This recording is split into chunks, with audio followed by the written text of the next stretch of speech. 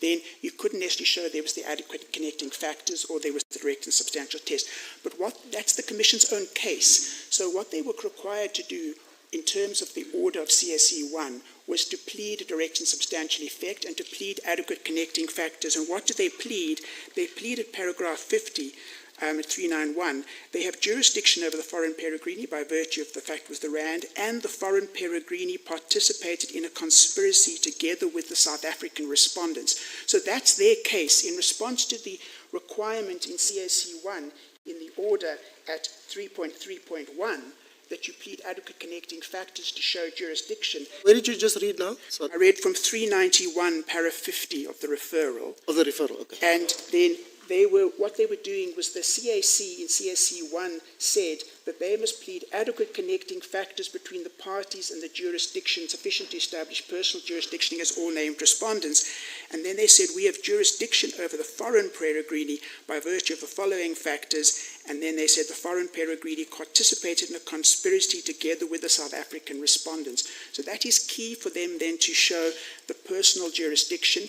And of course, as they also said, if it's an SOC with the South African respondents, a worldwide one, then it's very difficult to argue that there's not the qualified effects test is satisfied. Whereas if it's just 2 or 3 of the foreigners interacting in New York, then it wouldn't be so clear.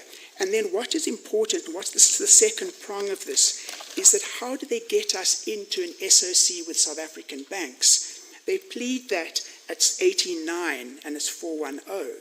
And what they say is, as a result of being part of an implicated chat room, you had knowledge of all the other activities. And as I mentioned yesterday, what's important as common cause is the third of the requirements for the SOC is that you must know of the conduct of the other parties. You might yourself only be doing something in one thing, but you must know of the overall plan, and you must know of what the other parties are doing.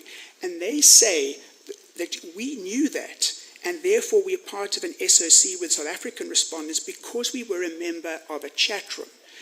But that then goes to the question, but Mr. Cook was a member of the old GITS chat room. We know the old GITS chat room didn't have South African members, it just had some foreign members. How then are we going to link Cook to an SOC involving South African respondents and foreign respondents all over the world? How do we, for example, can we get Cook into an SOC with Investec, which is the bottom one of those diagrams, or Standard Bank, or with Nomura and Macquarie for that reason? We say it's not enough. And what the Commission has pleaded is a whole lot of different things. They plead, well, there was chats in the old GITS chat room. We acknowledge. That's why I said if it was a case you colluded with Standard Chartered, we couldn't have brought an exception. But that would, except to say, well, that's not enough for personal jurisdiction or subject matter jurisdiction. But in terms of that. So there was the old GITS chat room, then there's the ZAR chat room, then there's trading on the Reuters platform, then there's some individual chats between, say, a Macquarie or Nomura or someone and someone else, and then there's some local transactions involving South African banks. And we say, how do you link them all together?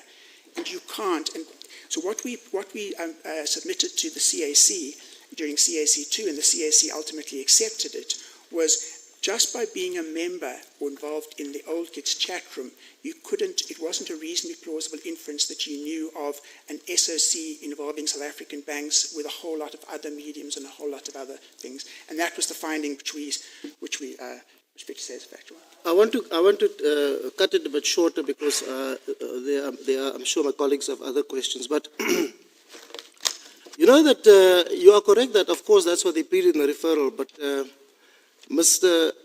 Ugatobi yesterday said that connecting factor with SA banks is not a prerequisite. Now I hear what you're saying. You're saying it can't be enough that they were in the chat room. There must be a connection. But on the authority of, I'm going back to Cook's position and this employment for Merrill Lynch, on the authority quoted the Northview Shopping Centre versus Reveler's case, in which Lewis J.A. for the unanimous court held that as long as you've pleaded that they were duly authorized, that is sufficient. Now, I accept that's in the context of exceptional joinder. What do you say about that decision apropos this particular instance? Yes, so I'm just going back. Yes, it doesn't relate to joinder, but it relates to the exception. As I say, if it were just an exception in respect of Bamley and you didn't have the joinder, then I would have to acknowledge that that allegation would be sufficient. But then the question is, well, can you ignore the joinder debate and the facts that were included there? And can you, in those circumstances, say, well, MPFS is the employer and the company whom he represents, but yet I also think that Cook in New York was somehow representing Bamley based in the UK when he was employed in New York. But I think I've answered that question on a pure exception. I read that case last night and I saw that there's that reference, but... Yes, it's the very last paragraph. Last paragraph, I know, unfortunately. Yeah. Yes. Now, you're not saying that's wrongly decided, are you? No, Oh. I'm just saying that in I'm this just checking. context, factually, and this is what... This comes down to ultimately the factual debate that we had. We made the same submissions to the CAC and CAC2. The CAC2 accepted that you couldn't shut your eyes to the joinder, and they made a factual finding in respect of that. I must say, I hear you, but I must say I have difficulty in the way that evidence was admitted of the attorney. But let's leave it there. I want to ask you just the last question. Just as a matter of principle, generally, we're not speaking now of Mr. Cook and Mr. Shepherd. But what do you say in the instance of a pure peregrinus with no representation or branch in South Africa? What is required beyond, because I know the case, your case is that it must something beyond Section 3(1) of the Competition Act. What is required to establish jurisdiction for the tribunal in that instance? Well, we would submit it's an adequate connecting factors test, and then the question is quite what adequate connecting factors there would be could be a matter of debate. So it could be that you had some contact with South Africa, that you somehow you're more implicated. If you go back to a case like Multilinks, there they had sort of 8 factors, I think it was, and there was quite a strong connection. There was a contract concluded in South Africa, etc. But in this particular context, you see, we have a pure peregrinus based in New York. He's talking to people in New York in a chat room with no connection with South Africa. The only link with South Africa is that it's in relation to the ZAR, the Rand. And we submit that's not enough. So it's a flexible, sort of quite a nuanced test in respect of adequate connecting factors, which we would submit that was correctly applied. That would be the personal jurisdiction test. But they're not enough. There's nothing against Bamley or the camp unless you bring them into an SOC with South African banks. Is that argument based on, or not solely based on, Section 64 of the Act, which relates to enforcement? And the enforcement, you are placed in the position of a High Court. Is your argument along those lines, or does it go beyond that? Argument goes along generally. So, I mean, if, for example, you were to try to sue the Bank of America in South Africa based on conduct in relation to this, we would say there's not an adequate connecting factor. But we also submit that there are indications in the Act, like Section 64, which indicate that you shouldn't likely conclude in this context that you have jurisdiction over the foreign banks because, yes, you can't impose a penalty against them. You can't subpoena them, effectively you can't do things. So that informs their debate, but the debate the argument we would submit is a wider one as well. Thank you. Thank you, DCJ. Mr. I'll ask you on the question. Oh, sorry. Okay. It's fine. Should I go on? Okay. All right. Thank you. Mr. Falam, it basically follows, my question follows on what we were debating with Justice Majid. Even yesterday when you made this submission, that the mere fact that the traders are trading in the Rand or in the ZAR doesn't mean that the court has got jurisdiction or competition authorities have got jurisdiction. And I went back to your answering affidavit in the joint application, and it's in page 1316.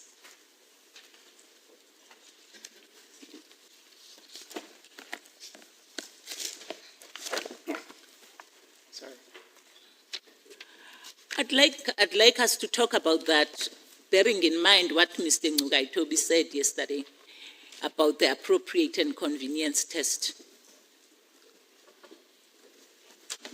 don't know if you still recall his submissions concerning the appropriate and convenience test that he said we must have a look at. Yes. Mr. Ngugaitobi was saying that the rand is a symbol of our sovereignty and that there is no other forum that is prosecuting the manipulation of the rand. For instance, he made an example about Cummings is in jail for manipulating the USD, not the rand. And it made me think, if then traders are exchanging sensitive information in the chat room and it concerns the rand, it means that they cannot be prosecuted because the South African competition authorities don't have jurisdiction. Yes. Justice, our argument, yes, as you saw from 3.13.16, is that that's a subject matter question. That's not a personal jurisdiction because it doesn't go, the fact that I'm dealing with the rand doesn't give you sufficient personal connection, and that is our argument. You need something more in respect of the person itself rather than the conduct or the subject matter of the case. But in respect of what's the appropriate forum, the Commission, with respect, gave evidence from the bar, and there's not there. We know that Mr. Cummins is in jail, or I don't know if Mr. Cummins is in jail, but we know he was prosecuted and Mr. Katz was prosecuted. We don't know what it was for, but it was for the USD-ZAR pairing. It was, assuming that that's what it was, and was just that. It seems artificial to say that it's just in respect of the USD. It was also in respect of the USD-ZAR, so it's in respect of both. So certain people, for manipulation of the USD-ZAR, appear to have been prosecuted and apparently went to jail, although I'm not certain that there's evidence of that on the... Well, at least he was prosecuted. We don't know if he's in jail. Yes. Cook wasn't prosecuted, yes. But certain people were prosecuted. But to say it was just for the USD and not the ZAR, we submit is artificial. It was for, it would appear, it was for collusion in respect of the spread or for fixing the exchange rate. It wasn't just the USD, it was the USD-ZAR exchange rate, so it's both. But the question is, what's the appropriate and convenient thing? The US people haven't gone against any South African traders for doing the same thing, the USD-ZAR spread or the fix in relation to that. And it was interesting with the Commission, for example, one of the things that they were saying in their things was, well, we could then refer something to the US authorities because the South African authorities wouldn't have power over Mr. Cook or be able to get him here or to do anything in relation to that. So we submit that in terms of the appropriate convenience, if there is a SOC involving foreign and SA banks in relation to the rand, that would give it jurisdiction. If it's just two foreigners in New York colluding over the USD-ZAR spread or fix or other things, then we submit that the appropriate forum would in fact be the US one, and to characterize the prosecution in the way that my learned friend for the Commission did is not in the papers but not accurate. Thank you. Yesterday, during argument, you mentioned the possibility of other currencies being implicated in the chat rooms. And maybe I didn't quite understand, but you thought that that in itself sort of weakens the ability of South African competition authorities to be able to go against the traders or the banks. I didn't understand. That's why I'm saying just explain what you actually meant to say that the presence of other, yes. What I was is implicated. Thank you, what I was saying was their argument is because we were in the old GITS chat room, therefore we knew or could reasonably have been regarded as knowing that there was a worldwide SOC involving South African traders, many of whom were merely using the Reuters trading platform or involving with other banks. There was no connection with them. So what they had to say, we submitted, was that and remember their argument was simply being a member of the old GITS chat room is enough, as I mentioned to Justice Majid, is enough to get us into the SOC and to have our deemed knowledge. So then I submitted that, well, it's important in that regard, and this is what the tribunal said in CT1, was, is the old GITS chat room a malign chat room? Does it serve good purposes? Is it good or bad? Then so joining it, I could be joining for good purposes. But the other thing is, what does it relate to? And in the referral, in the initiation statements, they commented that there were various there were various currency trading, various currency pairs that were involved, and there were four that they listed. So we submitted that if the old GITS chat room has good and bad, malign and benign purposes, and it's involved in they're trading in a number of different currencies, you can't necessarily then conclude that because you joined the old GITS chat room, you automatically had a malign intention and wanted to join let known that you wanted to join a worldwide SOC. For example, it could be that Mr. Cook was actually trading other currencies and was filling in and trying to get a bit of help. But it's a question of what you can infer. And I'm just going to finish this thing. Is that the allegation is solely you knew about the SOC because you were in the old GITS chat room. That's the case against us. And we say, well, then you must look at the nature of the old GITS chat room. I was wondering whether the details of that are not part of evidence. I'm worried about these technicalities being raised at this stage, because what the Commission has right now is allegations and just enough information. And they will probably, hopefully, at some stage after you've pleaded, have more information. That is what I'm thinking. And I'm asking whether at this stage of the proceedings, a decision should be made about their case at this stage. No, indeed, Justice. But what we submit, though, is that paragraph, which is paragraph 89 and 90. So they're drawing an inference, and then we would say, well, is it a plausible inference? Because this is the case that we draw. There's no point in going through a 5-week trial, and at the end of it, the argument is, well, you're a member of the old GITS chat room, therefore you should be deemed to know about a worldwide conspiracy, if that's not, in fact, an inference that's going to be sustained. So we made that submission to the CAC, and the CAC accepted it. And then the question we would submit before this court is that particular factual finding as against the BAMLI or MOPFS, is that something that this court can, even if this court thinks, well, I mightn't have been so convinced by that, is that something that this court can overturn? But we acknowledge that the question has at this stage, they made a plausible case. We said that's not a plausible inference to say, because he's in the old GITS chat room, he knew about a trade in South Africa with banks. Okay, thank you.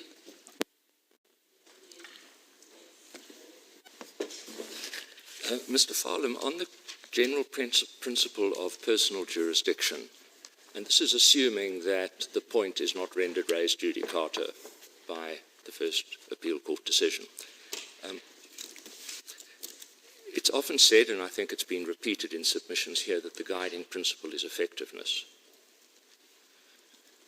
Now, insofar as effectiveness is concerned, I would like to know if there's any difference between a foreign peregrinus in respect of which adequate connecting factors exist and one where those factors don't exist.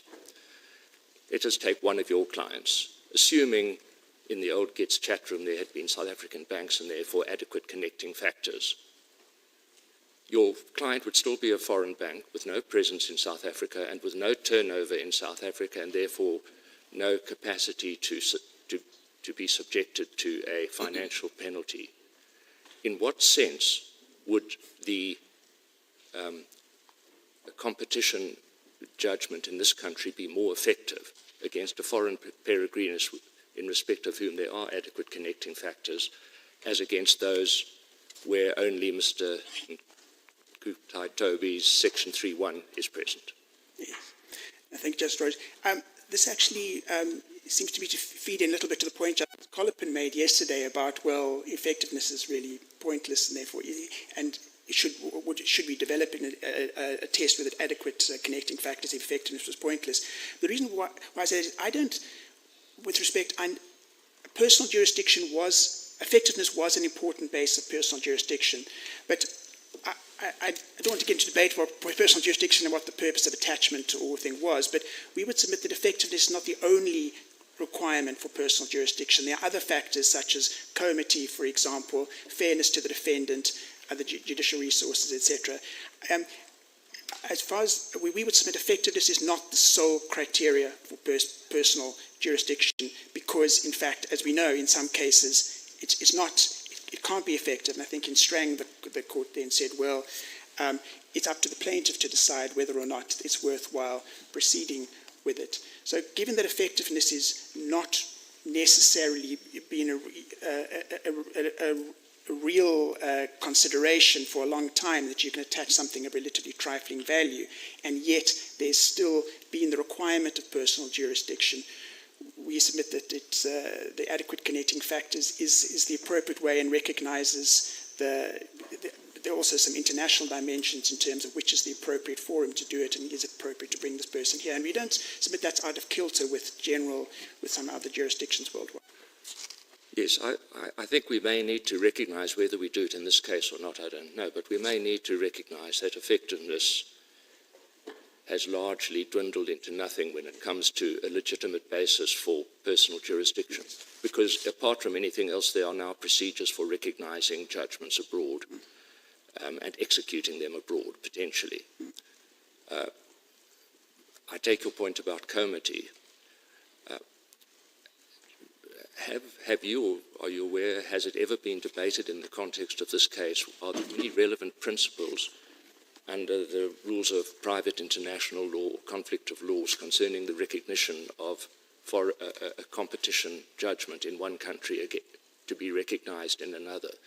Because as you know, generally in private international law, judgments in one country will be recognised in another if what they call an internationally recognised basis of jurisdiction exists. And I think that would effectively be a form of, it would be what we would call personal jurisdiction.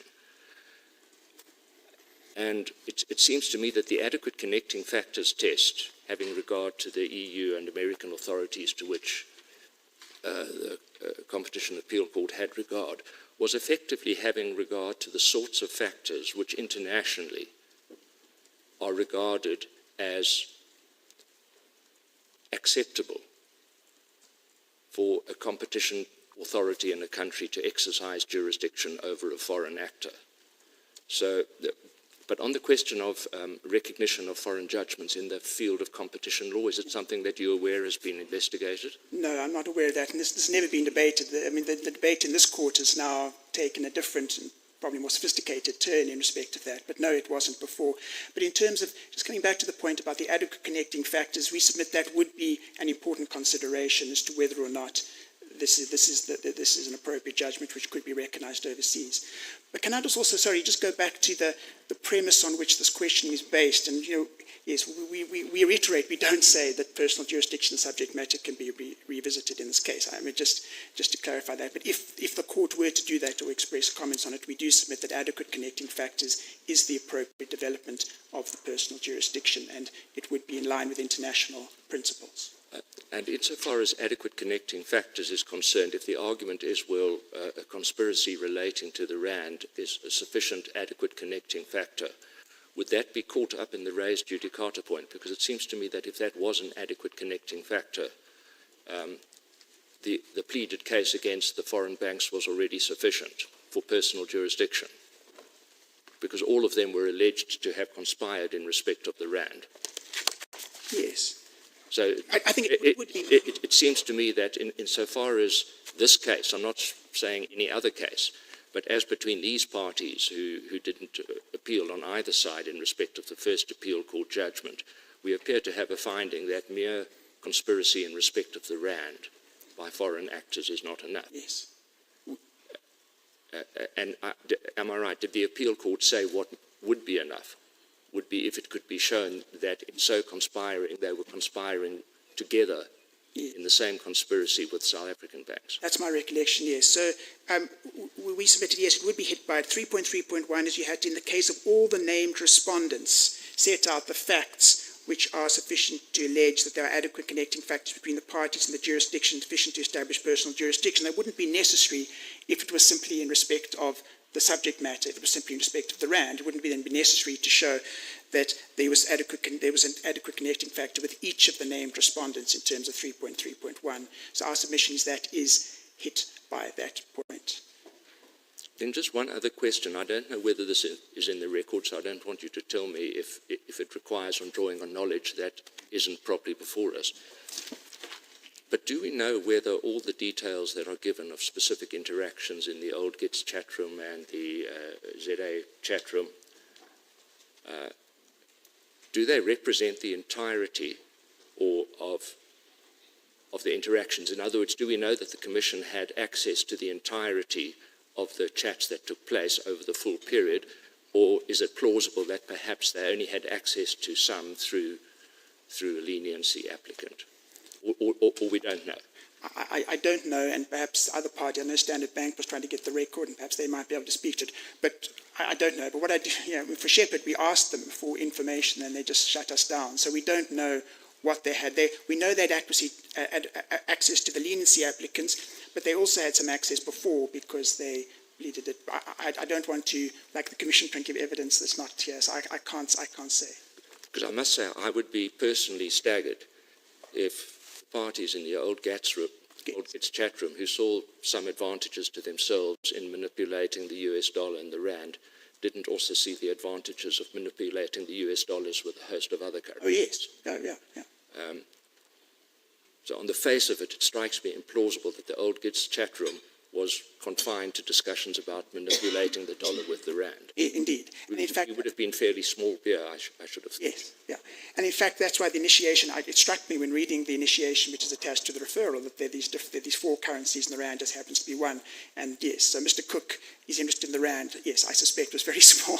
Do you say the initiation statement says that old GITS? No, it doesn't say old GITS, but it says, it refers to the, I'm just trying to find it while on my feet here. But it refers to four different currency pairs in respect of which the parties were alleged to have colluded. It says, the above-mentioned conduct includes, but not limited to, the following currency pairs: USD rand, Euro rand, Turkish lira rand, Mexican peso rand. No, but that's all with the rand on the other side. Yes. I'm thinking of the dollar. The dollar in the southeast. Yeah, no, indeed, yes. No, I think it's almost. We don't know. We don't know, but it's almost certainly the case. Thank you.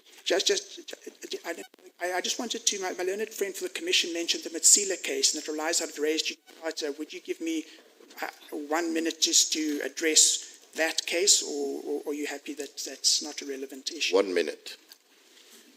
Yes.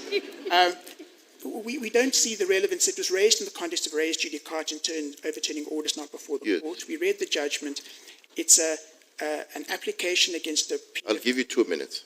Okay, it's an application against the pension funds adjudicate awards in 30p of the Act. That went to the High Court, to the full bench, to the SCA, and then to this court. This court overturned a decision of the SCA, which in turn overturned the full bench and the single judge of the High Court. But this court disagreed with each of those judgments. So it overturned the SCA order, which necessarily would have meant that the full bench and High Court judgments are revived, full bench having dismissed the High Court one. And because it disagreed with those, it had to overturn those as well. But we submit that's the normal course. That's nothing like the present case and nothing like the raised judicata problems that raised in this case. It's completely not on point with this respect. Thank you. I think that might have been a minute. You want to do it?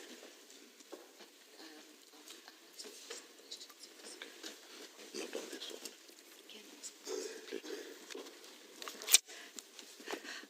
Mr. Follum, I think Mutsila, the point that the applicants were making, there was a judgment, Guarneri, Yes. SCA judgment, Yes.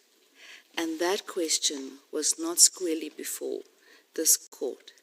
And this court in Mutsila said that that judgment was wrong. A part of the judgment had been wrongly decided by the SCA. And I think the point that the applicant is making is that where there's a point of law that appears to have been incorrectly decided, it is open for this court to deal with it. Yes, no, thank you, Justice Ron, but I acknowledge that. I'm sorry, but that doesn't mean that the parties in that Guarneri case were now allowed to get the benefit of this court finding it was wrong. Of course, this court can say another judgment is wrong, but it doesn't mean that they've opened the fight between Guarneri, in that Guarneri case. And that's the difference here. They want to overturn it and open the fight between us. So if I understand your submission, you're saying that this court could, if it was of the opinion that point was wrongly decided, but it might not benefit Indeed. the applicants. Indeed. Because of the question of res judicata. Yes, stop. Indeed. Thank you, Justice. And if I may, yes, thank you, Deputy Chief Justice. Is it the submission on behalf of the respondents that you represent that and this is linked somewhat to Justice Rogers' question as well, that the Competition Act has no extraterritorial reach at all when it comes to personal jurisdiction. No. And in fact, as I think the Commission pointed out, because in light of Section 3.1, we couldn't argue that, because that says it affects conduct within or having an effect within South Africa. So if you're a foreigner and you're acting overseas, but your effect has its direct and substantial foreseeable effect in South Africa, you could be caught, but then there's the personal jurisdiction hurdle as well. So it's certainly not confined just to within the country. But if that's a proper interpretation of the Act,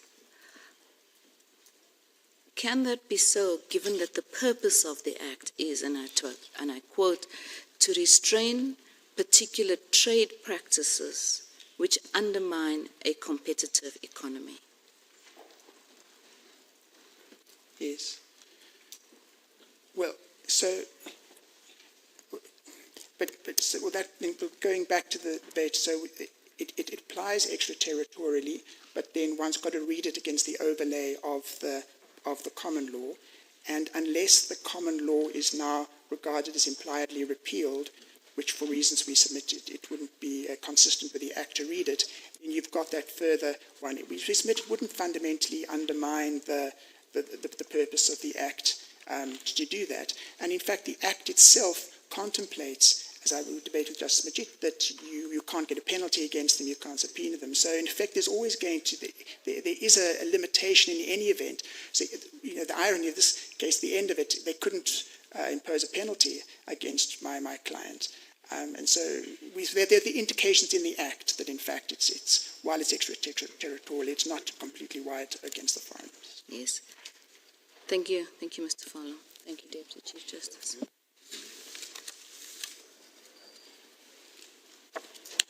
Thank you.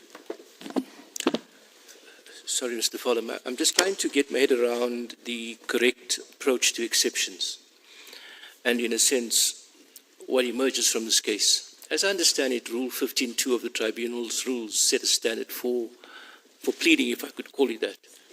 It would have to be material facts or points of law relevant to the complaint. In the tribunal judgment in dealing with exceptions, the tribunal sets out its approach to dealing with exceptions. And its approach is recognizing that it's a body that's sui generis, that it has got inquisitorial powers, but that ultimately the overriding consideration must be fairness. It also repeats the tried principles in our law that the exceptions must be decided on a interpretation of every reasonable possibility, and that the allegations must be taken as correct. So it doesn't contemplate that the tribunal, considering the exception, would, as it were, test the veracity of the allegations, but would accept the correctness of those allegations. And that being said, when I look at the CAC judgment, the connecting factors test, and that's set out in paragraph 85, I think, of that judgment,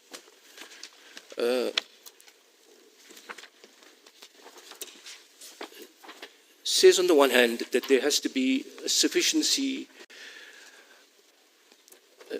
connection between, it should be sufficiently connected to South Africa. But then in the last paragraph of that, the last sentence of that paragraph, it says it follows that to sustain an argument that there were sufficient connecting factors, the need is to provide clear evidence of linkages. So the CAC speaks of clear evidence, and then in the following page at paragraph 88, it then, in dealing with the position of Cook, as regard to the exception affidavit filed by your client, in, as it were, controverting the allegation made with regard to Cook. So what CAC is doing is it's subjecting, as it were, an allegation of a material fact that our law says you must take as correct. It's testing that, and it's then proceeding to dismiss the exception on the basis that it doesn't meet the test. And I suppose that the same would apply to inferential reasoning. One could apply the Blom test ultimately to whether you accept that reasoning. But is it so that at exception stage it's permissible? Because the danger here, Mr.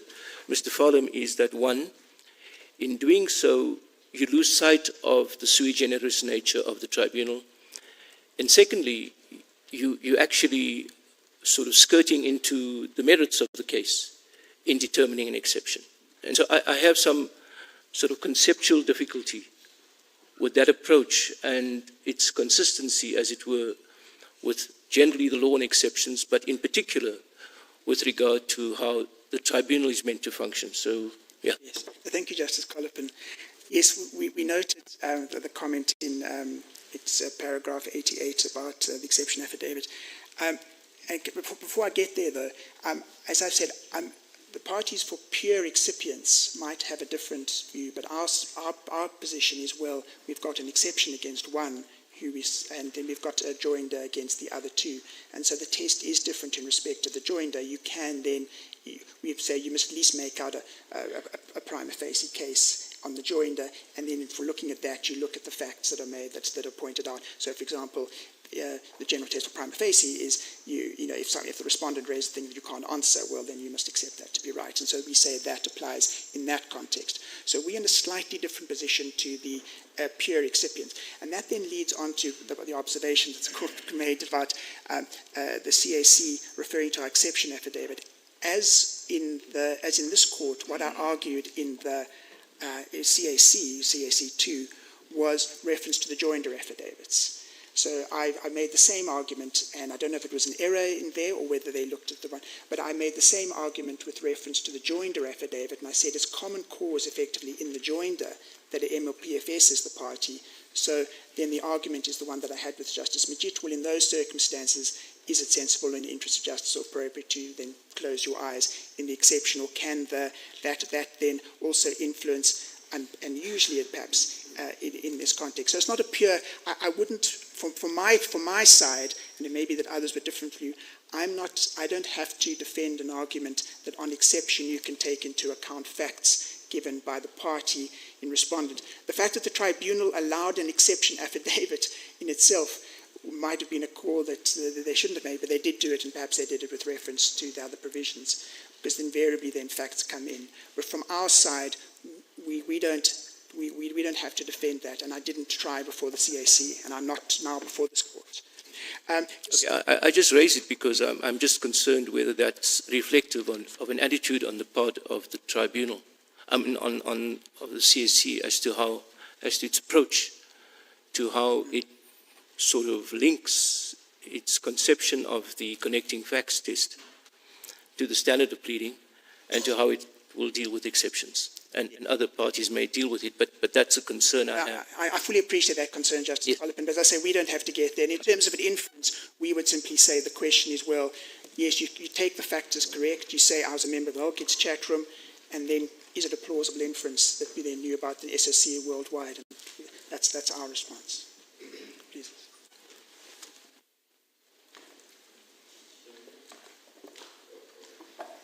Sorry, Mr. Farlam, I didn't read my notes properly. There's one more. Now, this concerns a bank's participation in the overall conspiracy. If my note is correct, yesterday you submitted that a bank's involvement in an SOC can only be measured through a trader or traders' activity or participation in the chat room. And a lot of the submissions this morning concerned that aspect with regard to jurisdiction. Did I make that note correctly? You say it's only through that the participation can be gauged. Yes, so we said that you've got to look at the trader and see what the trader did, because that's obviously the link. And so if the trader's not part of the, well, say in the first instance, the trader's not connected to the company, then you're out. But if the trader is connected to the company, you look and you say, well, what did the trader do? In this case, it's their pleaded case is because you were in the chat room, therefore you knew about it, and in our case, therefore it's because you were in the old Kids chat room, you knew about it. So that's the link.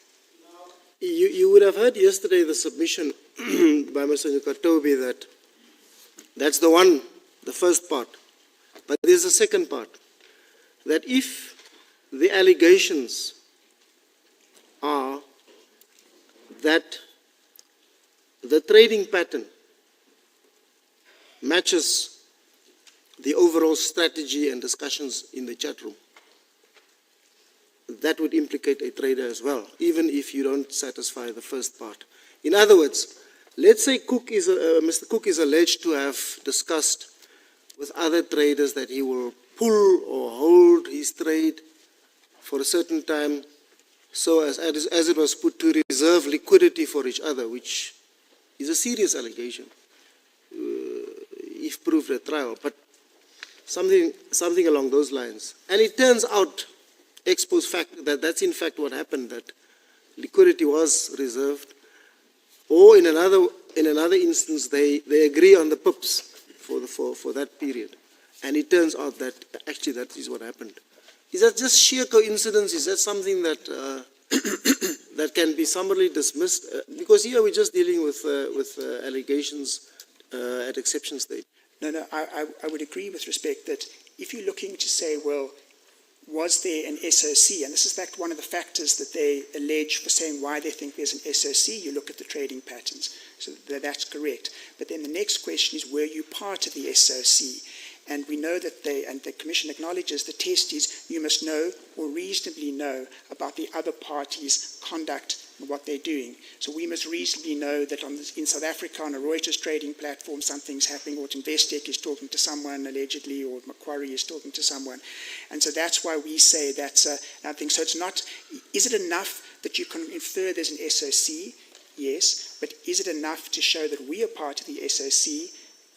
No, and it could be, as I say, that we were just party to a bilateral exchange or something else. And that's why that I did emphasize that third requirement for the SOC is the key one for guiding us. And they have to show that. And it can't show there was an SOC, because, yes, there is an SOC maybe, but they've got to show we were part of the SOC. And we can be, because it's guilt by association. Well, effectively, you don't want to make it just guilt by association. It's sort of, you're going to be responsible for the conduct of others, so you must at least know about that. And that's why that's a key factor, which is different to the point that your court made. Of course, you can do a common purpose in criminal law, but in your submissions, you kept mentioning yesterday and again this morning that the old GITS chat room may have been set up for benign purposes. A, what was benign in the chat room? What was discussed that was benign in the chat room? And B, what does it matter? As long as it's turned bad, or there's mixed the good with the bad, surely if there's enough allegations regarding the bad at exception stage, that should be adequate. But what was benign in the chat room? Could you maybe point me to something? No, well, we don't. I mean, the pleaded evidence, what they've just taken out are some instances of bad things. So the chat room lasted for 6 years or more, and they've taken out certain examples.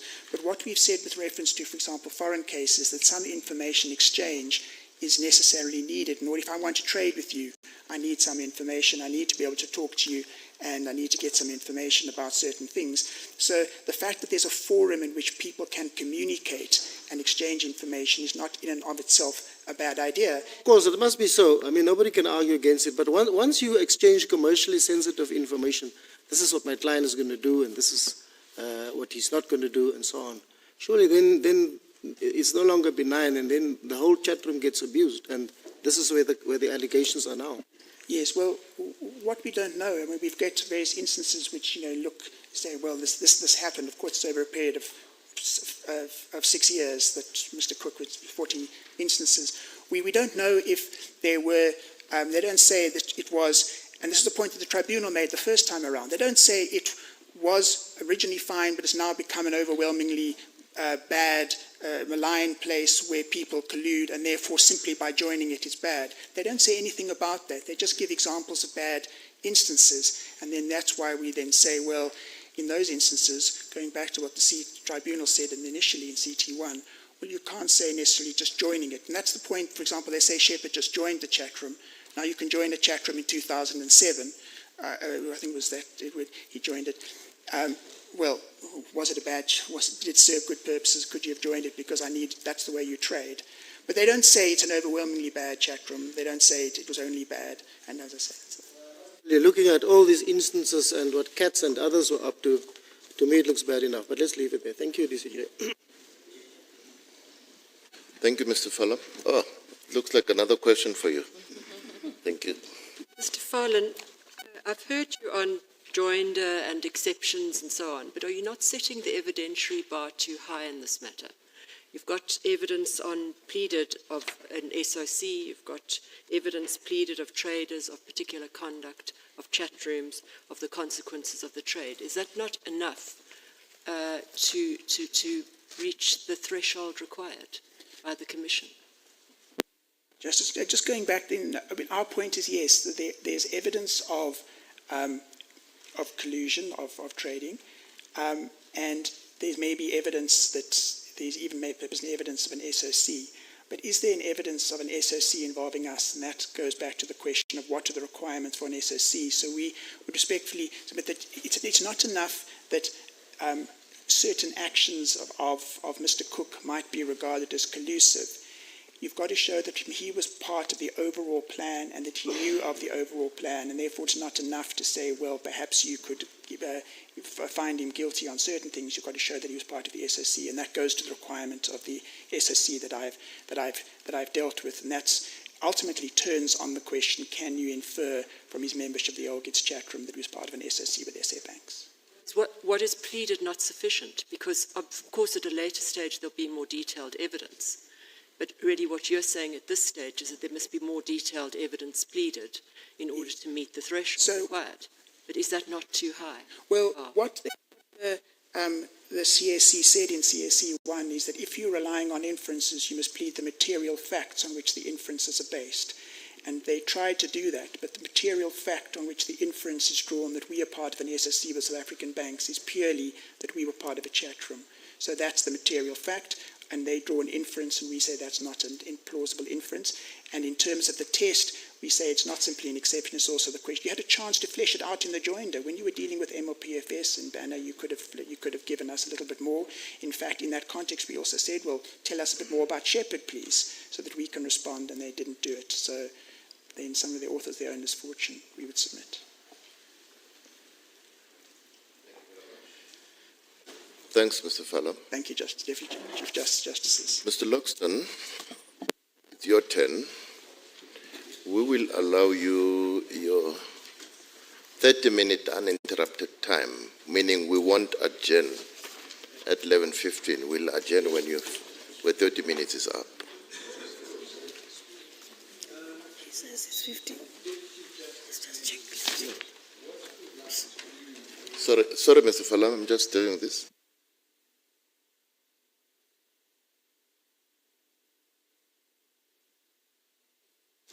You have 30 minutes uninterrupted time. Is that correct? 30, yes. Yes. So I'm going to take 15 before tea and 15 after tea. No. Oh, We want you to argue the whole time. the whole thing. So Yeah. Then we'll take our adjournment when you finish. that Yes. is perfect. Oh, my colleagues doesn't wanted to know you're for which party. You for the, ANZ, yeah, you for the ANZ group, isn't it? first responder, Yeah. the merest of minnows, the Yeah. smallest respondent that's there. Thanks. Deputy Chief Justice, what I intend to do is to first make a few observations about res judicata and then its consequence for what may be advanced as errors of law, and then to examine what may not be advanced before this court, namely errors of fact, and then to establish whether there are any errors of law which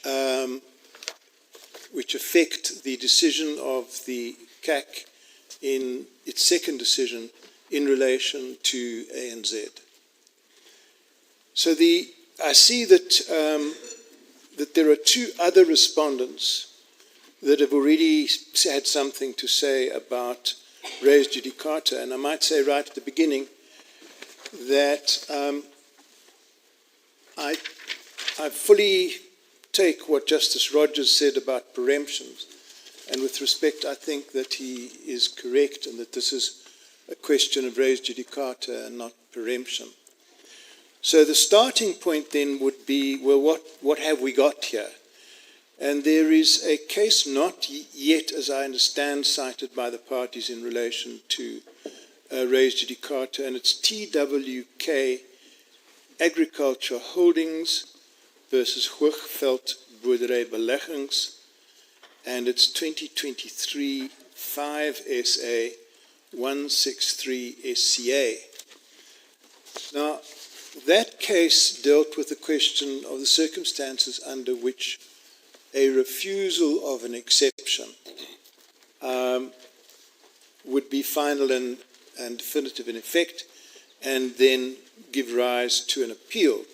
So, of course, it's right that the granting of an exception would be final in effect and would give rise to an appeal, but the reverse is not necessarily correct. And the remarks of His Lordship, Mr. Justice Unterhalter, in that regard at paragraph 43, are insightful are helpful because of the guidance they give on why it is that when exceptions are brought in relation to jurisdiction, they are necessarily final in effect and necessarily give rise to a right of appeal. And His Lordship there said the following at 43, May's Board does recognise a carve-out to the rule that the dismissal of an exception is not appealable.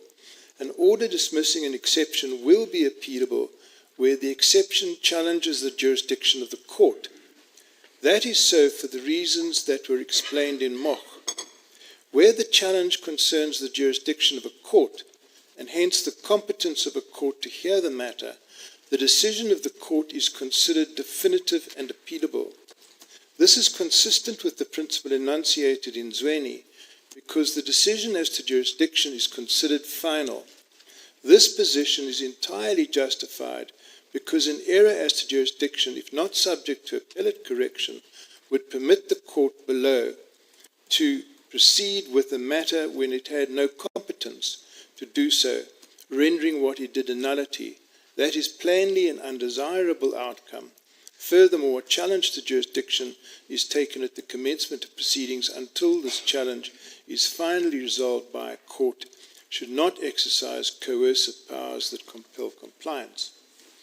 So, in what followed in CAC 1, there was then a decision as to jurisdiction. And effectively what was said there is that Section 3.1 of the Act did not imply the repeal of the common law in relation to personal jurisdiction. And that is said at page 87 of the record in CAC 1. It's paragraph 22 of the judgment. And the court said, the tribunal also found that 3.1 of the Act could not be read to imply a repeal of the common law requirement for personal jurisdiction. I stop there to simply remark that the tribunal and the CAC were ad idem on that question. The question which was then where the CAC departed was what to do about that and how to deal with it. For this reason, it accepted the argument that a traditional declaratory order, one that has civil but penalty consequences, is not an order we can competently give without personal jurisdiction over the peregrinus respondent. Then, at page 100 of the judgment of the papers, it's paragraph 51 of the judgment. The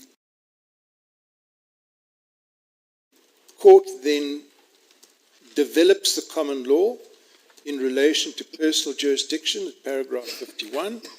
And I note in the Commission's heads of argument that they said that that was the right thing to do, although they may disagree in other respects.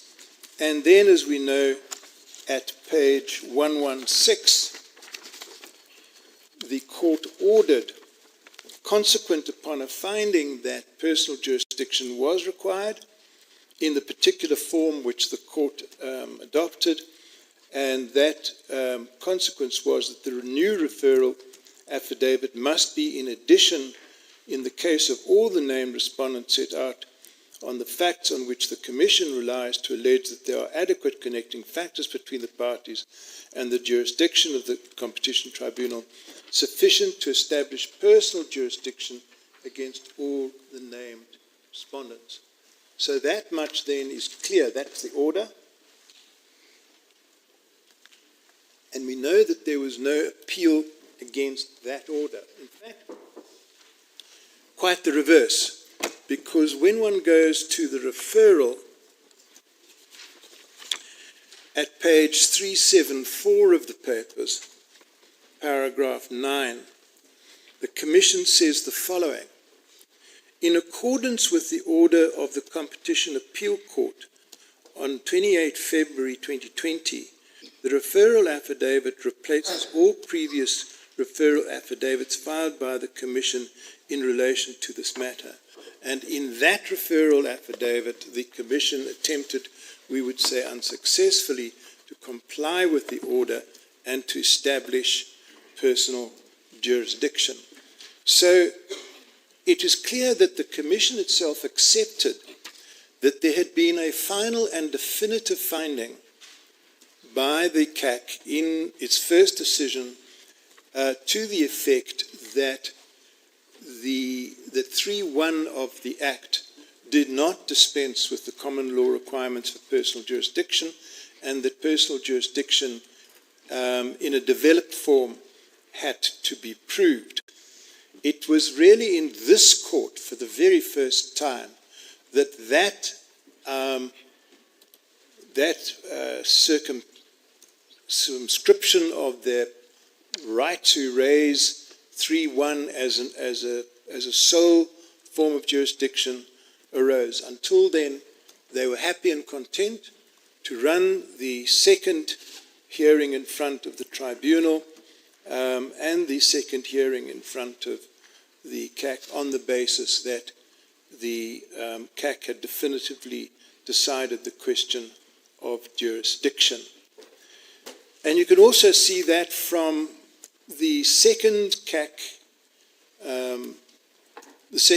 decision, which is at the particular paragraph, is at 262, it's paragraph 83, and there the CAC says, so much for subject jurisdiction in respect of personal jurisdiction as it pertains to the Peregrini banks. The court in its 2020 decision said the following, as it was applicable to Peregrini banks, given the very objective of the cartelists was to manipulate the USD-ZAR exchange rate so that they could make higher profit, common sense and logic tells us that it would be foreseeable that customers would suffer as a result, either directly as investors in a given transaction or in the price of goods and services for export or import.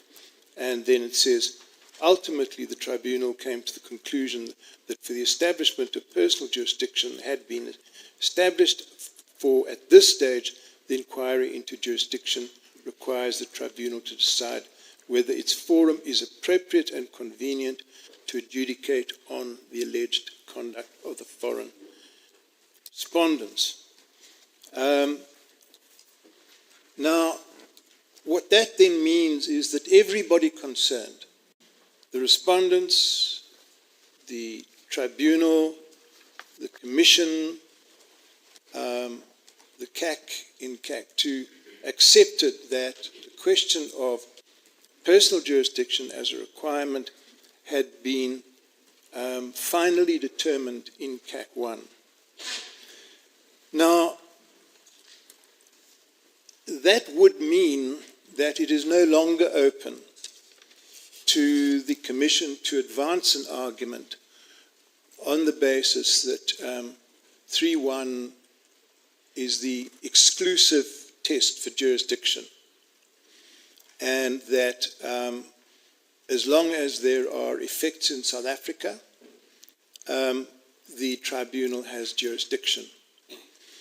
But it then goes further, because when one's looking at what this court would be inclined to hear, we know that this court is disinclined to hear disputes relating to facts. That's not its function. And so the court is concerned with disputes relating to errors of law.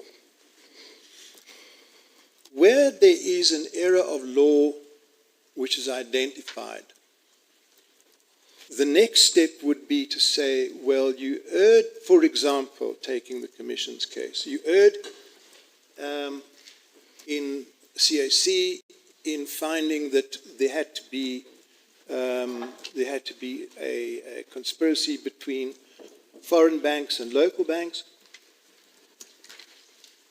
Then it would be possible to say, well, because in this particular case, that was the test you adopted, you're finding that there was no jurisdiction established because there was no contact between foreign banks and local banks, that finding may be upset. But where there are findings which are unconnected to any error of law, those findings may not be upset in this court. And that is where I would then get to the case of ANZ.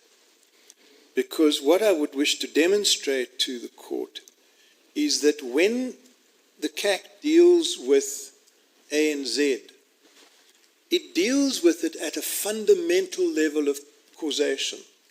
It's not even dealing with it at the level of personal jurisdiction or subject jurisdiction. It's dealing with it at the level of, was there an infringement of Section 4?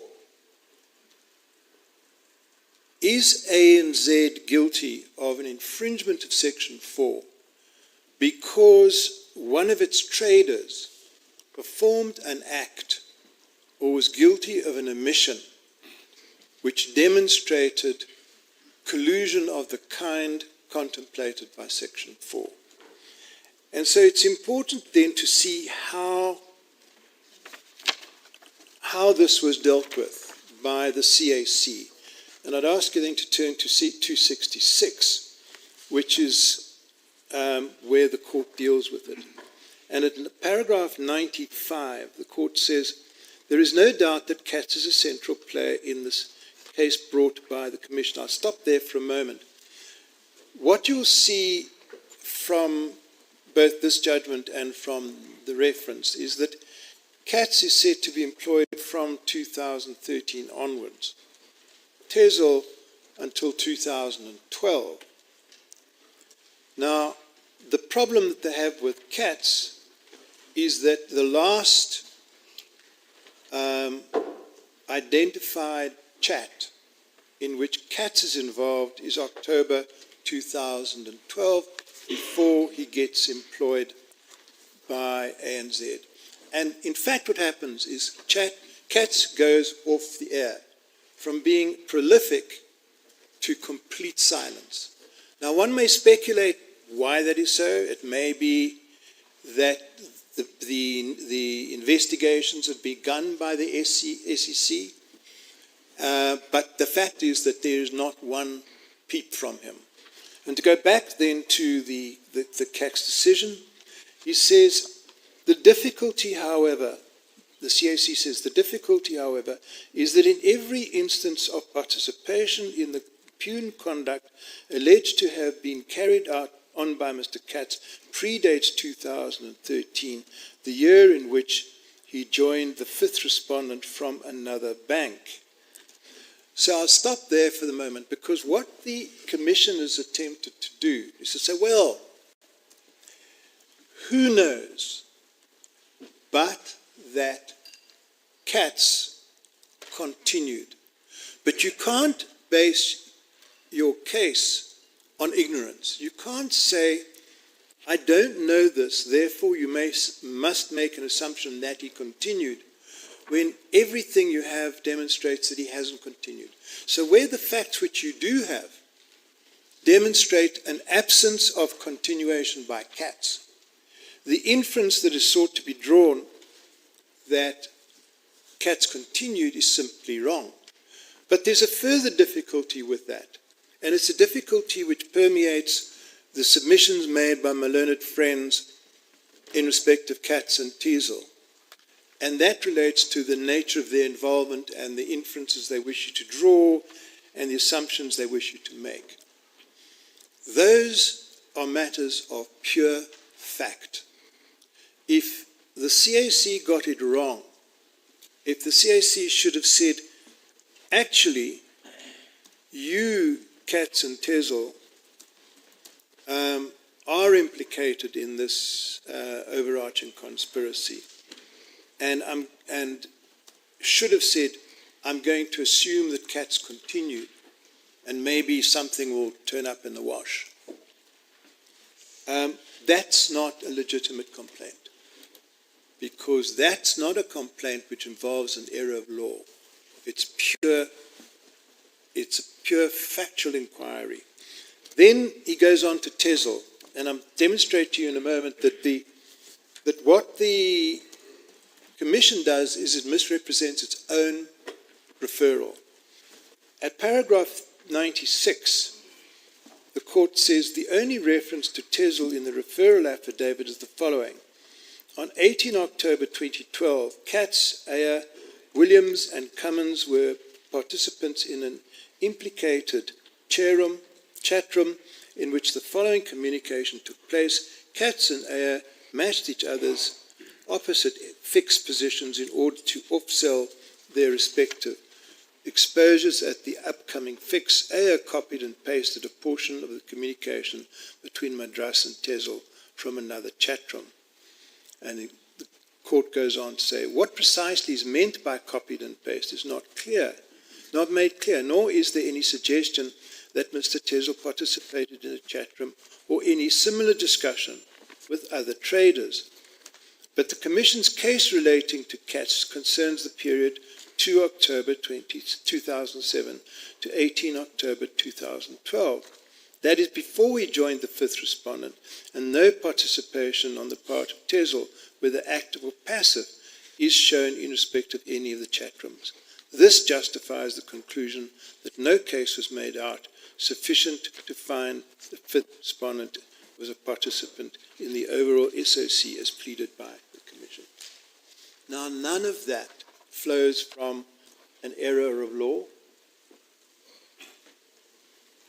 All of that is a question of factual conclusions which the CAC drew from the pleadings which the Commission had put up.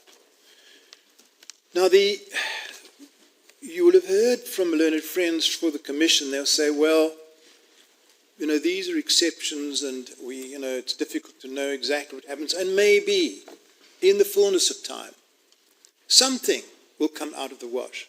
But that is a profoundly unfair approach to pleadings. It's fundamental to pleadings that you alert the other side to the case to which they have to meet.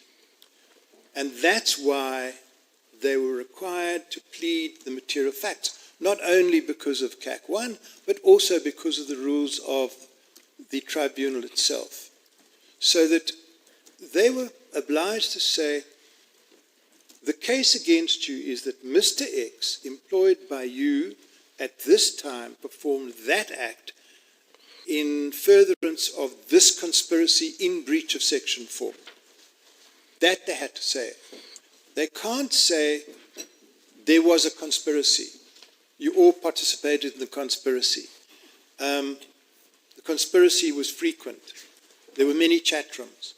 Because it's unhelpful. How are we supposed to deal with that? So now we have a look at the case they made out, because we're only here to deal with the case that is made out. And as I said, in the case of ANZ, the interesting thing is that it can be decided at the most fundamental level. It can be decided without interrogating the subject matter test, without interrogating the personal jurisdiction test. It can be investigated at the level simply of were you involved in the conspiracy or not. The CAC said you haven't pleaded sufficient facts to show that you were. That's the end of the matter. There's no appeal against that kind of finding. So I just want to end off because there's a reference in the referral to Katz and Tezel, which has been misrepresented, we respectfully submit, by the Commission, and it's at paragraph, it's at 428, page 428, and it's paragraph 184. It's 184, and it's page 428. And at 184, the following is said. On 18 October 2012, Katz, Ayer, Williams and Cummins were participants in an implicated chat room in which the following communication took place. Now we know that at that stage Katz is not employed by ANZ, so this can't affect ANZ's position in relation to Katz. Katz and Ayer matched each other's opposite fixed positions in order to offset their respective exposures at the upcoming fix. Now comes the crucial part for Tezel. Ayer copied and pasted a portion of a communication between Madras and Tezel from another chat room, not an implicated chat room, just another chat room. Now, we do not know what that communication was. We do not know the purpose of the cutting and pasting. We do know that it was not Tezel who copied and pasted it. It was Ayer who copied and pasted it, who was non-employed by ANZ. And it's been suggested to you, for some reason which escapes us completely, that you must assume that Ayer was actually in the same room, same chat room, as Tezel. But where does that come from? That's not alleged. It's not on any interpretation of this allegation. You can't find an allegation that they were actually in the same chat room. And in fact, it's counterintuitive. Because why would you need to cut and paste and send to another chat room a message from Madras to Tezel for your own purposes? So the degree to which this paragraph has been tortured into shape through inferences, assumptions, leniency in terms of pleadings is remarkable. The fact of the matter is it doesn't implicate Tezel, it doesn't implicate Katz. This is the only allegation against Tezel, and as far as Katz is concerned, it's too early. So, at the most fundamental level, there is nothing at all against ANZ. And it's remarkable that we have been dragged through years and years of proceedings where the Commission has been given opportunity after opportunity to come up with something better. They've come up with nothing better. And it should now stop. They should let ANZ go.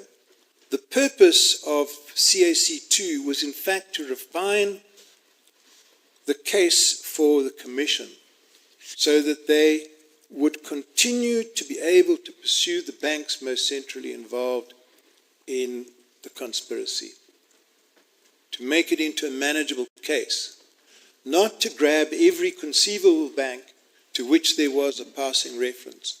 And in ANZ's case, that passing reference is this one paragraph. You can leave out of contention the broad allegations that say, well, you, ANZ, participated in a conspiracy, because we can't answer that allegation unless you tell us who, when, and what. And that was never done. So our submissions are that the appeal in respect of, or rather the application for leave to appeal, at least in respect of ANZ, should be dismissed. There is no prospect of success. It raises no constitutional principle. It raises, at very best for the Commission, a question of fact. Thank you, Deputy Chief Justice, members. Those are our submissions. Thank you very much, Mr. Lotston. You still have 3 minutes, but you I'll forgot give them it up to goes. tea.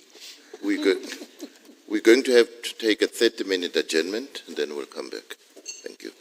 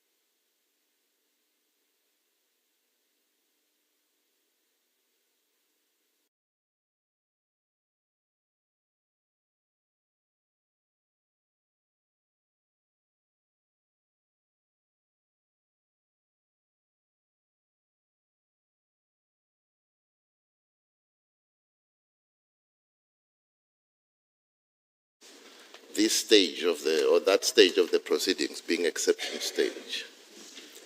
Yes. Deputy Chief Justice, there seems to have been things at play. The one was a confusion between joinder applications and exceptions, where there were affidavits filed, often in relation to very similar issues. And so evidence was then admitted in relation to those joinder applications. But if I have a look at the pure exceptions, leaving aside the joinder, then it would be unusual for a court to have regard to evidence beyond the pleadings, because the purpose of the exception is to test the pleadings, not to test the evidence. However, having said that, the CAC is a specialist tribunal. They devised what they believed to be a procedure which would enable them to winnow out things which should not be there and to concentrate the mind of the Commission on allegations that they should make. So, in answer to your question, it's certainly unusual. Is it impermissible for that particular court to go beyond the strict pleadings? I'm reluctant to say that that's not permissible in those circumstances where they want to try and concentrate everybody's minds.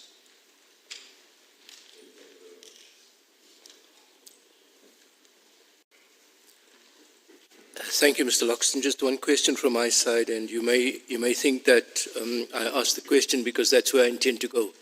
But on your address, you might suggest that I need not go there. The question really is, you've addressed us on res judicata. And this court, in its jurisprudence in Malautsi and in other cases, has indicated its acceptance for the need for such a principle in our law, that it provides certainty, predictability, and finality.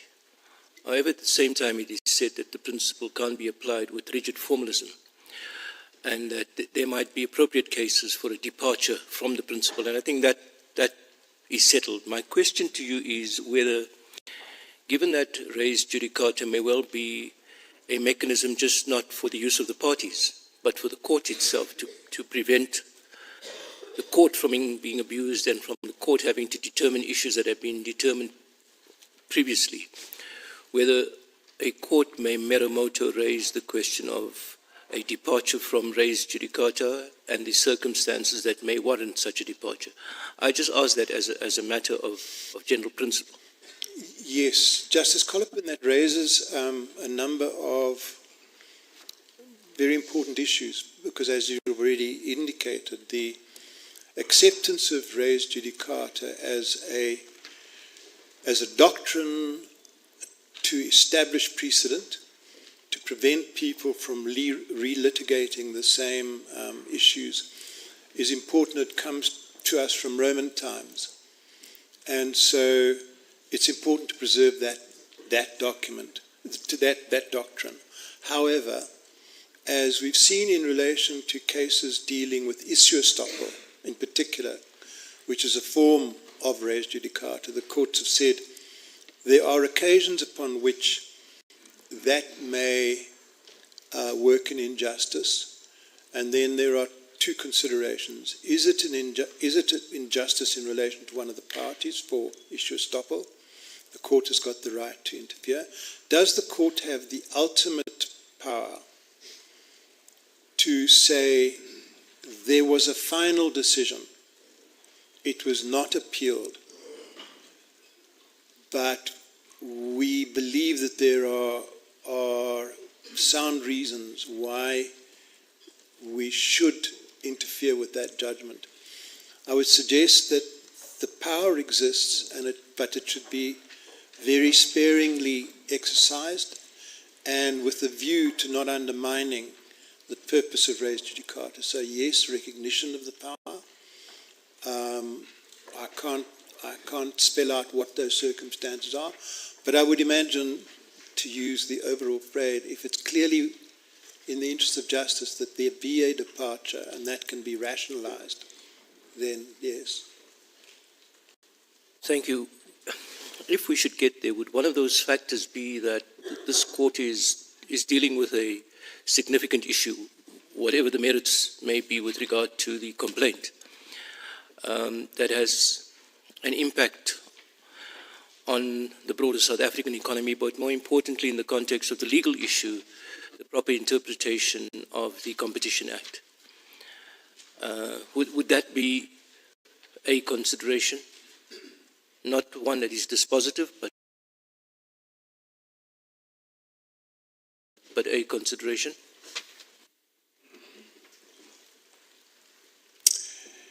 It might, but I would like to draw a distinction between deciding that in this matter there should be a departure from res judicata and deciding that that is a matter which may come up again in the future where it's not res judicata and you don't run the same risks.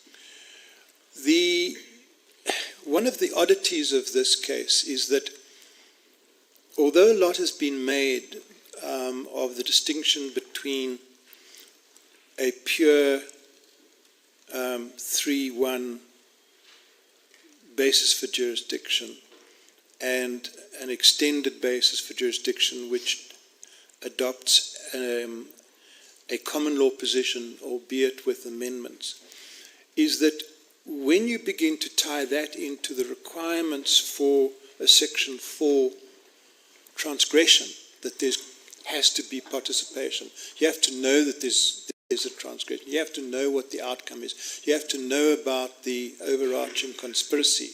If you don't know about the overarching conspiracy, you can't participate in it.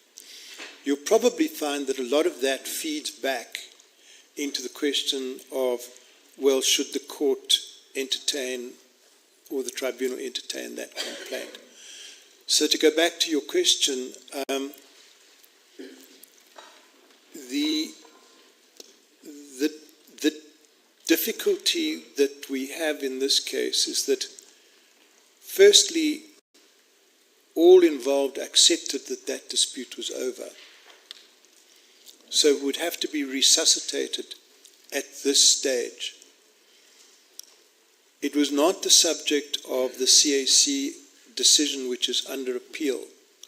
So if you consider that question, you would be the first court to consider that question. There'd be no participation by the CAC in whether that was right or wrong, because that was the previous decision. So I'm hesitant to say it's the right thing to do.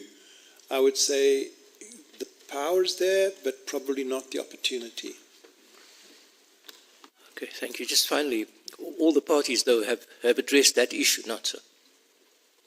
Whether it's properly before us or not, the parties have addressed that issue.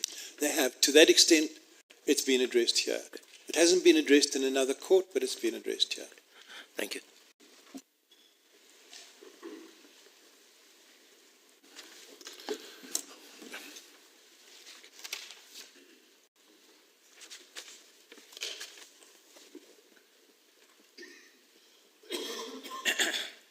Mr. Loxton, on this side.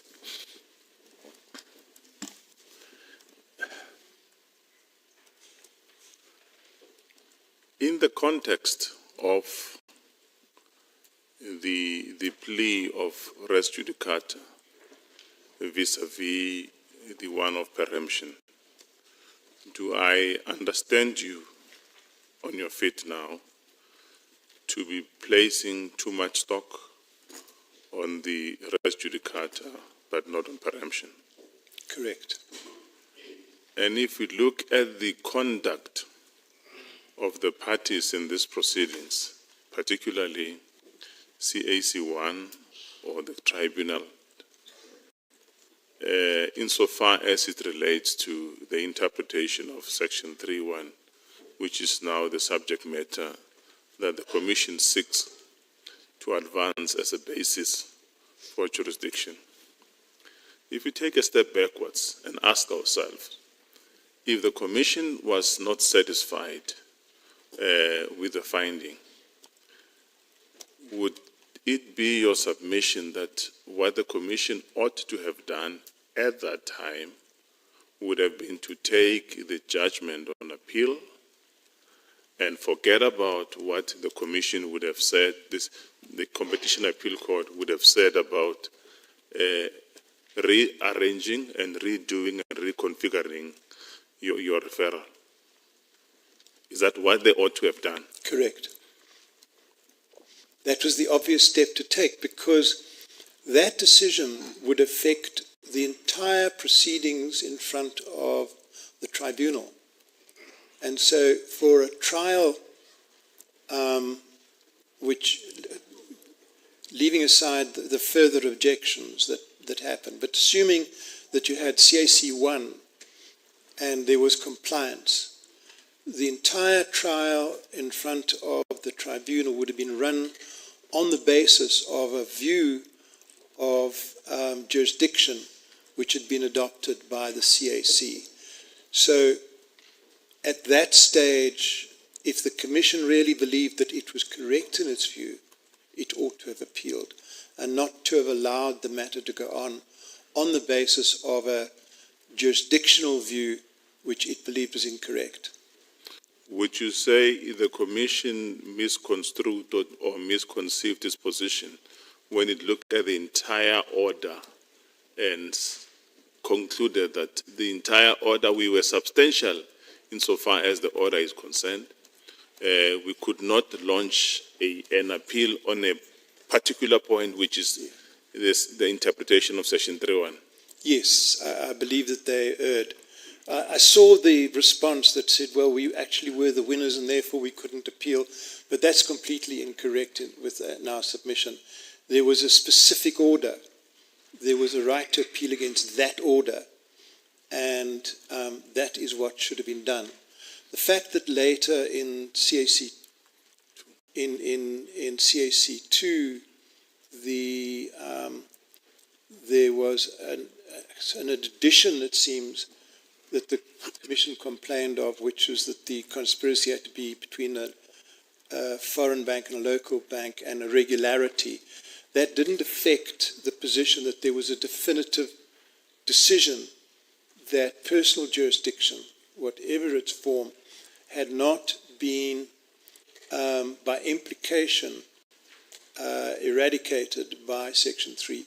So the crisp point was, and Mr. Kaitobi there was a debate about that, and I gathered a bit of hesitancy of him on his part to commit himself to say, are you saying that the common law doesn't apply? Or are you saying that Section 3.1 excludes by inference or by necessary inference the common law? And that really was their case, and it was that case which the CAC in CAC 1 said was incorrect. It doesn't exclude the common law. The common law, however you want to develop it, applies. Well, that's the fact that the CAC 2, or perhaps let me say, the misconception, the alleged misconception, and which permeated to the CAC 2 insofar as the interpretation of the section is concerned, have any bearing at all with what we are about today? Yes, it would if res judicata applies, as we believe it does. Sorry to when would res judicata apply? Back then? Yes. And not at CAC 2? So by the time CAC 2 happened, res judicata applied because it applied to CAC 1. Because it was CAC 1 which said the common law has not been excluded by Section 3, and therefore there's personal jurisdiction. Sorry to interrupt you, but at CAC 2, correct me if I'm wrong, Was it ever raised as No. not raised? So there was no, yes, so with respect, Justice Matopa, you're correct, that the shoe only pinched here. Okay. It didn't pinch there. And now that it's pinching here, there's a struggle to escape the consequences of res judicata. It worries me a bit because I'm looking at where the shoe pinched. It's here, and at the CAC2, there was nothing wrong with the shoe. There was no debate about it. Yeah. It was accepted that CAC1 determined that personal jurisdiction on the modified common law rule applied. So it didn't, shoe didn't pinch then.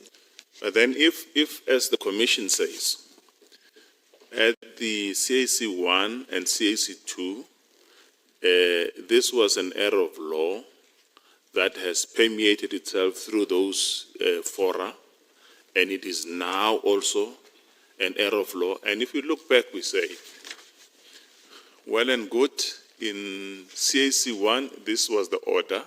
CAC2 parties conducted themselves differently, and it was not raised. And for us, it is raised as a point of law, or an error of law, or a point of law, rather, that could be raised competently before us. And they are raising it. And they say, you can deal with it. Now, looking at the interpretation, we are saying the interpretation that has been adopted by the CAC2, it's not in line with CAC1, or there's a disjuncture between the two interpretations. We are asking you as a court to give us a definitive and proper clarified interpretation to the Act. Would they be wrong? they would be wrong. In what? So this is the debate, I think, that I had with Justice Colopin now. The principle behind res judicata is that the decision stands right or wrong. Whether it's wrong on a question of law or whether it's wrong on a question of fact doesn't matter. What res judicata then does is to preclude a party from raising an issue which it's prevented from doing by res judicata, whether or not that relates to law or fact. So this court has the right or has the power to entertain appeals about errors of law in the court below. But a party cannot bring that case if it's precluded from res judicata, because litigation must come to an end. And so the whole theory we find that behind the Roman Dutch principle accepted by this court is the fact that it's there to stop endless litigation. And it brings me back then to the debate that we've already had. A party is precluded by res judicata from raising that issue again. If a party is precluded from doing it, what then about this court's power to decide a matter where there's an alleged error of law? And the answer to that is that if there is a power to look past res judicata, so it's now not the party who's entitled to do it.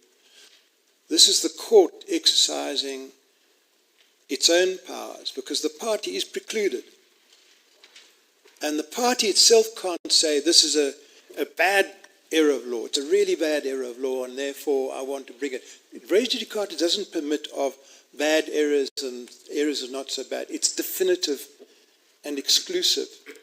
So the question which arose in the debate was, but is there some residual power? And my very hesitant answer, because I'm not prepared for it, because we didn't need res judicata in the end, is that if there is such a power, it would have to be exercised on the rarest of cases and with due appreciation from damage which might be unintentionally done to a doctrine which has been accepted by this court in res judicata. So that's really the thing. It's not, the party can't get past it.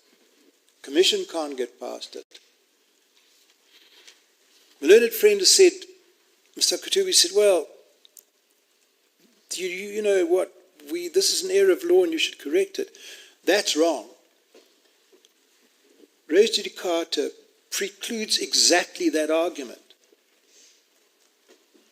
But then there's the question, well, is there some residual power? And I was hesitant to say that your hands are completely bound. But I would imagine be very rarely used. And take, for example, where this court considers the decisions of other courts in matters which are not before it. It may well say that decision was wrong. And if this court says that decision was wrong, then it's wrong. And it's always been wrong. It's never been right.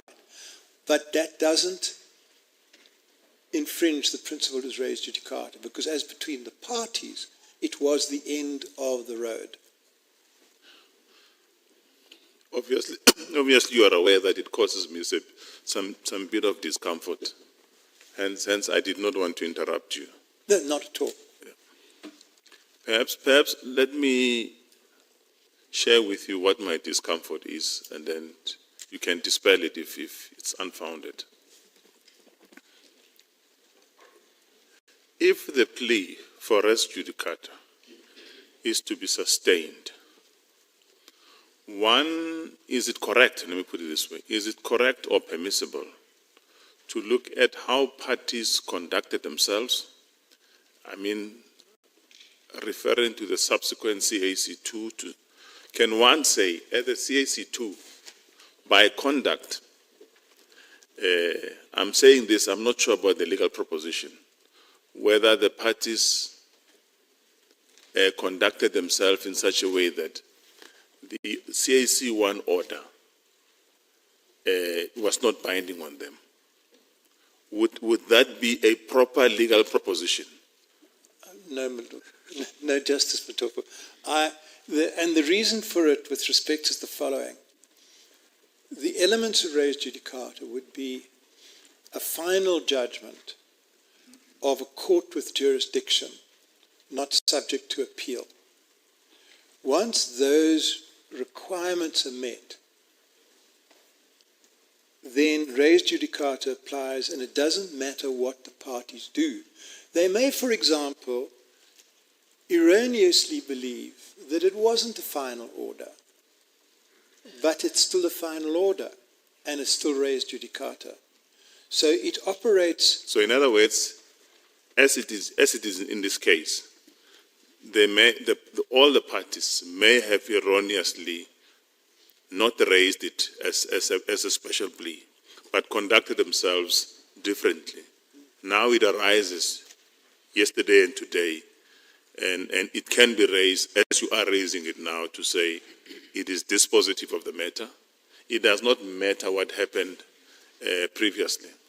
Correct. So in other words, if you are correct, and if we are inclined to accept your submissions, we would have to say that this issue was disposed of during the first CAC1, and whatever the parties did at the CAC2 did not take away the right of any other party to raise it as a plea, which is now been raised, and that point, as it is, has been finally determined, and that will be the end of that point which is raised by the... Precisely, Justice Matopo. Would that be the position? Yes. Okay.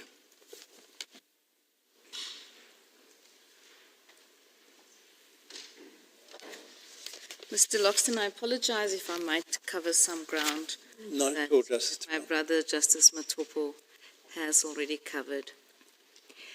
In relation to preemption, is the submission of the fifth respondent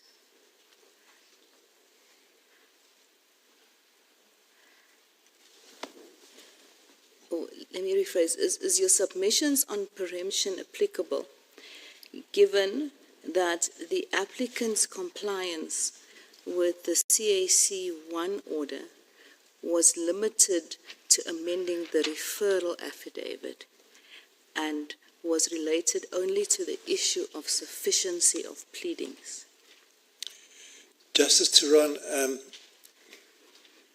as I've indicated, having listened to the points raised by Justice Rogers, I think we were incorrect in raising preemption as opposed to res judicata. And so I don't wish to pursue those submissions and that particular argument. Thank you. I understood just the submissions that you made regarding Mr. Katz's involvement predating his employment with the fifth respondent as being a possible factual issue. I did not understand the Commission to be contending that that issue was a question of law. As I understood what the Commission was contending was that the Competition Appeal Court got the test wrong.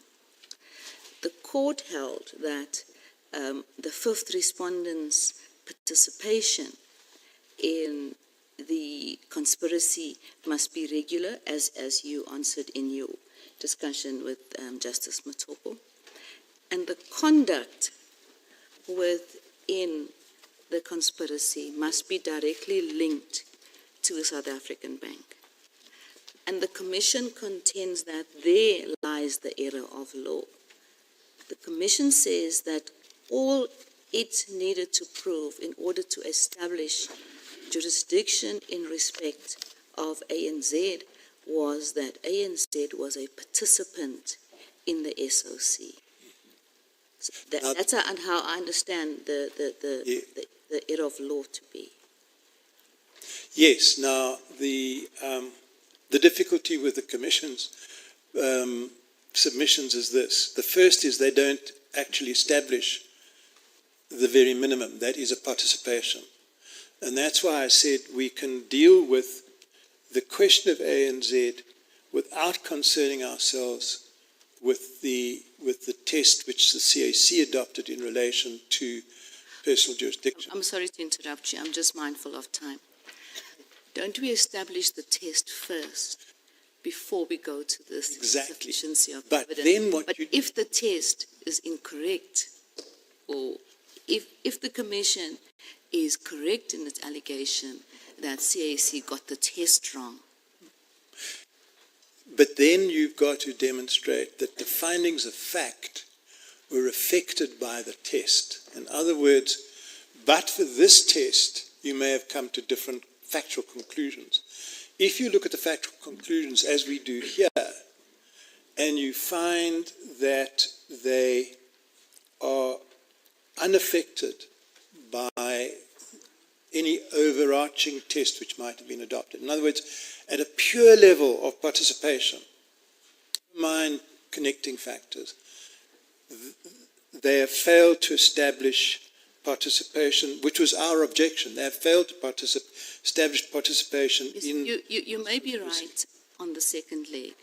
Does that mean then that this court does not consider the test if the test was wrongly applied or determined by the CAC? You may, if this court were to look at it, it would, with respect, adopt a two-stage process. It would have said a three-stage process. The first is it open to us to reconsider the test adopted by the CAC in relation to a specific respondent? Because each respondent is a different respondent. Or is it excluded by res judicata? If it is not excluded by res judicata, then have we reason to interfere with I'm really sorry to interrupt. Not at all. Yes, but in determining the test, we must be careful not to confine a particular test to a particular party. It's a legal test that would apply in certain scenarios. And if the legal test is incorrect, at that stage, surely this court must say, well, we must remedy that if it's wrong. And thereafter, if we get there in these proceedings, look at how that impacts a particular respondent. Correct. I accept what your ladyship says. Thank you, Mr. Loxton. Thank you, DCJ. Mr. Loxton, just to follow up on the question that was raised by Justice Matopo. The Commission says one of the reasons why they are raising this point is that the CAC2 introduced a new requirement, thus extending the requirement that was set out in CAC1. Would that argument also be met by the res judicata point? Sorry, I They are saying why they are now raising the Section 3.1 issue before us is because what the CAC2 did was to actually extend the requirement that was set by CAC1. Yes. So to the extent to which, and I take the 2 points they've made, the one is the requirement that the conspiracy be between a foreign peregrini and a local bank, and the other that there should be some regularity in it. So to the extent that that is a requirement imposed in CAC2 and not in CAC1, then that falls outside of res judicata because that decision is in fact appealed against. And so they would be entitled to say, we want you to have a look at those further elements. They're not affected by res judicata, and we want you to consider whether that affects any of the decisions made by the CAC. Does it filter through into anything which would give this court jurisdiction to consider? So if we do that, then it would mean that would we be entitled to go back to CAC1? No. Or we just look at what the next judgment decided or determined in that respect? Justice Mtantla, your option 2. Okay. No, that's fine. No, there lies my problem. There lies my problem. I don't understand on what conceivable basis, if I were to take into account the debate that I had with you about CAC1 being res judicata, and the point raised by my sister now that we should look at CAC2 and its implications. Can we do that? Yes, so Justice Mpopo... and if we do that, are we going to be doing that in total isolation or total exclusion of what CAC1 did? And if we do that, on what legal basis are we going to be doing it? Because you contend that that issue was res judicata. If I understand you correctly, it ought not to have featured before the CAC2, but somewhere, somehow it did. Now it's before us. And if it's before us, and on the formulation that my sister has put to you, you contend that we must deal with it. And when we deal with it, can we deal with it vis-a-vis the res judicata point?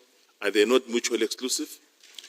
The res judicata, so it's the question of what is the ambit of res judicata? What is its operation here?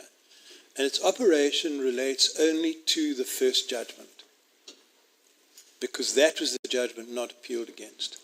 So the decision, and I'll see if I can confine it even further, The decision of the CAC, Perhaps for my understanding, let's look at the two decisions yes, and say, here's decision 1 by the CAC 1, and which you contend is res judicata, and decision 2, and which improved on the test, or gave some, it talks about a qualified test. And then, is it possible for us to say, insofar as as decision 2 is concerned, if we agree with the Commission, we have jurisdiction, or we are precluded by decision 1 to ever entertain it? This is where my difficulty is.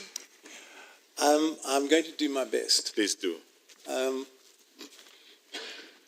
Decision 1 was effectively a decision which says that Section 3(1) of the Act does not exclude the common law. So that decision is res judicata. An argument by the Commission that Section 3(1) is the exclusive test for jurisdiction and excludes the common law is not permissible. But in CAC 2, there were 2 add-ons. They do not form part of res judicata. They are add-ons. As far as the add-ons go, if they make a difference, then this court would be entitled to examine the effect of those add-ons, whether they were correct or not correct, and then whatever conclusion it reaches, that's not affected by res judicata. So, sorry to interrupt. And I understand that it's messy because, Yes, okay. and it's messy because of the way in which CAC 2 added 2 considerations to CAC 1. But CAC 2, the court itself couldn't, by its conduct, undo the effects of res judicata unless the parties decided to abandon CAC 1. And you can see from CAC 2 and from the referral that's quite the opposite. They accepted fully that there was a requirement for personal jurisdiction, and they applied themselves to whether or not the requirements of CAC 1 had been met. So I understand, Justice Matopo, the difficulty which comes from the fact that these things were not clinically separated between CAC 1 and CAC 2, where CAC 2 didn't say, that's what I've decided. This is the law. This is what will apply. It decides to add a little bit on. Creates a bit of noise, but it's noise. It doesn't undo res judicata or CAC 1. And it's the best I can do, just for TOEFL for a difficult. No, I'll think about it, and hopefully your colleagues, if they so wish, they can take the temptation.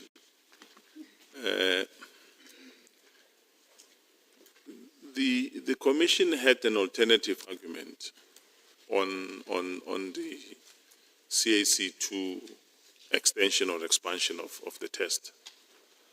And if I understood the argument correctly, the submission made was that even on that test, they still come home on jurisdiction. It was more like a fallback position. In the event that you are not with us on 3.1, as decided by the CAC 1, the alternative argument that was pursued, here was insofar as it relates to the CAC2, the importation of the new test, the qualified test. Would they come home on that as well, or not? They're in deep trouble because then they're saying the CAC2 was wrong on fact.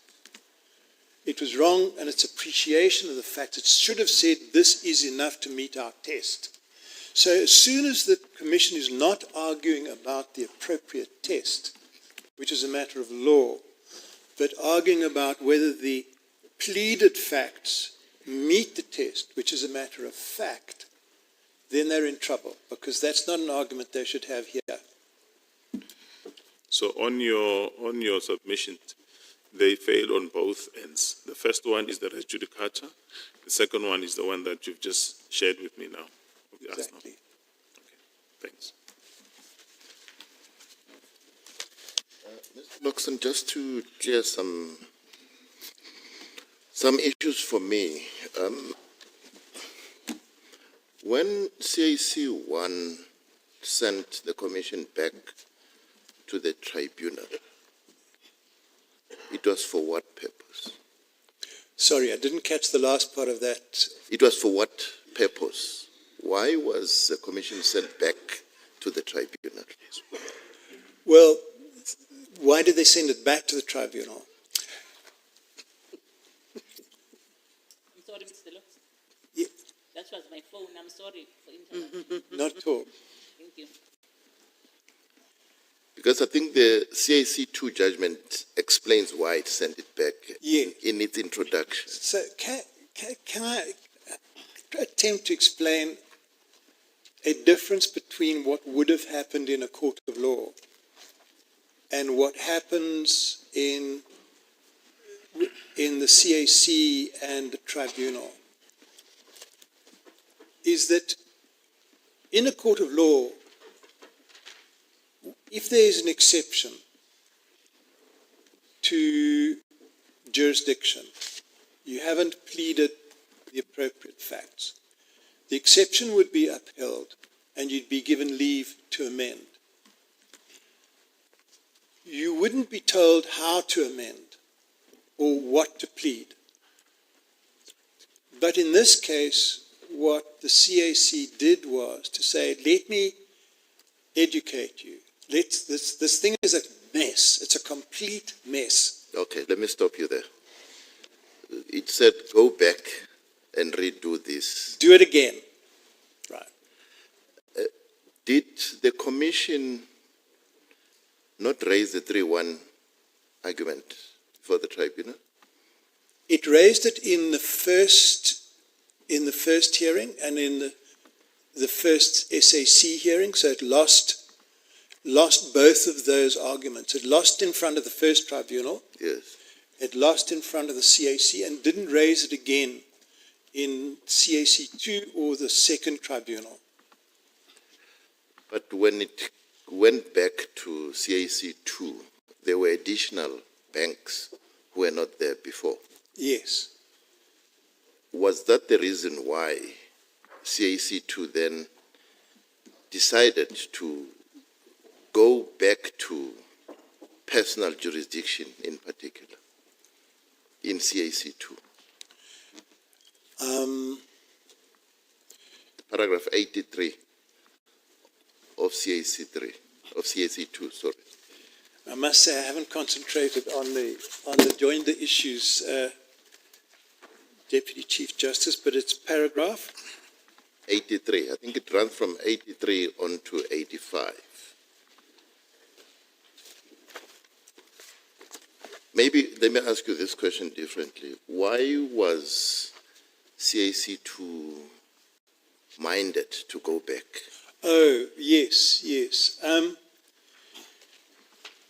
I think it looks like to me they're simply saying, let's remind ourselves about what happened in CAC1. This is the position and this is the territory and this is the way forward. So that they were simply reminding everybody that CAC 1 was a decision in which they had set the parameters for jurisdiction.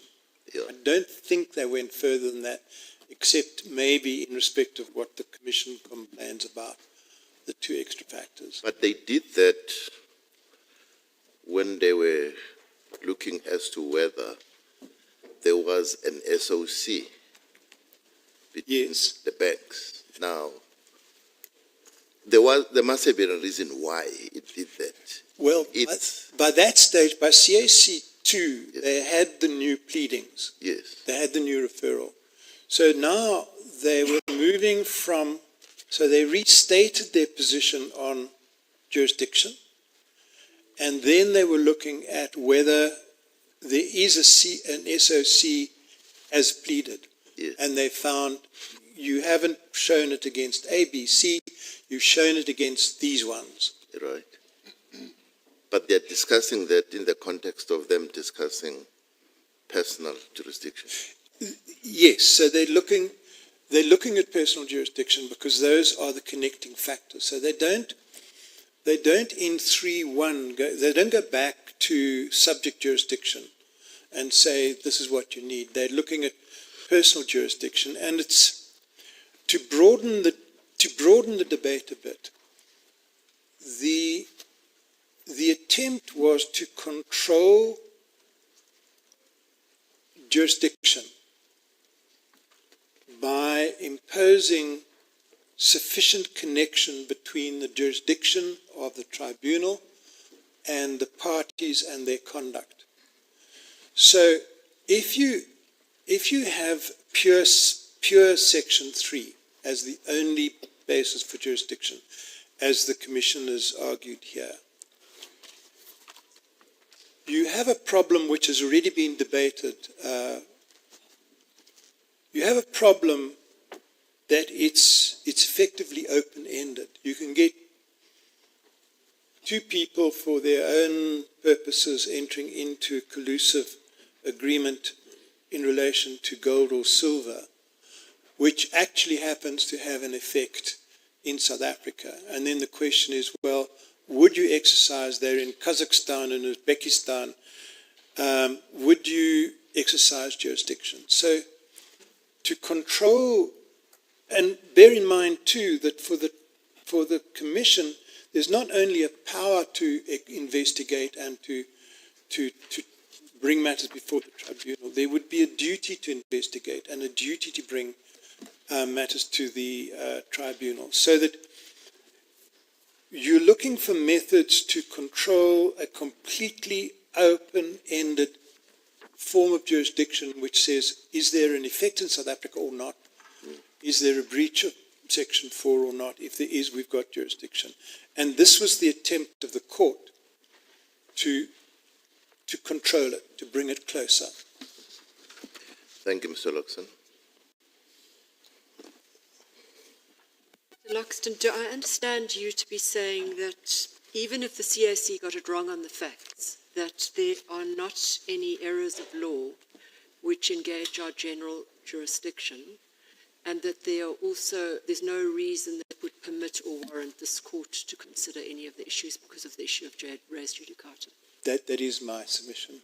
And on the residual power issue, and if we were to say that we needed to revisit the point on res judicata, might it not be that sound reasons exist for us to consider the issue, given its systemic importance within the whole structure of the competition world, and also having regard to issues of justice between the parties, and thirdly, because of the role of CAC2 in extending the findings of CAC1? The easiest part is the last part, because on the last part of the question, what is beyond the reach of res judicata is any additions made in CAC2 to the test. So there you'd have to say, was there an error of law? If so, did that error translate into outcomes? Because if there's no outcome affecting a particular respondent, then the error of law doesn't lead anywhere. On the more important question, which is the debate that I've had earlier with members of the court,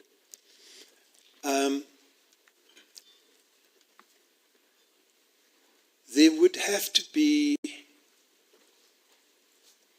a compelling reason for this court to enter into a debate and make a decision in respect of a matter which is subject to res judicata, because the inadvertent damage to the doctrine which this court has itself accepted is high. And if one were to do that, it would have to be exceptional. So it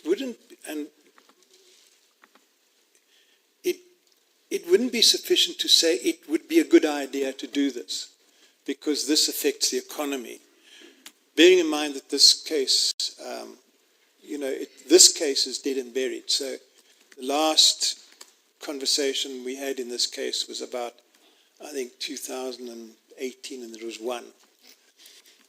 So it would have to be something which goes beyond the importance to the parties of the outcome of this case. It would have to be, there is something fundamental in respect of that interpretation which will affect future cases, which make it imperative that this court say something about that and correct, if you wish to correct, that particular test. I'm hesitant because this court's not really gone there before. There have been hints of it, here and there, but as far as I'm aware, this court has not sat down and said, right, this matter is subject to res judicata, but we've decided we're going to go here. There are other areas in which this court has exercised jurisdiction where there is no list left. So you'll find that a party has settled, I'm willing to pay, but the court wants to hear a particular issue. So that has happened before. But, and I repeat what I've said to other members of the court, I can't really take it further than that.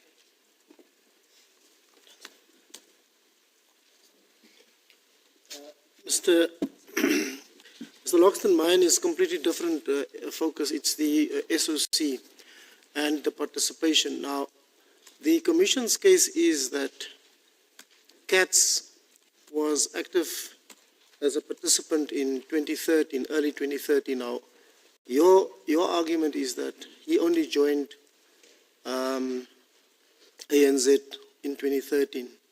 But of course, they plead that in the referral, they say that they are not sure when the conspiracy has ceased, if at all. Does that matter for your argument, as far as CATS is concerned? No, Justice Majid, what has happened to CATS is that, as you say, we employed him from 2013. But when the Commission responded to the requirements of the CAC and set out the facts, material facts on which it based its SOC, it set all of them out. And October 2012 was the last you see of CATS. So they are trying to persuade this court by saying, we don't know whether CATS was involved after October 2012. And so we want you to assume, although we haven't pleaded it, that there may be further involvement after his employment. Now, the difficulty with that is at least twofold. That would be a denial of our right to know what the case is against us, first. Secondly, we can assume that the Commission, having been given time to marshal all of its evidence and all of its facts, has given you all of the facts. So when I look at the question of cats, did cats go beyond 2012? The answer is, well, there is no evidence and they haven't pleaded it.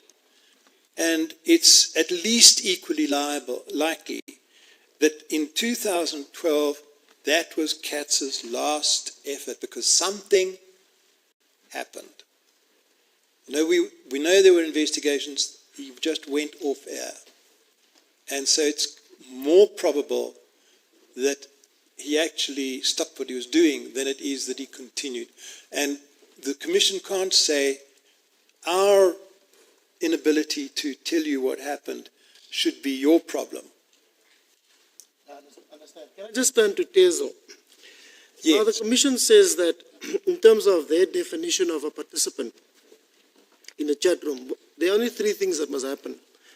That person must log on to the Bloomberg platform. Yes. Secondly, enter the chat room. And three, then remain in the chat room, either participate actively or passively, and then acquire knowledge or information.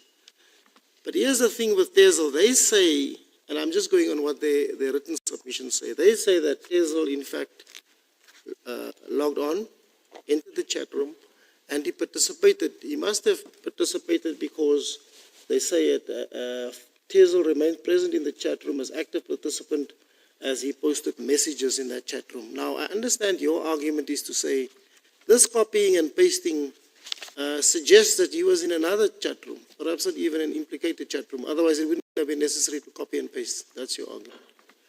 Right. So, as far as TESL is concerned then, and CATS, is your argument, given what we've just discussed, is your argument then that there's not even a question of minor participation here as far as ANZ is concerned?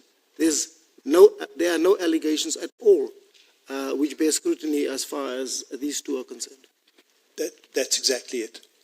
I ask that because we know that in EG bonds, there are certain features that must be present for a SOC. There could be a core group with peripheral participants, as long as they have the same conduct, and other things. But there's also European authority, I think it's Aalborg, which says it doesn't matter whether you're a peripheral or a minor participant, as long as you share the same conduct, even if you passively remain in the chat room and acquire knowledge, and then you become part of the group. You say there's not that doesn't apply at all to ANZ. Sorry, are you saying that doesn't apply at all to So those considerations wouldn't apply to us. We're not a minor participant. We're not a participant at all. And the EU bonds case, my learned friend said, well, in EU bonds they said the knowledge of a previous employee can be transferred to a new employer if the previous employee communicates his knowledge to the new employer. But they don't allege that. Thank you, DCJ. Okay. Thank you very much, Mr. Loxton. Thank you, Deputy Chief That will Justice. be it. I think we're going to go on to the next thematic respondent, Mr. Gotts. I think you. It's your 30-minute uninterrupted time.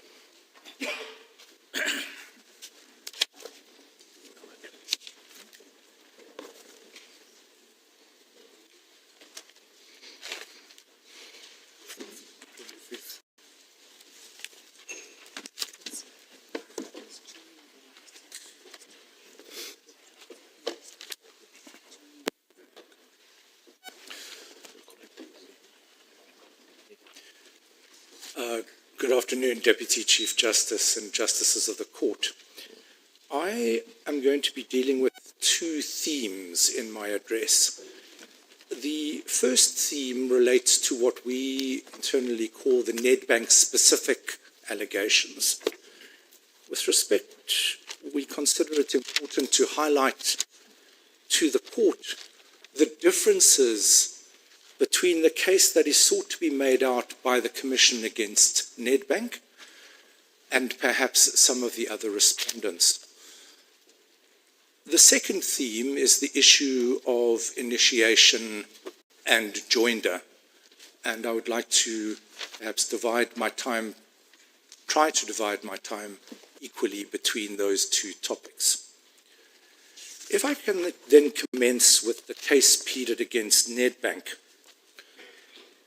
While the Commission has pleaded a broad, ambitious, single overarching conspiracy, the specific allegations against Nedbank are extremely narrow. The Commission's case against Nedbank is based solely on the Commission's analysis, or what it refers to as an assessment of so-called trading data on the Reuters platform, which is not alleged to have constituted a platform that permitted messaging or communications between the banks. It is a public platform. To be clear, the data on the Reuters platform does not reflect trades, and I'm somewhat hesitant to fall into the trap of referring to this as trading data. It merely reflects, and this is common cause between the parties, indicative quotes posted by the banks. At a particular time on a particular day, a bank will post an indicative quote which contains two components: the price at which the bank is willing to buy foreign currency and the price at which it is willing to sell it. That is the quote. And that quote is posted on the Reuters platform for all to see. Now, the Commission's case against Nedbank is based on the Commission's purported assessment of this trading data over a period of 6 years. The fact that it is based on an assessment of this trading data was made clear by my learned friend, Mr. Ngwatobi. In the hearing before the CAC, we have attached as an annexure to the answering affidavit in the Commission's application for leave to appeal a portion of the transcript in which he makes it clear that this is based on an assessment of the trading data. The relevant extract is at volume 38 and it's page 3587. So, Deputy Chief Justice and Justices of the Court, this is not a case in which the Commission has evidence of Nedbank being a participant in any chat room. And in that respect, the case against Nedbank is significantly different from many of the other respondents and the appellants. The allegations against Nedbank are skeletal. There are 11 paragraphs in the reformulated founding affidavits which relate to Nedbank. Yesterday, my learned friend for the Commission said there are 7 instances over a period of 6 years. We actually count slightly more, but I think the difference comes from the fact that 2 of the allegations, the ones in paragraphs 234 and 235, I beg your pardon, 235 and 236, refer generally to the local banks. In other words, they don't refer specifically to Nedbank. So we count 9 instances if those 2 allegations, the last, are included. Many of the allegations relate to an assessment of trading data over a period of a mere few minutes.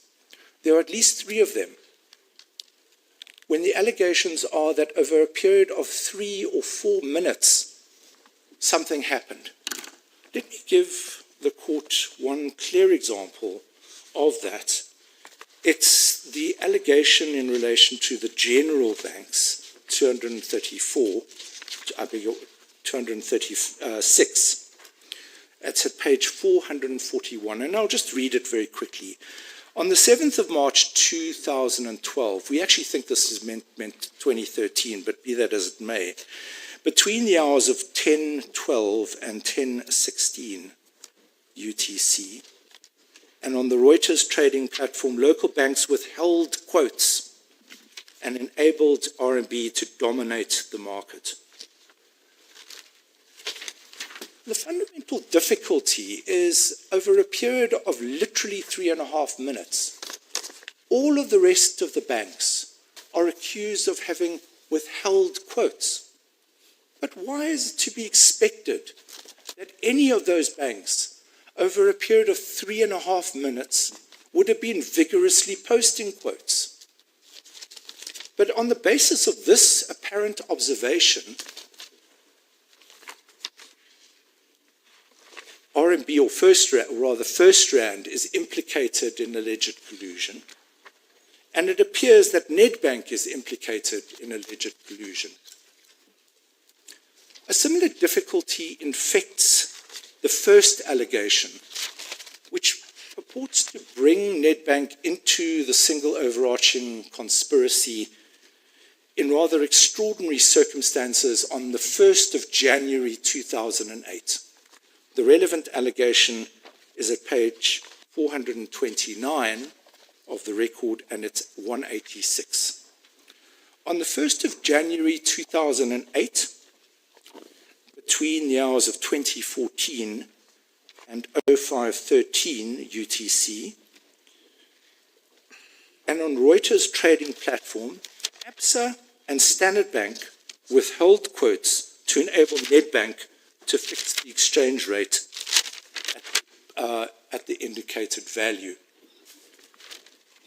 Now, with respect, Justices, I think it's been pointed out before that the 1st of January was a public holiday. The time period indicated, which is starting at 2014 UTC, you have to add 2 hours in order to get to South African time. So we're talking at 10:15 on a public holiday, after normal business hours, and more particularly on New Year's Day.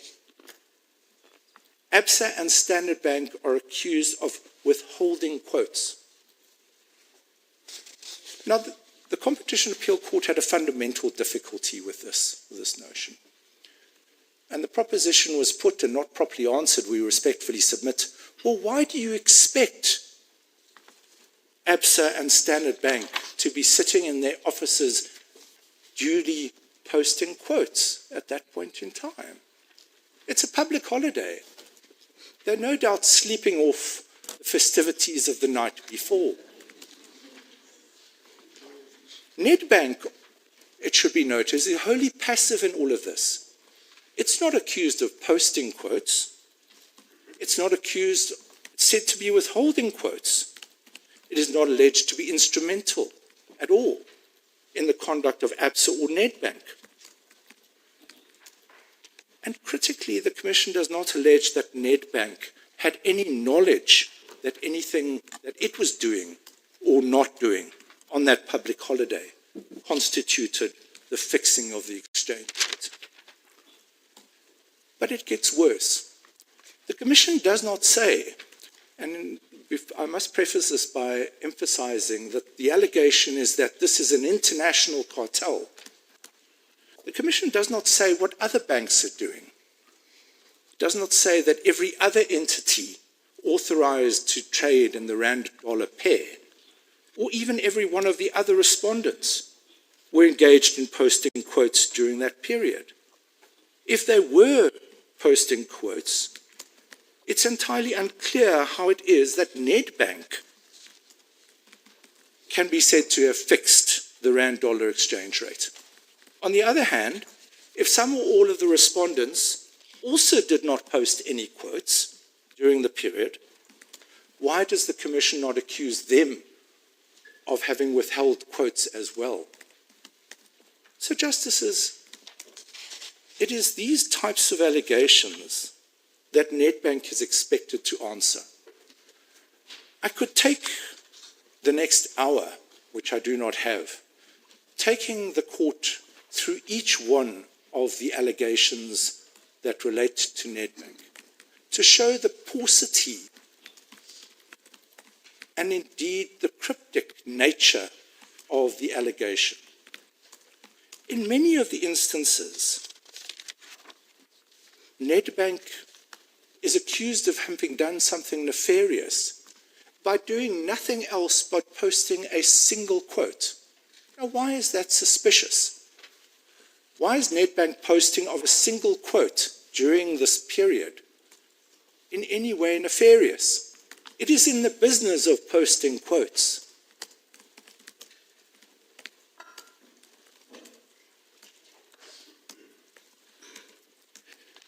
In addition, the instances referred to are sporadic. The date between the first instance of alleged conduct is the 1st of January 2008. The second instance appears in paragraph 187. It's 6 months later.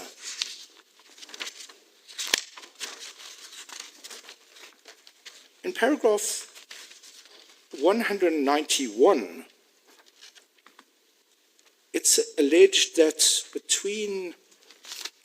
on the 11th of January 2009, between 23:20 and 007, a space of 45 minutes, Nedbank and Standard Securities, alternatively Standard Americas, putting up matching bid and asked quotes in succession. That's on the 11th of January 2009. The next allegation that we can see is 196. On the 28th of May 2010. It's 14 months later. 14 months. What sort of cartel is Nedbank involved in? Cartel where once every 14 months or 6 months, it does something, as the justices will see, for a period of 3 minutes. 196. And then, with respect to my learned friends for the Commission, this is simply nonsensical. What they did on the 28th of May was that they affirmed a focal point of 7.57. It is incomprehensible with respect. The next allegation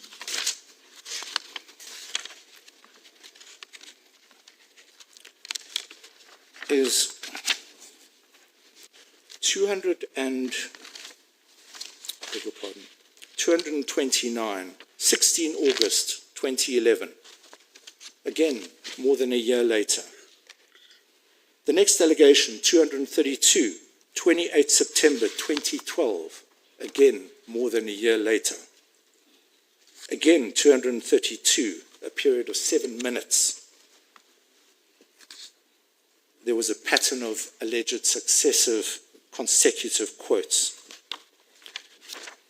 So what we see is that the case against Nedbank is based on sporadic allegations of cryptic market conduct that the Commission has effectively thumbsucked from a set of trading data.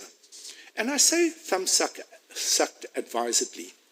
What the Commission has is a record of these quotes.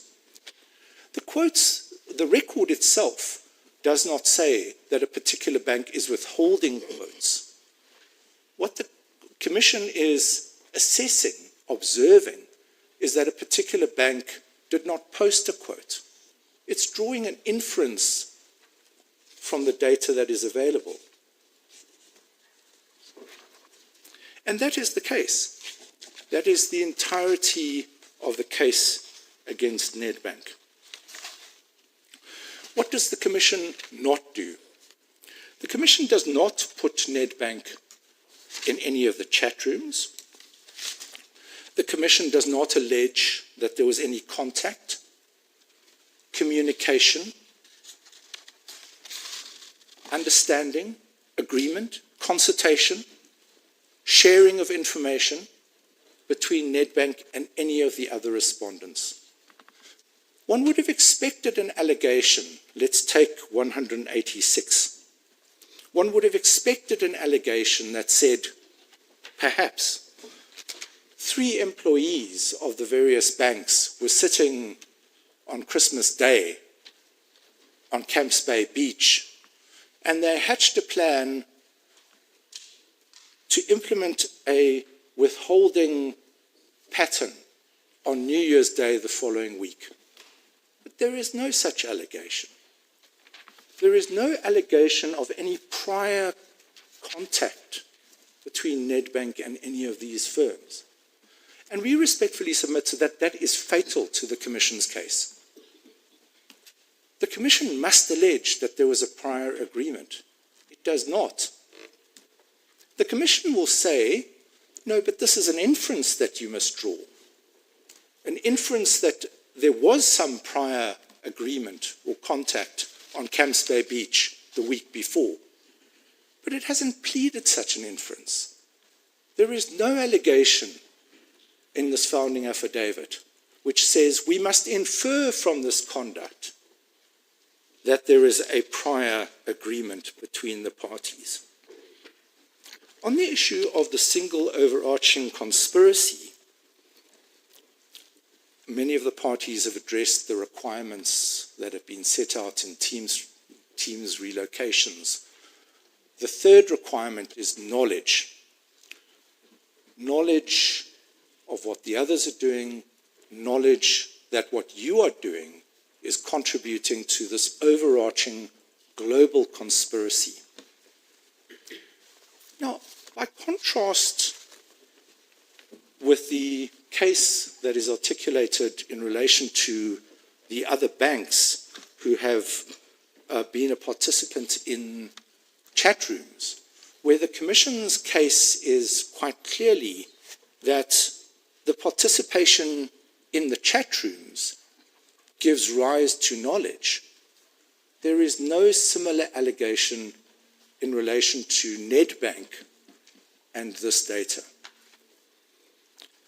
So may I refer the court to paragraph 86 of the founding affidavit, where the allegation is clearly made that if you are a participant in a chat room, you will, by virtue of that participation, have knowledge of the SOC.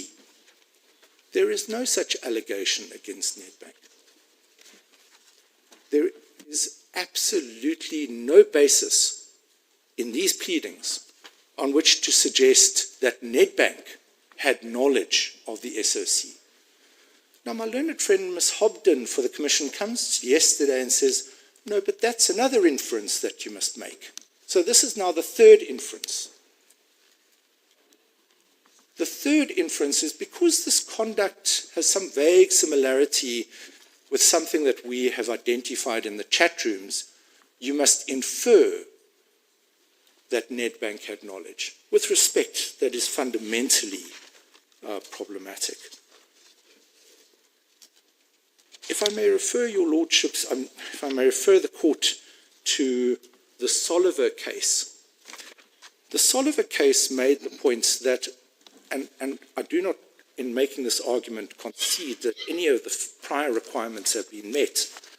But in the Soliver case, it was made clear that the only decisive criterion in order to establish the participation of an undertaking in an overall cartel is whether that undertaking, when it participated in a particular agreement or concerted practice, knew or should have known that in doing so it was joining in the cartel as a whole, thereby expressing its accession to that cartel.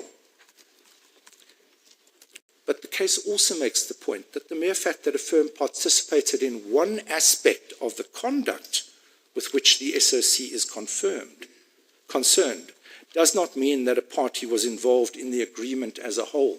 Something more is required. So the inference that the Commission seeks asks you to draw is fundamentally wrong as a matter of principle. The fact that, and I'm not suggesting that Nedbank has been engaged in collusive conduct, but the mere fact that it is engaged in conduct 7 times over a period of 6 years cannot lead to an inference on the Soliver test that it knew or should have known that what it was doing was joining the cartel as a whole, thereby expressing its accession to that cartel. The Soliver case and the relevant passage, which is paragraph 101 of Soliver, has been accepted into our law by the Competition Appeal Court in the NPC Simpor case at paragraph 80. So that principle that I just read out is already part of our law. Now, may I turn very briefly to what we do, or what we say the court with respect should do, given the fact that the CAC judgment does not deal with Nedbank at all. We accept that there is no, well, let me qualify that. We accept that there is no heading that says Nedbank and an analysis of the Nedbank allegations and a finding that in relation to Nedbank specifically, that a case is not made out. But that does not mean that findings that the court made in relation to other banks aren't equally applicable to Nedbank. At the end of the day, the Competition Appeal Court set aside the Competition Tribunal's order dismissing the exception. It must have had a basis for doing so. And that basis we submit is the fact that precisely the same complaints were considered and analysed in relation to other banks, and in particular, First Rand and Standard Bank. In relation to First Rand, the relevant passages of the judgment, record volume 5, 28, I think it's volume 5, 287, paragraphs 154 through to 161, where the court analyzes the allegations. It specifically mentions allegations such as Sunday, 11 January 2009. That is an allegation which implicates Nedbank as well. In 156, it mentions 28 May, 7 March, 20 September, 28 September. All of those allegations implicate Nedbank as well. And the court ultimately concludes in 161 on page 288 that there is no case which was made out in the referral affidavit which implicates First Rand Bank. Accordingly, the appeal must succeed. We submit that by parity of reasoning, the same conclusion must be reached in relation to Nedbank. As a matter of logic, if the court had difficulties with the allegations made against Nedbank, it would almost certainly have said so. Similarly, in relation to Standard Bank, the allegations are dealt with in paragraphs 165 and 166, the New Year's Day allegation in 165, and then critically the concluding words of 166, where the court says this information gleaned from the Reuters platform is hardly indicative of participation in the SOC. We submit that that is a general factual finding. It's a factual finding, not a finding of law. And in relation to Nedbank, Nedbank can rely upon that factual finding. And so the application for leave to appeal must fail, both on its merits and because of the fact that there is effectively appeals against factual findings, and that aspect of the case must fail. May I deal briefly in the 4 minutes that I have available with the initiation point? I do not need to belabor the point, as given the discussion yesterday, the justices have the point that is made. One cannot rely upon Pickfords for the proposition that a firm that is not referred against can still be added, as it were, later in the proceedings, under this notion that it was implicated in the original cartel. The tribunal found that that was not a proper reading of Pickford's. The Competition Appeal Court said that that was not a proper reading of Pickford's. And we submit that it was not a proper reading of Pickford's. Paragraph 21 of Pickford's makes the point, contrary to the submissions of the Commission, that it is important to identify parties or firms. You cannot draw this artificial separation between conduct and firms when evaluating whether or not there has been an initiation against a prohibited practice. And that must be so as a matter of text, context, and purpose. An initiation is against a prohibited practice. A prohibited practice is defined as conduct engaged in by identified firms. Excessive pricing is engaged by a dominant firm. Can't evaluate excessive pricing in the air, divorced from the culprit. And while we accept that in cartel cases, it is often not possible for the Commission to be able to identify each and every one of the alleged perpetrators of the cartel at the outset.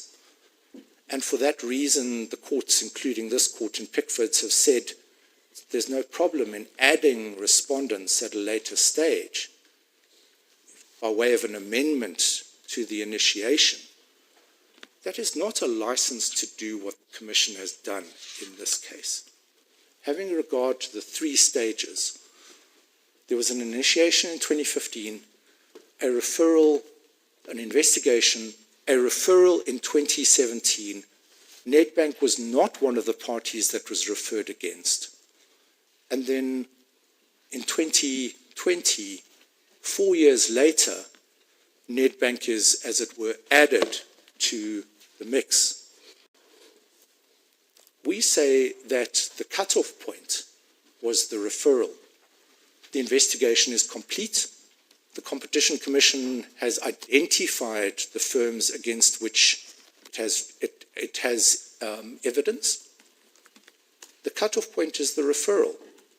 Cannot continue to investigate the same complaint after the referral of that complaint to the tribunal. And a moment's consideration would reflect that if that is the proposition of the Commission, it's an abhorrent notion.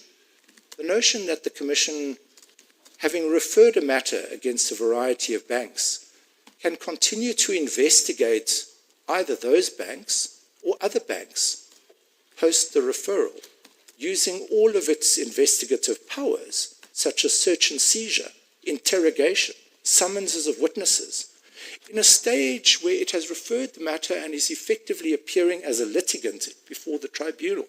But that is the natural consequence of the argument that the Commission wishes to make. And we submit that it should not be accepted. Pickford's finds no support in Pickford's. And so on the Commission's own version, it has not initiated against Nedbank, and for that reason cannot refer a matter against Nedbank, and as a consequence can also not join Nedbank to the proceedings.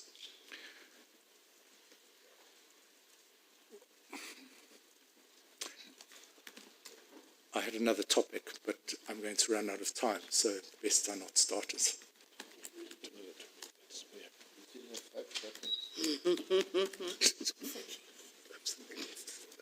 Thank you, Mr. Court. Thank you very much. We will take the lunch adjournment now for 30 minutes. And then we'll come back and we will put some questions to you. But let me just say this. there is a very strong possibility that we will sit beyond 4 o'clock today. I'm just warning you. I hope that's not a warning to suggest that I will still be up at 4 p.m. Thank you. So, court adjourns for 30 minutes.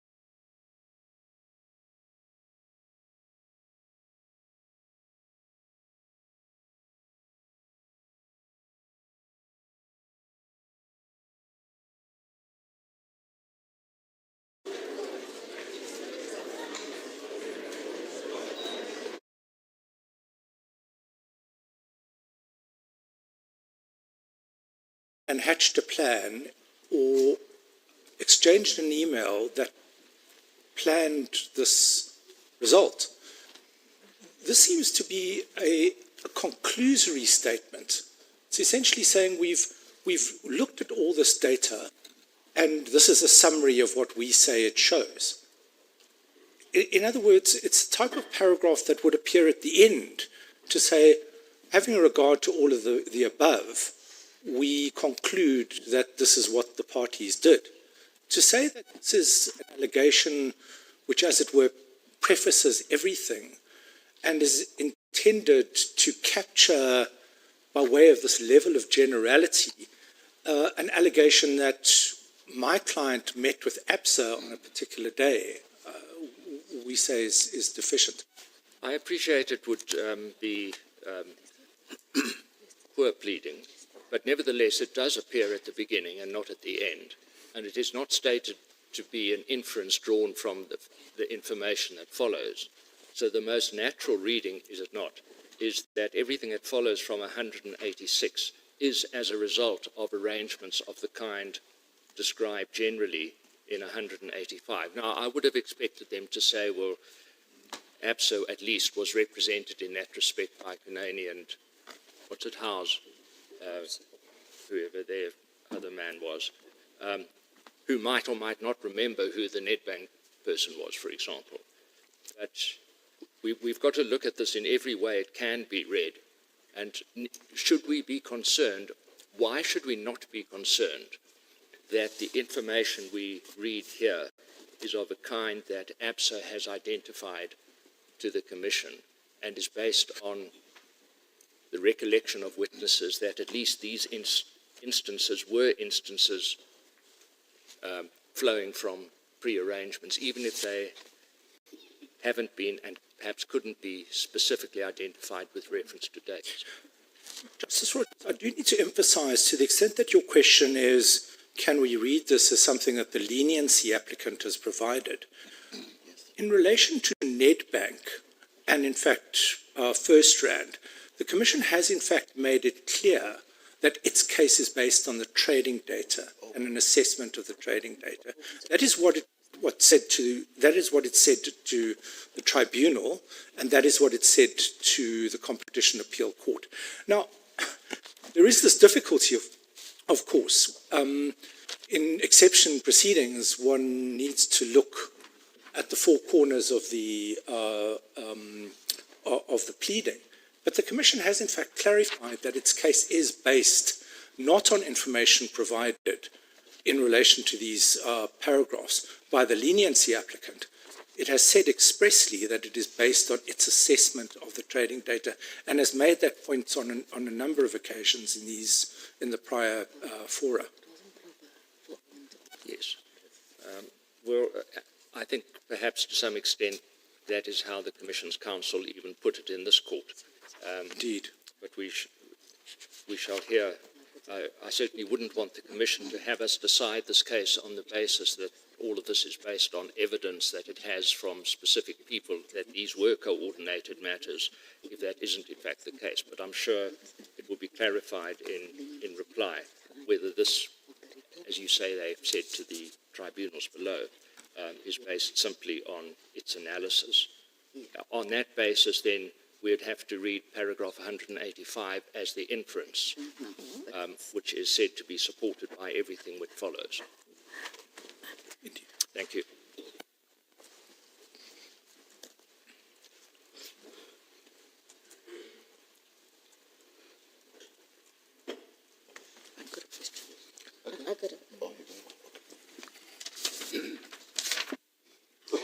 I just have one question, Mr. Katz. Is it competent to pursue both a review and an appeal on the same facts in the tribunal? Justice Toronto, I was hoping that that wasn't going to be a question posed, given that it is a relatively complicated issue, to be honest, and there have been some recent decisions by the Competition Appeal Court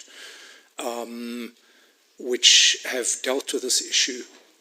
So there was a review and an appeal brought in a matter that was decided by His Lordship Mr. Justice Valley in January. That is something that the Commission has identified.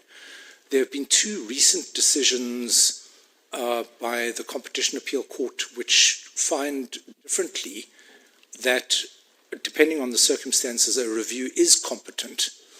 One in a matter EST versus PPC, or rather PPC versus EST, and the other in the Lotto Land case, if I'm not mistaken. And in both of those cases, there's a more nuanced approach where the Competition Appeal Court essentially says, yes, there might be issues when there's an overlap, but depending upon the nature of the review, it may be preferable for us to decide the review. And so I, and decide the review and the appeal is also potentially competent. So with respect, Justice, I'm not sure that there is a simple answer. What is said, certainly in the EST PPC case, and I can get the reference for the court, is that it all depends on the facts. And so, yes, it all depends on the facts. What does seem to be relatively clear now, certainly not at the time that Nedbank launched its review and appeal, is that the court may frown on reviews and appeals which raise identical points and which are essentially a replica of the others, just framed in different ways. But Justice Saron, we thankfully don't need to resolve that question. Ultimately, what the Competition Appeal Court did was not decide the review. There's no decision on the review. And so an appeal to this court, an appeal always being with respect against an order, there is in effect nothing to appeal against. And so it's appealing against conduct of the parties. It's not appealing against anything that the Competition Appeal Court decided by way of an order. And so we would say, as regards that aspect of the Commission's appeal, it shouldn't be entertained, and B, to the extent that the court entertains it, it can't categorically say an appeal and review are not competent if brought simultaneously. It depends on the facts.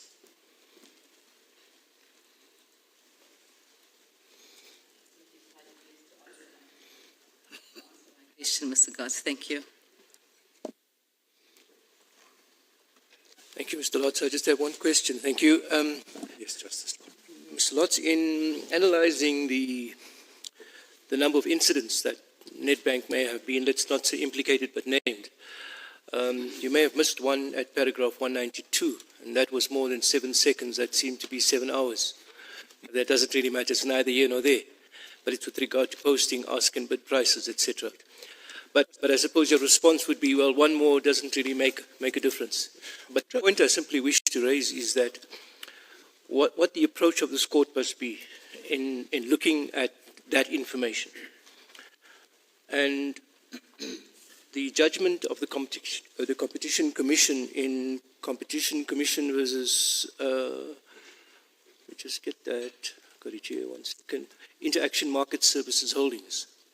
It's quite instructive because it spoke of the need to recognize that one was dealing with some issues that were relatively unique in competition law. It involved the intersection of law and politics. It involved the court having to sort of draw conclusions from economic data, which is very different from, in a sense, the day-to-day stuff that facts, proven, etc. So that's one important issue. And then secondly, it also recognized that in looking at allegations of cartel conduct, invariably you may have to resort to inferential reasoning.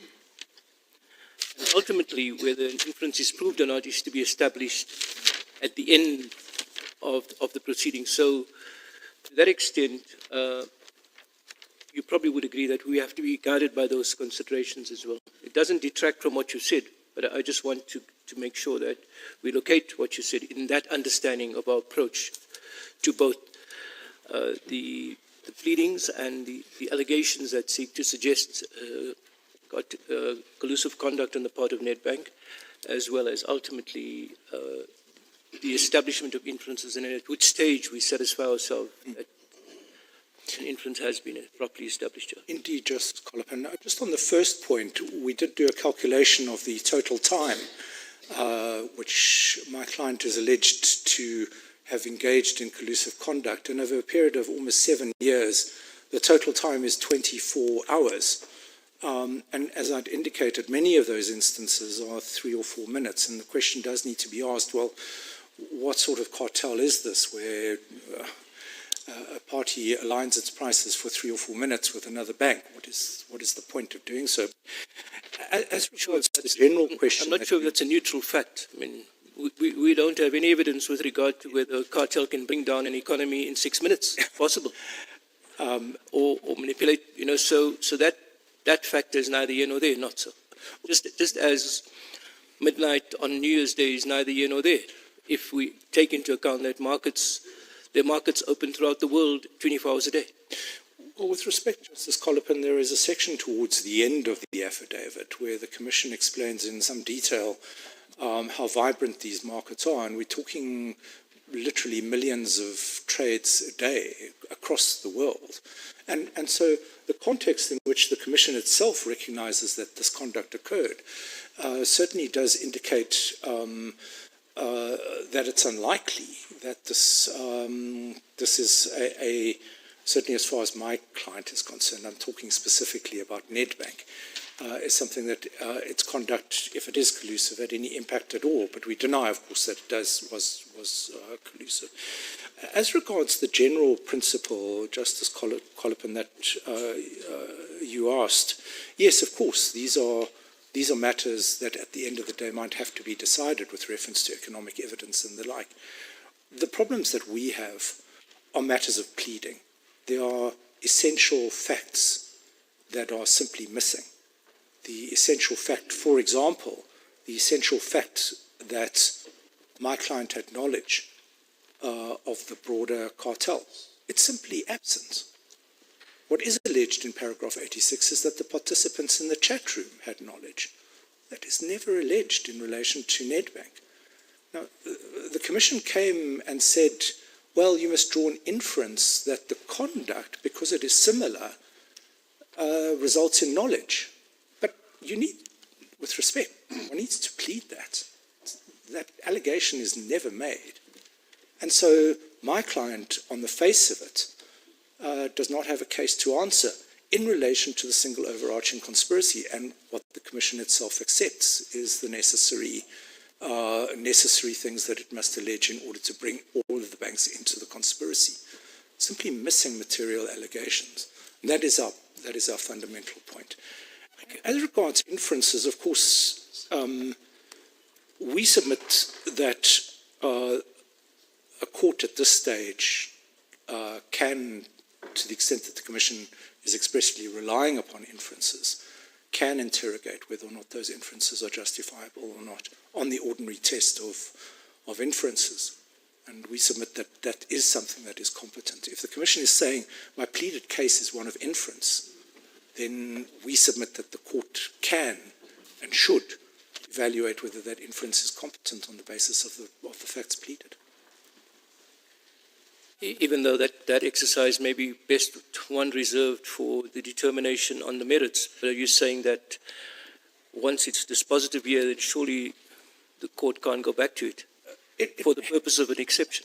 At the end of for the purpose of the exception, we submit that one ought to engage in that exercise.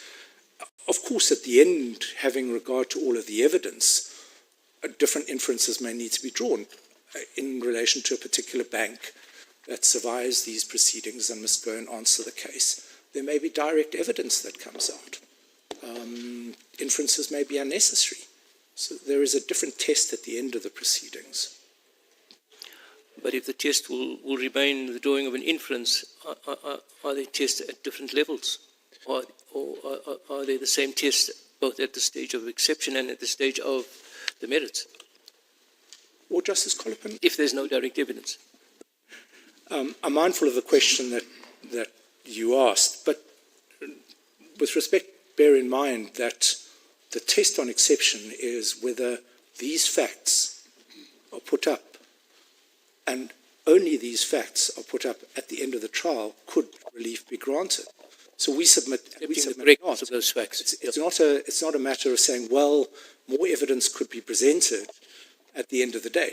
Obviously, more evidence may be presented, but one cannot say we ignore the ordinary principles and the tests and say anything may happen and therefore the exception must fail. Thank you. Thanks.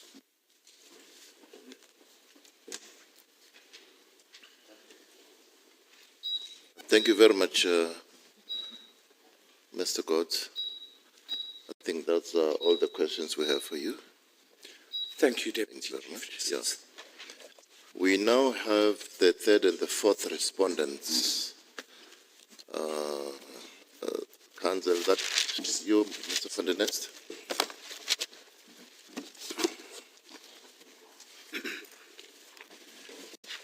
My understanding is the third respondent's involvement in the joint submissions is to argue a matter that is said to have been dealt with in CAG 1 and should not be rehashed here. Deputy Chief Justice, yes. Okay.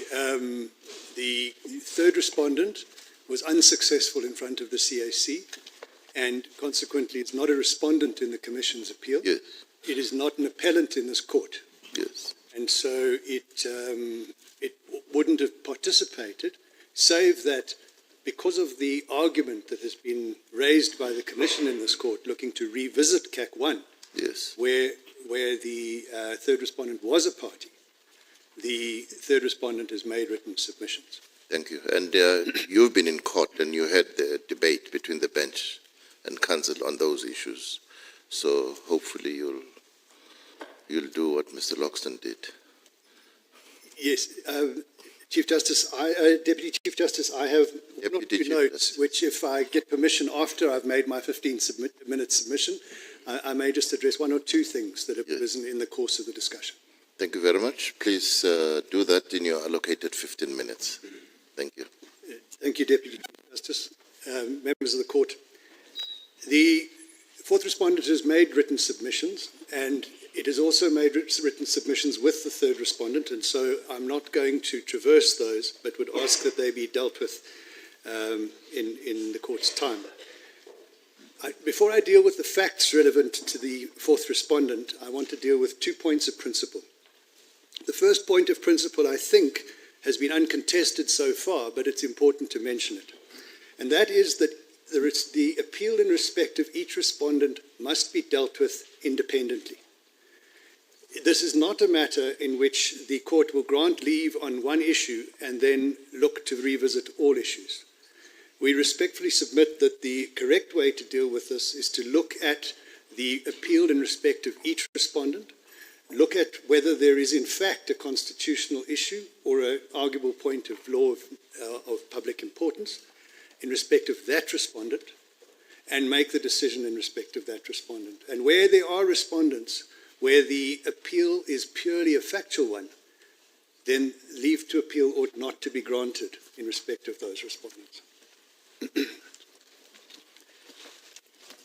The second point of principle relates to pleading. And it's in the context of certain of the debates that have been raised yesterday and today. Mr. Justice Majid this morning said that the Commission's in the same position, or asked the question, isn't the Commission in the same position as a civil litigant, where they don't have all the facts when they're about to make their pleading? And there is a fundamental difference in this case. We've spoken of the 3 phases. The initiation is the point at which the Commission is in the position of a civil litigant. Once that initiation has been made, the Commission is no longer the civil litigant. It now has the full powers of the state. It now has the powers to subpoena parties, to do dawn raids, to call for documents, and consequently, by the time the referral is made, the Act and the rules say the Commission must be satisfied that it has sufficient facts to convict. It has, I use the word convict, it's my word, it's not the word of the legislation, but it must have sufficient facts to have a positive finding against the respondent. And so when we receive a referral, we are not receiving the plaintiff's particulars of claim against the hospital where they still have to get the hospital records. We are in a position where the Commission has now exhausted its investigative powers, the powers of the state, and has now decided it has the facts, all of the facts to secure a conviction. And with respect, that imposes a different duty on this Commission. They are obliged then to plead facts. And I heard the debate with Mr. Justice Rogers this morning. It wasn't paragraph 185 enough. With respect, there is a fundamental difference between a primary fact and a secondary fact.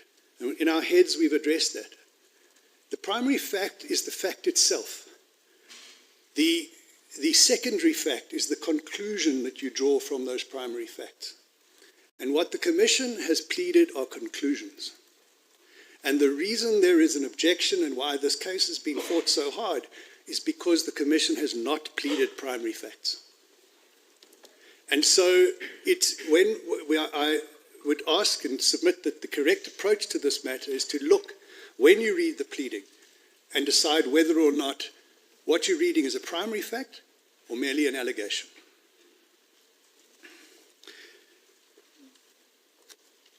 Then, if I could turn to the case against the fourth respondent. The issue on the appeal in relation to the fourth respondent is a very narrow point. The essence of the case is recorded in paragraph 124 and 125 of CAC 2. In summary, what the CAC found was that the Commission did not plead facts to establish the cause of action arose out of the business carried on with the fourth respondent's branch, or that the collusive conduct was attributable to its appointments and authorized dealer in South Africa. I want to highlight this is a point taken only by the fourth respondent in these proceedings. It's a point particularly to the fourth respondent. And the facts are important to understand because the law is a very narrow point of law. And the point is this. The common law and the common law cases that we've cited have not been challenged by the Commission. So there's no dispute on what the law is. The law is that if you want to establish jurisdiction over a foreign party in a local court, and you want to do so by way of the branch office, that if you make the allegation, the reason I have jurisdiction over you is by virtue of your branch office, then in pleading the subject matter over which the jurisdiction is pleaded, you must plead the subject matter or the conduct into the branch. You must say that the conduct in which I am bringing you to court for is conduct at the branch. That's the law. That's the common law. It's been the common law for more than 100 years. And that is the point that was taken by the fourth respondent in these proceedings. It said, you have brought me here on the basis that I have a branch and I am an authorized dealer. And the relevance and prejudice I'll come to. But you say you have a branch in Johannesburg and you are an authorized dealer in terms of the exchange control regulation. That's why I am asking the court to exercise jurisdiction over you, or the tribunal to exercise jurisdiction over you. We say, if that's the reason you bring me to court, you must plead facts which show conduct in South Africa by my branch or as an authorized dealer. And we say no such facts are pleaded. The answer from the Competition Commission is that they don't make a positive case. They don't say we did plead facts. What they say is that the Competition Appeal Court erred because JP Morgan introduced new facts. They say you introduced new facts, and because you introduced a new fact, the Competition Appeal Court took account of that new fact, and that's the reason why the Competition Appeal Court was incorrect.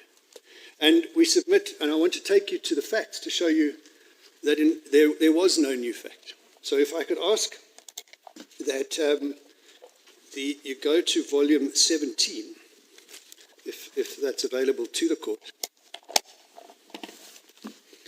and to paragraph 13, where we plead that at no point does the Commission allege that either Mr. Iyer or Mr. Simister worked at the fourth respondent South African branch or exercised the powers of an authorised dealer within South Africa. As the Commission is well aware, neither Mr. Iyer nor Mr. Simister was employed in South Africa. That is the new fact to which the Commission objects.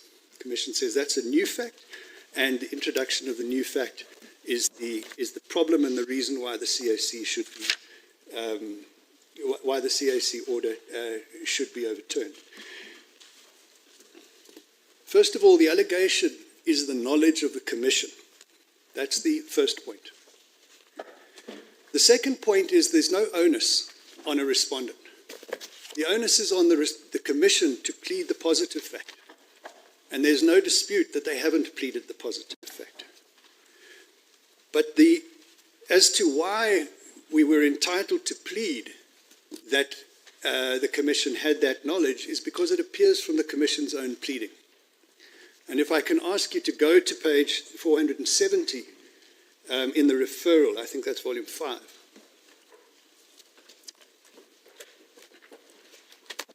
And this is a part of the referral that my learned friend referred to more than once, referring to the people who went to jail.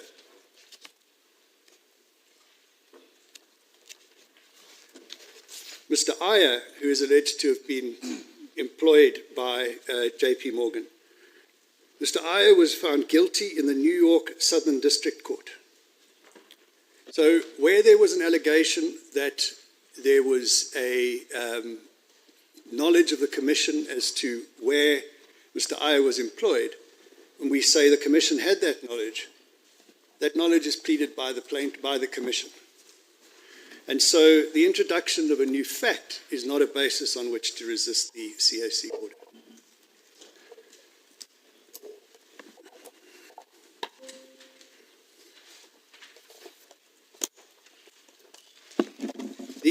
The other important element, I said I'd come to the prejudice and why it's important, is because in the Competition Act and in those proceedings, there is a specific, there are country-specific elements to the factual investigation. The first one appears from the Commission's referral at page 464 in paragraph 274.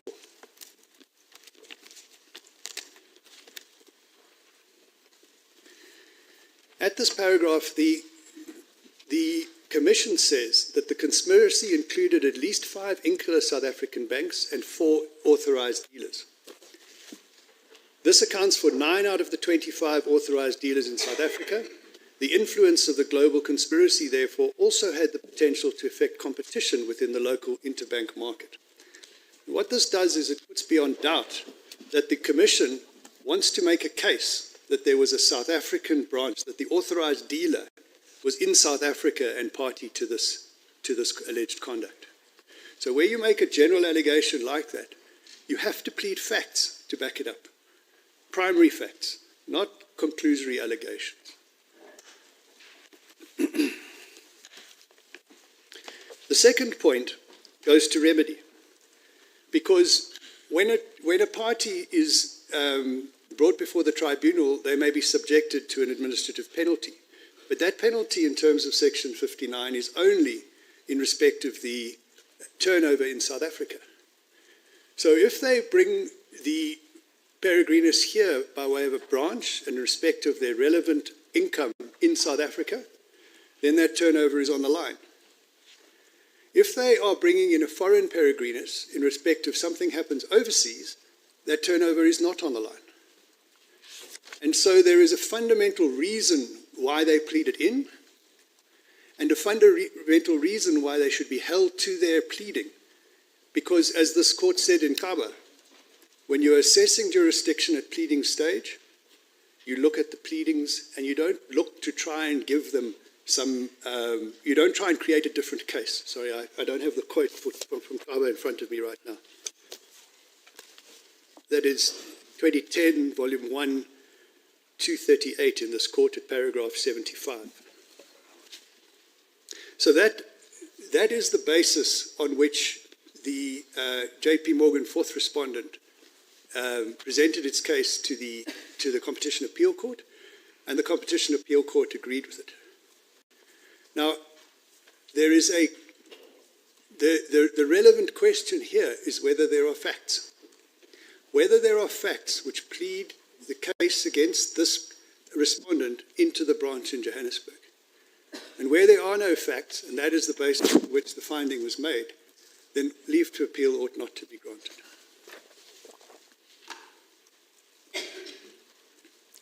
I see I have 1 minute and 54 seconds, Chief Justice. If I can deal with a couple of points. Just in relation to Mr. Loxton's address in relation to preemption, I acknowledge Mr. Loxton's point. I just want to make it clear why we understand preemption is not applicable. The reason preemption is not applicable is because it's a principle that applies to appeals. And my learned friend yesterday for the Commission said they are not appealing the CAC judgment. If they were appealing the CAC judgment, as in Van Arbo, the applicant came and said, I'm appealing CAC number 2 and I'm appealing number 1. And the question was, are you preempted under 1? So the question of preemption arises if that step is taken to apply for leave to appeal. What would be an extraordinary outcome is if they are in a better position by not appealing CAC 1 than they would be if they had. So just to put preemption in its context, it's not something we must ignore. It is a relevant factor because it's only not relevant because the Commission hasn't challenged that judgment. If they had, preemption would apply. And we say that they couldn't be in a better position. And then lastly, just dealing with a question to Mr. Gotts in relation to a benevolent reading of the pleadings.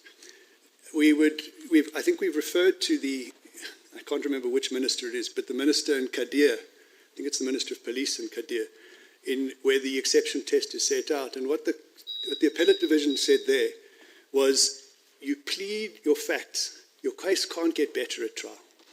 That the facts on your pleadings must be sufficient to allow you to win a trial. You can't suggest that more facts will be introduced. And that's the law. We said there were trite principles of exception. That's one of the trite principles. Deputy Chief Justice, thank you for the indulgence. Thank you very much. You granted yourself the indulgence.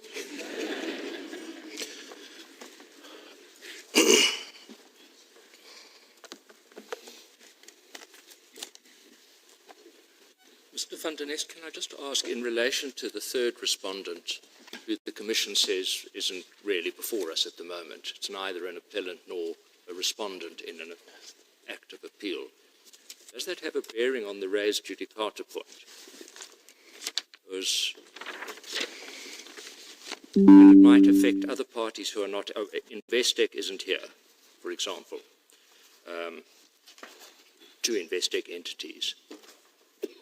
As I understand it, although for various reasons they may not think it worth pursuing an exception type of objection, it will still be open to the third respondent and the Investec entities at trial to show that there were in fact not adequate connecting factors or qualified effects in accordance with the first Competition Appeal Court judgment.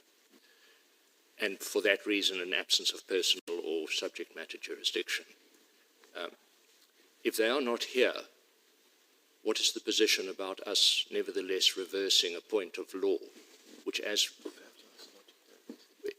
if we were persuaded that this was one of those cases in which we should depart from res judicata, would the result be binding only upon the active respondents in this court, leaving the third respondent and the Investec entities untouched? They can still hang on to CAC 1. Yes. Or should it rather inform our decision as to whether we actually allow a deviation at all?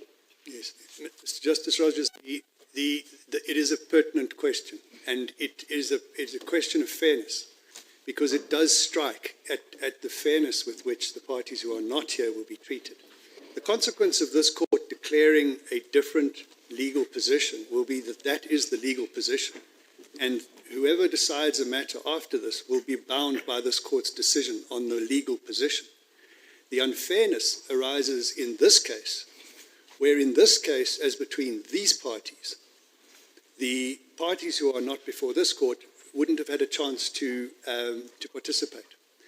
Now, and that's the direct answer to your question. But if I can give you some context to that question, and it's something that my learned friend for the Commission seems to have brushed over. We are here on their pleadings.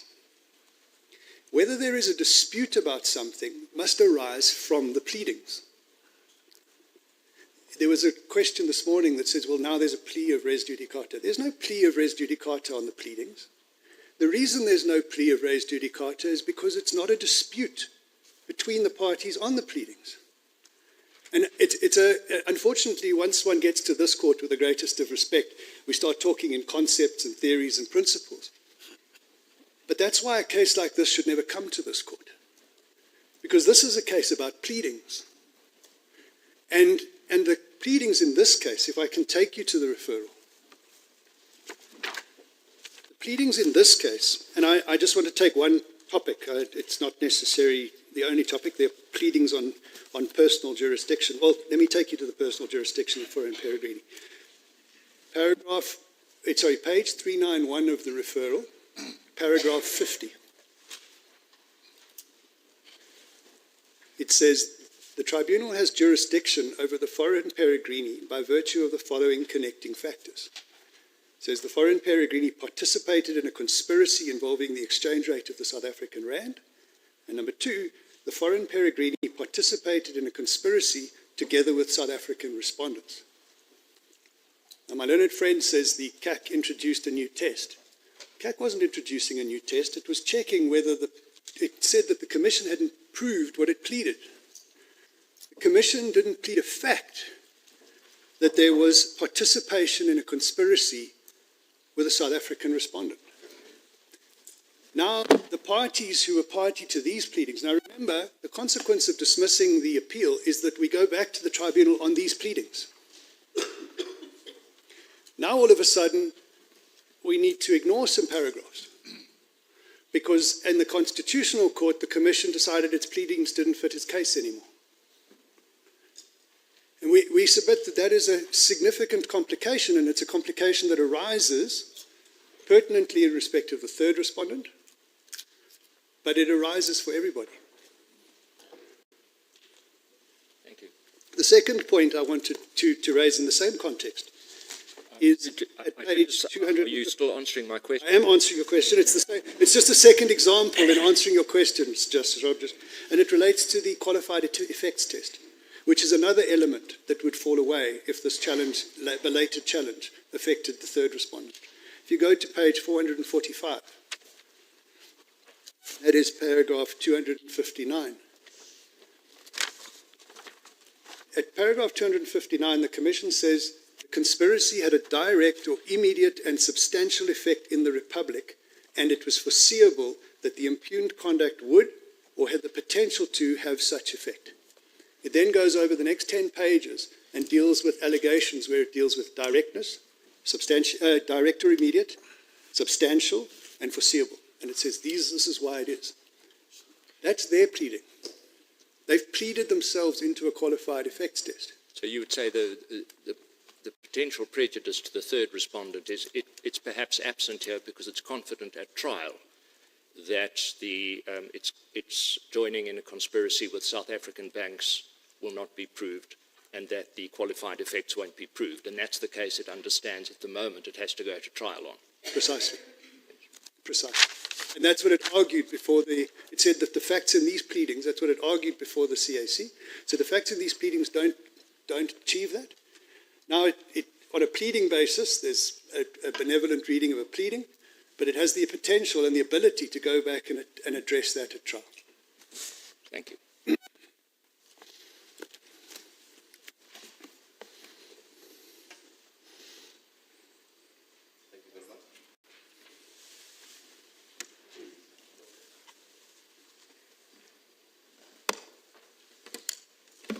Thank you, Chief Justice. Thank you, Deputy Chief Justice. Mr. Turner, I'm sorry, I'm a bit delayed. Sorry. In the respondent's response to the Competition Commission's submissions regarding jurisdiction, it is submitted that the principle of territoriality, as was determined in the Lotus matter, is the guiding principle for jurisdiction. Now, that is somewhat different to the effects test as formulated by a number of jurisdictions: the United States, the European Union, Brazil, Nigeria, as those countries have all accepted that in the context of competition law, some degree of extraterritoriality is necessary to properly address and combat anti-competitive behavior in that industry. Now, is the submission that's being advanced on behalf of the respondents that you represent not an outdated approach to jurisdiction and potentially harmful for the South African market? Thank you, Justice Turan. No, let me make it clear what we are saying. We do not dispute, and I think we said it right up front in our practice note, we do not dispute the Act has extraterritorial reach. There's no dispute that Section 3 allows the competition authorities to investigate and for the Act to apply to conduct in foreign countries, which has an effect in South Africa, and that effect is, of course, the qualified effects test, the direct, substantial, and foreseeable effect. So if there is a direct, substantial, and foreseeable effect in South Africa, the authorities in South Africa have the opportunity. So we are aligned with the foreign jurisprudence on that. The question that we were addressing here is that both in the Competition Act and in the Constitution, the parties are required to read statutes consistently with international law. So where you are dealing with the interpretation of a statute, and particularly a statute that purports to extend jurisdiction extraterritorially, you must consider international law. The Constitution enjoins us to do so.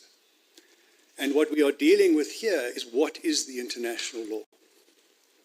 And so that is the international law. It's not a question of being outdated. It's a question of taking it into account and doing as little damage to it as possible. And what we say is, in doing as little damage to it as possible, you will not abandon the requirement for personal jurisdiction.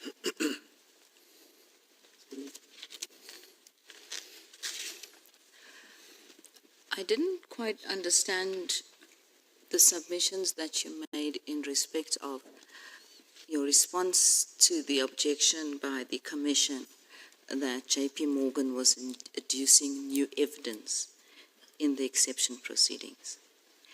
Is the position of JP Morgan that they are not introducing new evidence? Yes. If I can make two submissions on that. The first is the one I addressed, the one that is pertinent to the fourth respondent.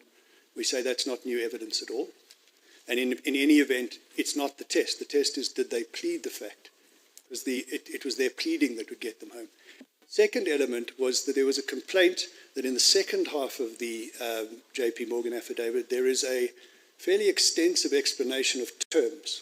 There's an explanation of what is the fix, what is a spread, how do these things work.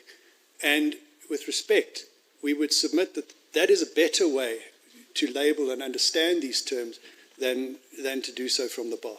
And so that's not new evidence. It's just explaining that when you talk about an exchange rate or a spread, what is that?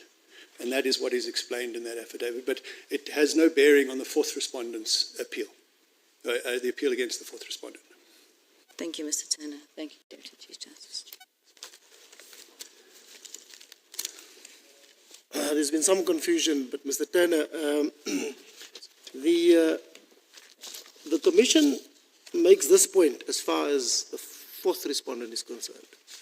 The Commission says it's not clear how the CAC found jurisdiction over the third respondent, who is a foreign, a pure peregrinus, but then finds that in respect of the fourth respondent, who they say is a branch officer, it's not a pure peregrinus, they say the two doesn't rhyme.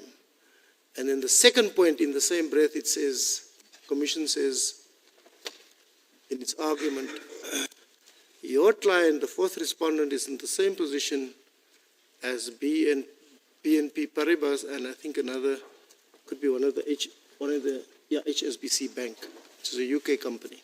What do you say about that argument? So there's no clear, it's not clear on the reasoning, or the reasoning is absent to show why there's this distinction. I think with respect to Justice Vijay, there's a simple answer to that, in that when you are deciding an exception, you are bound by the four corners of the exception that is taken. The fourth respondent took the exception in relation to the branch office and pleaded the absence of a legal basis. The other respondents didn't. And it's not a question of comparative reasoning. This is an exception against a pleading, and you are bound to the four corners of your exception, and so that exception wouldn't be available to others because they didn't take it. Now, perhaps I missed it the first time, but can you just explain to me again why?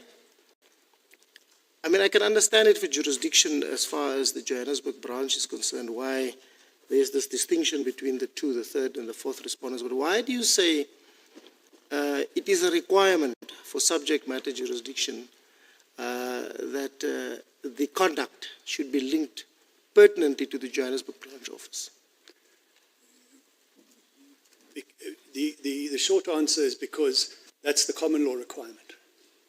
The common law says if you are going to cite a party by virtue of their branch office, it's the authority of Appleby and Dumbles. It's in our heads of argument. It's Appleby and Dundas. It is and it follows authority that comes from Innes J.A. and even before him, the first Solomon, and not the very first Solomon, just the first Solomon in our.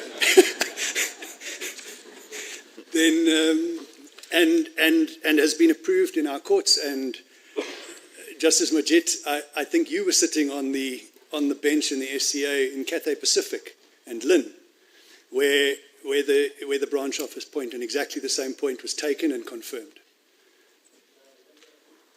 That is so, but are you saying that Section 3.1 did nothing to disturb that common law position? In the sense that, as I understand it, but I may be misunderstanding it, what is argued is that there's this disjunctive, if it has an effect in South Africa, then, well, I think that may be personal jurisdiction. But you say the common law remains extant. There's been no change in the statute. I submit, yes, there's been no change, and more importantly, the Commission doesn't argue for a change. They haven't challenged any of that law, either before the CAC or before this court. Thank you, DCJ.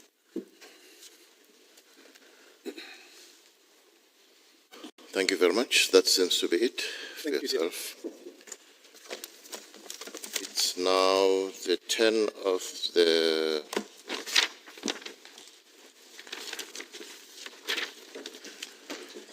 Standard Bank of South Africa case. Is that yourself, Ms. Hofmeyer? Yes, thank you, Deputy Chief Justice. If I may just arrange my files for a moment.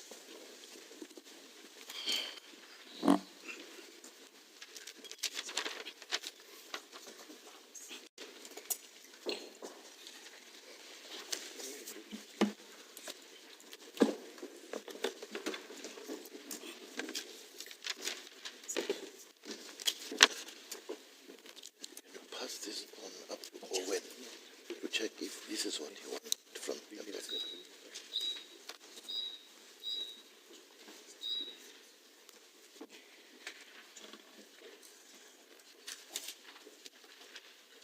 should I begin to talk? Thank you, Deputy Chief Justice, and members of the court. Yes. I propose Standard Bank to address two topics, but before doing so, to get out of the way two aspects of overlap between the arguments of Standard Bank and the arguments you've heard previously. The two areas of overlap begin first with the submissions that my learned friend Mr. Loxton made earlier today regarding questions of fact and questions of law, and why questions of fact should not entertain this court in the leave to appeal application. We associate ourselves with his analysis of the true criticism levelled by the Commission against the Competition Appeal Court's order, focusing on questions of fact, inferences drawn from facts pleaded, we say ought not to occupy your jurisdiction. We say is the same insofar as Standard Bank is concerned. The nub of the Commission's complaint against the CAC's order in relation to Standard Bank relates to matters of fact, and we say leave to appeal should be declined on that basis. The second area of overlap is in relation to Mr. Gotts's arguments just before lunchtime regarding the exception test and why applying an exception test to the pleaded case against, in his case, Nedbank, but we would say Standard Bank similarly, is woefully inadequate and does not permit the respondents to know the case that they were called to meet. But the two topics which you have not heard submissions on yet are the ones I propose to focus on in my uninterrupted time. The first of those is to make an argument for why the CAC was correct to take into account the new facts that were submitted in Standard Bank's dismissal application. And I shall do that against the backdrop of the procedural history of this case. And I will do so for one reason, and it will be this argument. The reason why it was permissible for the CAC to take those facts into account is because the guiding principle for the proceedings of the tribunal is one of fairness. We know that it is a sui generis beast, and its processes are such too. And so with the guidance of fairness, it may and ought to have correctly taken into account the facts that Standard Bank set up in its dismissal application. So that will be the first topic, and the second will be against those facts to show this court why the referral affidavit, sixth iteration of the Commission's attempt to plead this case, was woefully inadequate, and that why the case against Standard Bank was correctly dismissed. So if I may begin with the first topic. Justices, this case began 10 years ago. In April of 2015, the Commission initiated a complaint. It investigated it for more than a year and a half, and in that year and a half, it did not meet with Standard Bank once. It did not ask Standard Bank for a single document.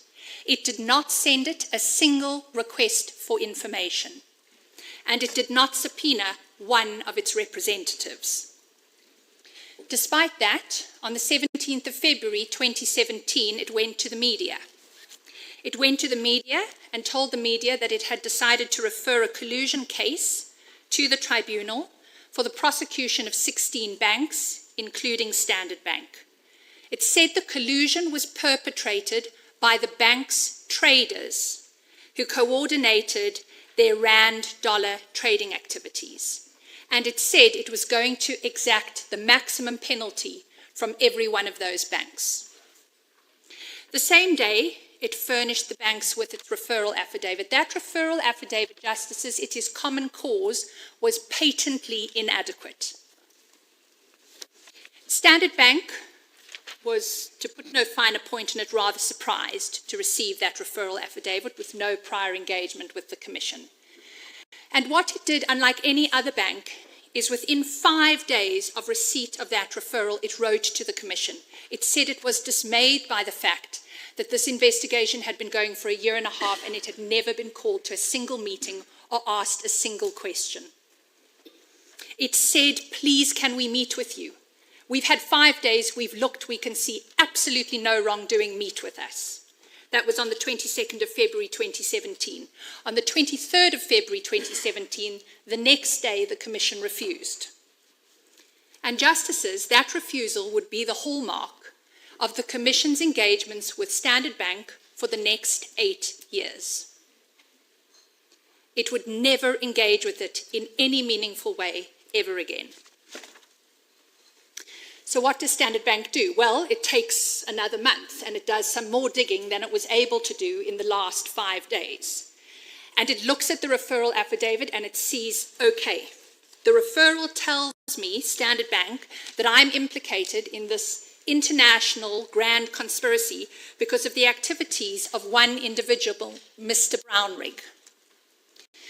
So it engages with Mr. Brownrigg, finds out the facts of Mr. Brownrigg's dealings within the bank, and it writes a month later, again, to the Commission. This is now on the 23rd of March 2017. It says it wants to engage. It hasn't yet filed an exception. It says it's going to tell the Commission what points it says are inadequate in its pleading, and it does so on the following basis.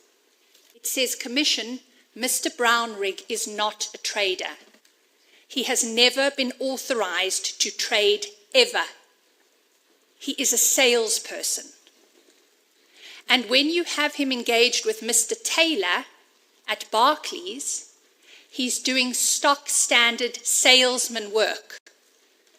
He's engaging with a customer about the prices at which Forex will be sold and bought. That is all that he is doing.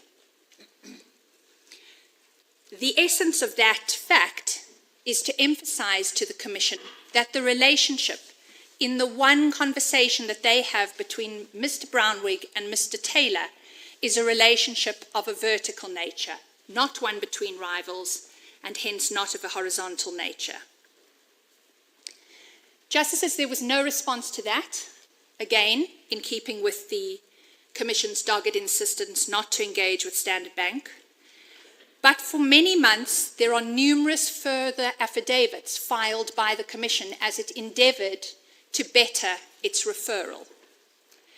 There were 4 more, and by early 2018, despite 4 further iterations of the referral case, there has been no departure from this position that Mr. Brownrigg is a trader and that he was engaged in sharing commercially sensitive information with a rival, with a competitor, albeit that the only engagement that is cited in that referral is between him and Mr. Taylor.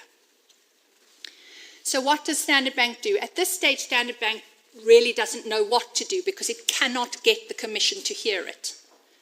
So it files a review application, and in that review application, it has Mr. Brownrigg go on oath.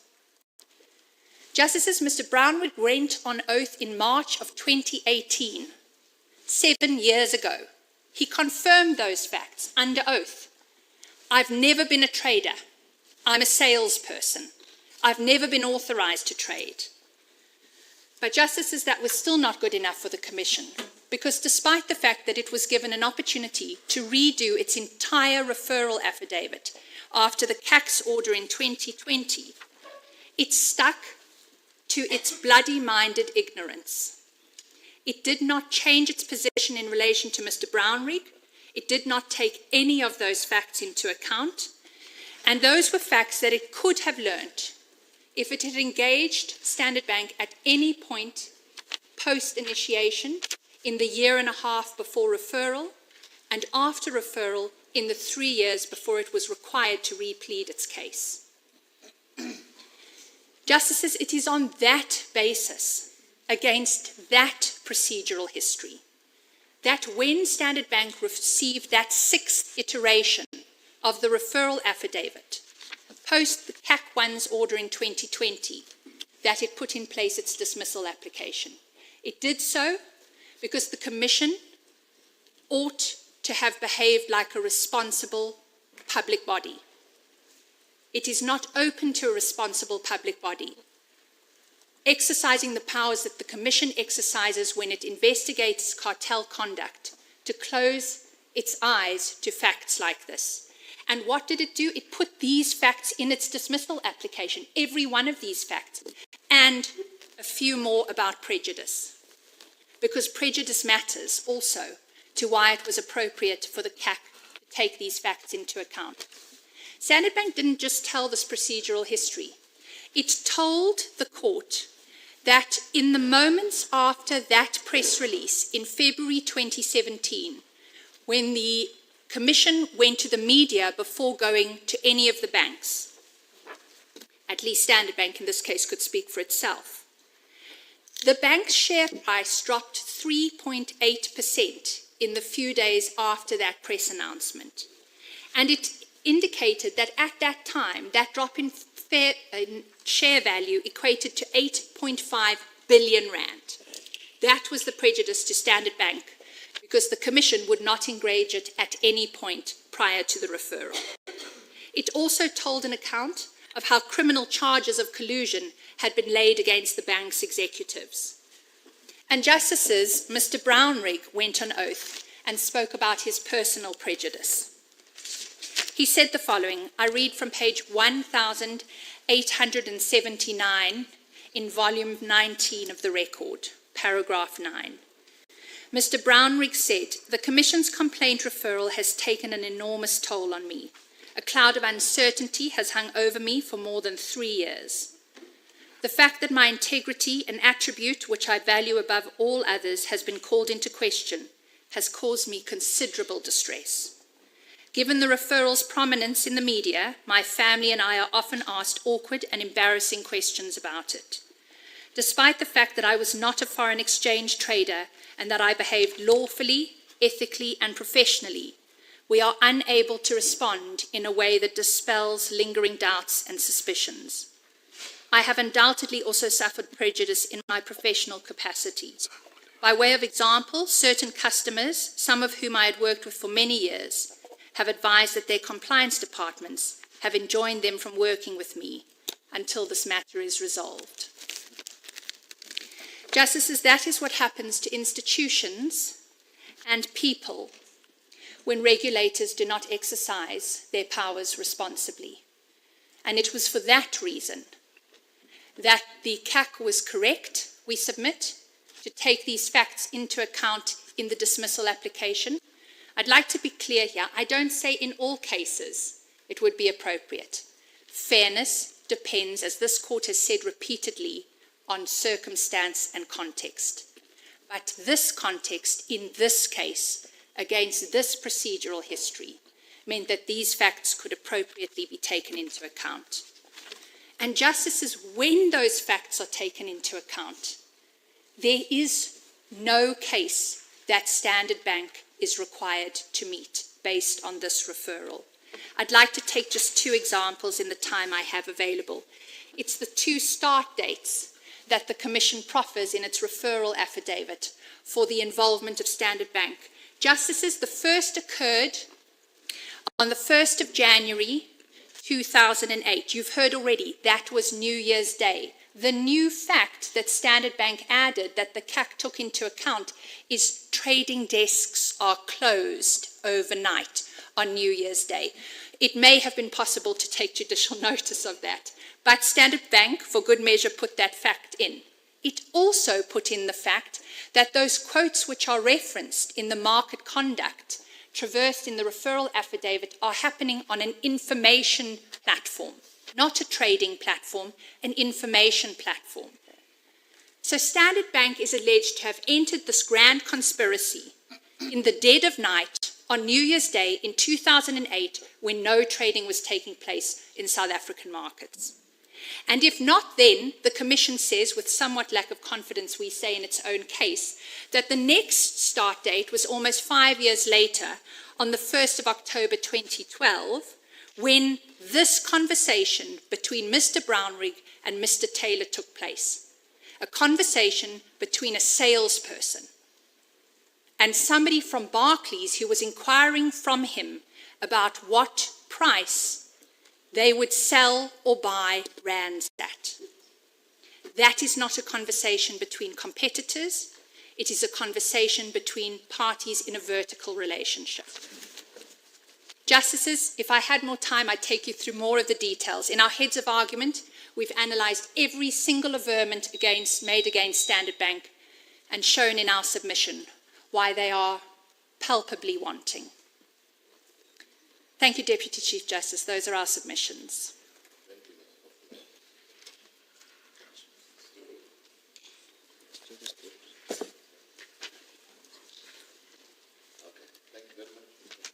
Thank you. Questions for you? Oh, sorry.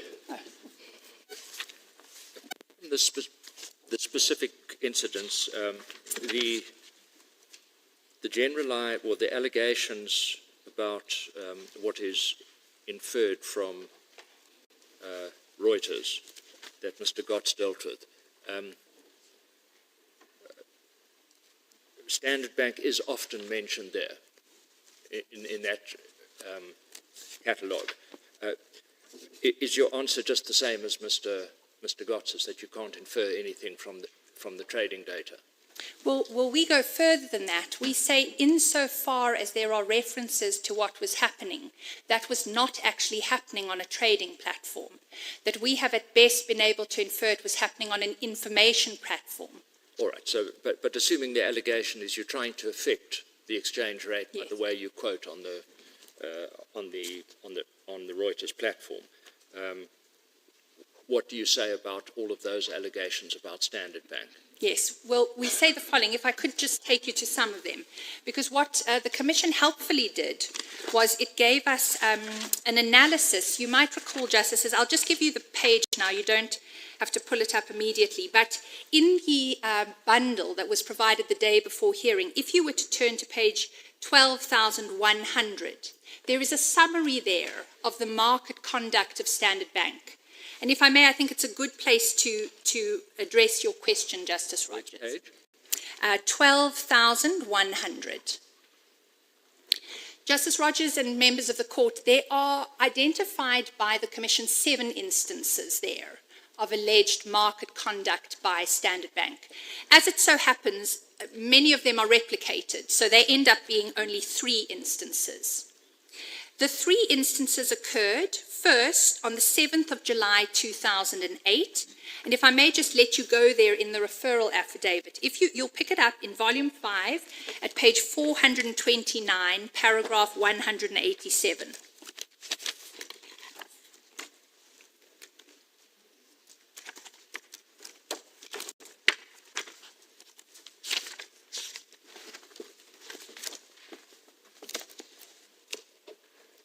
So this is one of the 3, if you take out duplications in the Commission's note that they provided for the court the day before the commencement of the hearing. It's important there to look at the allegation. It's the 7th of July 2008. This is the point Mr. Gotts made earlier, when you are looking at these times in the evening, they are times actually 2 hours later in South Africa because it's UTC time given there. So there's a period between what is effectively 8:47 in the evening and 9:28 in the evening, at which ABSA, Nedbank and Standard Bank are said to have set focal points. We make 2 points there. Happening in the evening, you know from the facts put up by Standard Bank, trading is not happening at that time, and you also know from the facts put up by Standard Bank, it's happening on an information platform. That is the most you get from this pleading. If you read it together with those facts, which we say the CAC, for the reasons I've already indicated, was entirely correct to take into account, then the most that you know is that at a point in time when trading was not taking place in South Africa, between 10 in the evening and 10 in the evening and 9 later that evening, there are indicative quotes being posted on an information platform. I can do the same, Justices, for the next averment, which is at page 433, paragraph 194.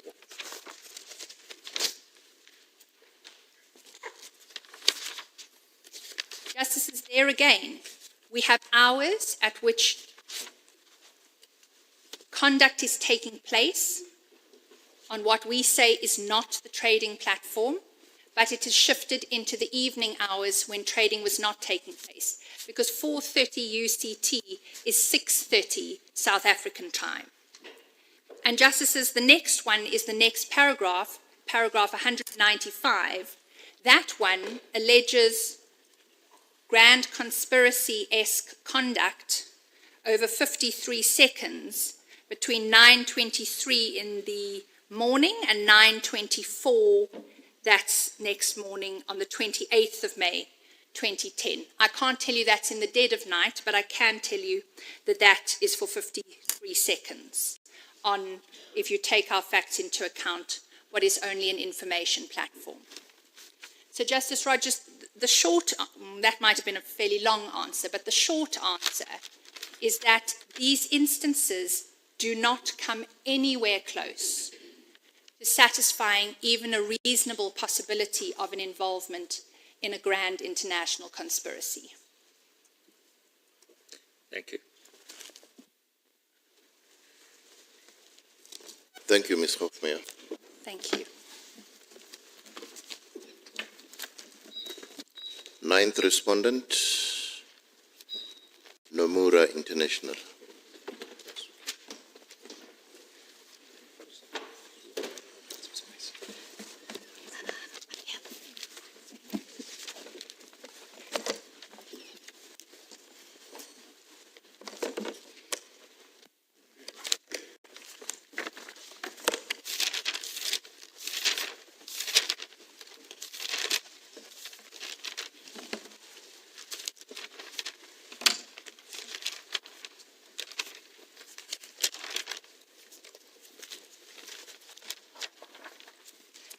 Thank you, Deputy Chief Justice. Justices, Nomura opposes leave to appeal in this case for the 6 reasons set out in our heads of argument from paragraph 74 onwards. The main one that I wish to stress, because I won't address any of the others, is that the case before the CAC was decided on its specialist assessment of Nomura's facts. There was no error of law. If you read the relevant paragraphs of CAC 2, it's paragraphs 100 to 108. There the court identifies the correct test for an SOC, specifically confirming its requirements and as they are set out in the HSBC case from the European Union, and then assesses the pleaded facts in the referral affidavit that mention Nomura. It finds those are, quote, skeletal and vague, and it finds that, in fact, this demonstrates the difficulty of the ambitious case that the Commission chose to bring when it chose to bring an SOC. And that choice is something that I will address later on in my submissions as well. So we say that there is simply no route for the Commission to sustain an appeal against Nomura, whether on jurisdiction or on the pleading standard. But, Justices, I wish to focus on 3 topics in the time that I have available. The facts and how they matter in this case, the consequences of framing the case as an SOC, the consequences of that deliberate choice that the Commission makes after CAC 1, that it is only pleading an SOC case. It is not pleading a case of mini cartels, bilateral cartels. It is only pleading one single overarching conspiracy. And lastly, to talk about the fairness that requires the balancing of the interests here of the Commission and respondents like Nomura because of that choice. So facts, framing, and fairness. If we can start with facts. Facts matter here for 2 reasons. Firstly, because Nomura has objected and said the referral affidavit does not comply with the Rule 15 requirement to set out the material facts on which you rely as the Commission. So the compliance with Rule 15 requirement is the first reason why we're anxious about the facts. The second is because the Commission's case is inferential. In order to support the inferences that it wants, it needs to plead the facts that can be established, that are objective, that are consistent, and that lead to the most reasonably probable inference from the facts pleaded against Nomura. So with respect to that first dimension of why facts matter, Rule 15 non-compliance here, Nomura has 4 instances pleaded against it in the referral affidavit. 3 of those predate when the Commission pleads Nomura joined the conspiracy. Not a single instance refers to the conspiracy. I must stress here that in each of the 4 instances, there are leniency recipients or banks that have settled with the Commission. ABSA, Barclays, and Citibank are in all 4 instances. They either have leniency or they've settled. They have an obligation to share information with the Commission so it can prosecute their co-conspirators. None of the facts have ever changed against Nomura since the 2017 referral that is the subject of this appeal. And the traders, Katz, Cummings, Williams and Howes, that you've heard a lot about, are in the purported instances with Nomura, yet they have not given the Commission any facts for why you should find that it is part of the conspiracy.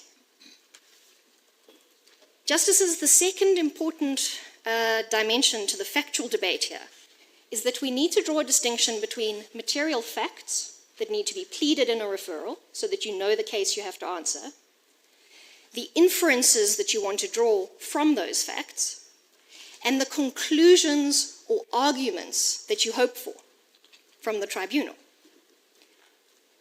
Because what happens in argument with respect and what has happened in the debate thus far is that there seems to be a continual conflation of, is it a fact?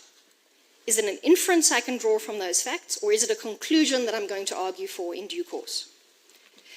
We say the Commission's case against Nomura rests on inference from paragraph 63 of the referral, which is page 395 in volume 5. There it says, against all the respondents, that the existence of the SOC, its terms, and the objective must be inferred from the following facts, and then it lists in various sub-paragraphs. In the time I've got, I'm going to tick those off for you. Extensive level of communication and contact. Lengthy period over which these frequent and regular communications are happening. Continuity in the modes of communication. The existence of numerous permanent chat rooms where they discuss USD ZAR. And frequent presence in Bloomberg chat rooms. It pleads general conclusions against those respondents, and it pleads there the conclusions it wants you to draw from those. But as I will show you, it never pleads Nomura-specific facts that could satisfy Rule 15. It never pleads facts that could satisfy drawing inferences against Nomura on any of those characteristics in paragraph 63, and it pleads only the conclusions it would like you, it hopes to find when it gets to the tribunal. So on the facts that we've got, you will not see extensive, lengthy, frequent, regular, continuous contact with Nomura that deals with patterns or being comfortable or that they must have known, or this concept of reciprocity that was introduced by the Commission in argument yesterday. So I ask you to put on glasses and read the referral from Nomura's perspective, because it reads a referral that says, there is an SOC here. And we know, because 5 banks have settled or received leniency, that there is an SOC in the Old Gets chat room in ZAR. It's got some bad traders in there. The question is, who else is in the SOC? And when I read through my Nomura glasses, how do I as Nomura understand that I'm also in this SOC? So let's look at these 4 instances. The first is on the 27th of May 2010. It predates the date on which Nomura is said to have joined the cartel. It's in 2 paragraphs in the referral, repeated, paragraph 194 and 270.9.4.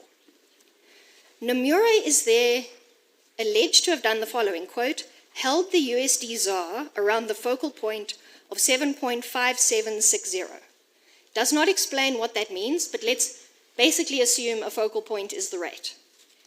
It then pleads that other banks, not Nomura, other banks push the exchange rate to 7.56, and then different banks return the exchange rate to a focal point of 7.56. We don't understand that because that's the same number. So I'm at 7.5760, I go to 7.5600, and then I return it to 7.560. I've just lost the last zero. I haven't actually got to a different number. So we just don't understand this. But that movement down and back in the focal point is not said to include Nomura. They ask you to infer from that Nomura held ZAR in its accounts, collected orders to buy ZAR from its customers, simultaneously bought ZAR, strengthened it to the focal point, then offloaded the ZAR to get USD profits, coordinated that reverse process of weakening the ZAR, and gained ZAR profits. But it's pleaded no facts that can support that. These paragraphs have no named traders.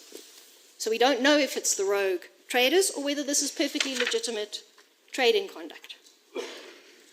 The second and third instances relate to a chat on the 2nd of March 2012, before the SOC starts.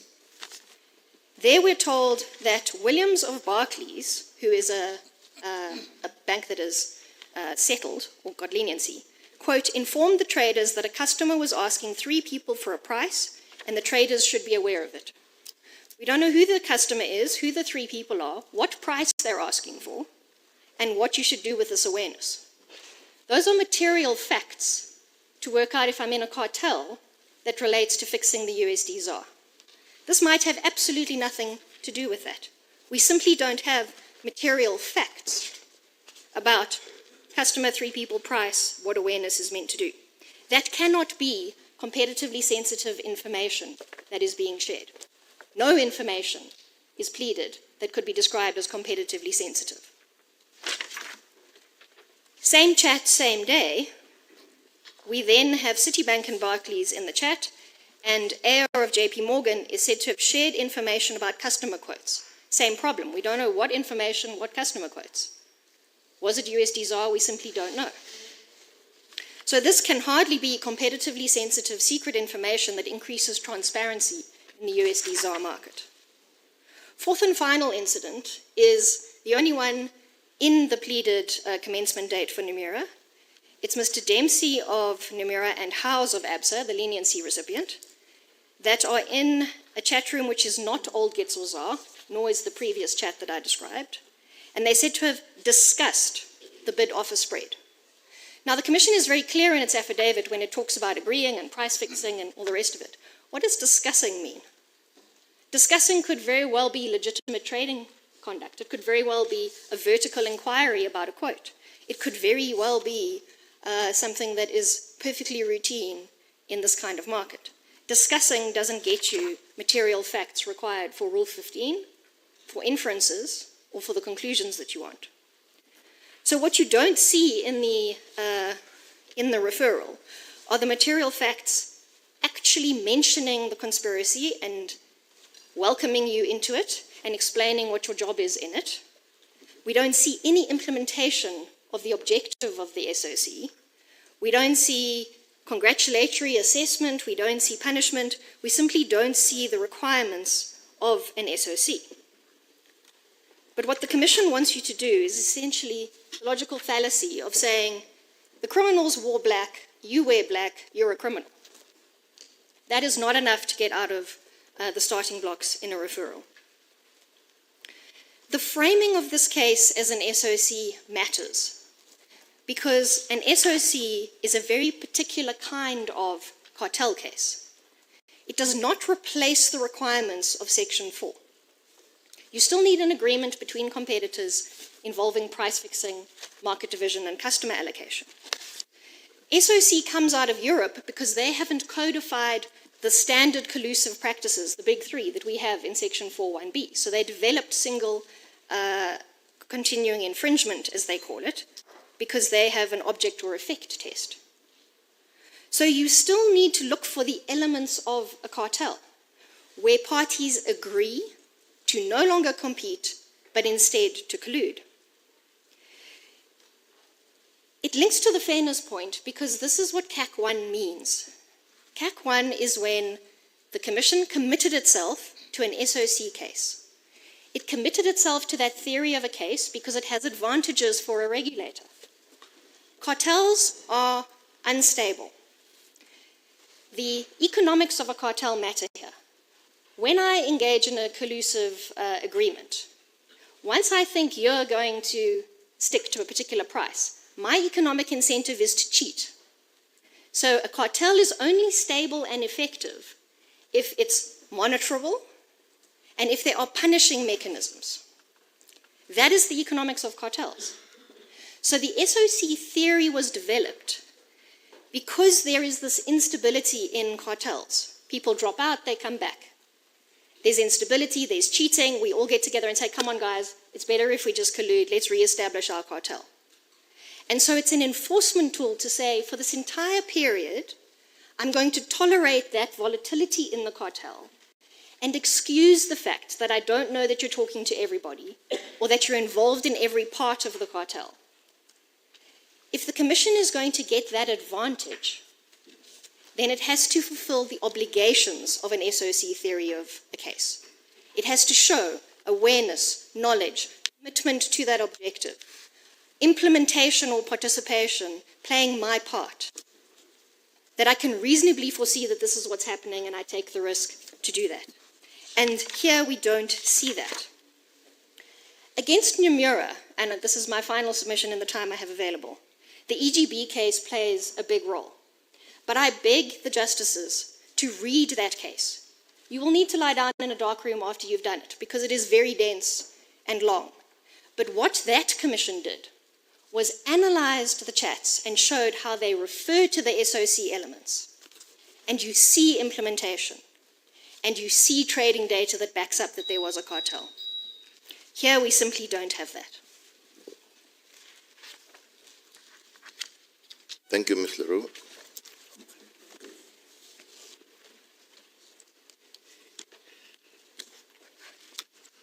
Thank you very much. I'm going to check if there are any colleagues who've got questions.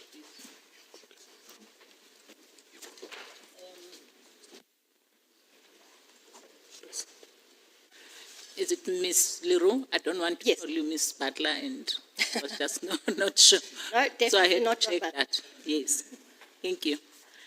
On the application for leave to appeal, yes, when you are addressing that, you said that there are other bases on which you say that they don't have, we should not grant the application for leave to appeal.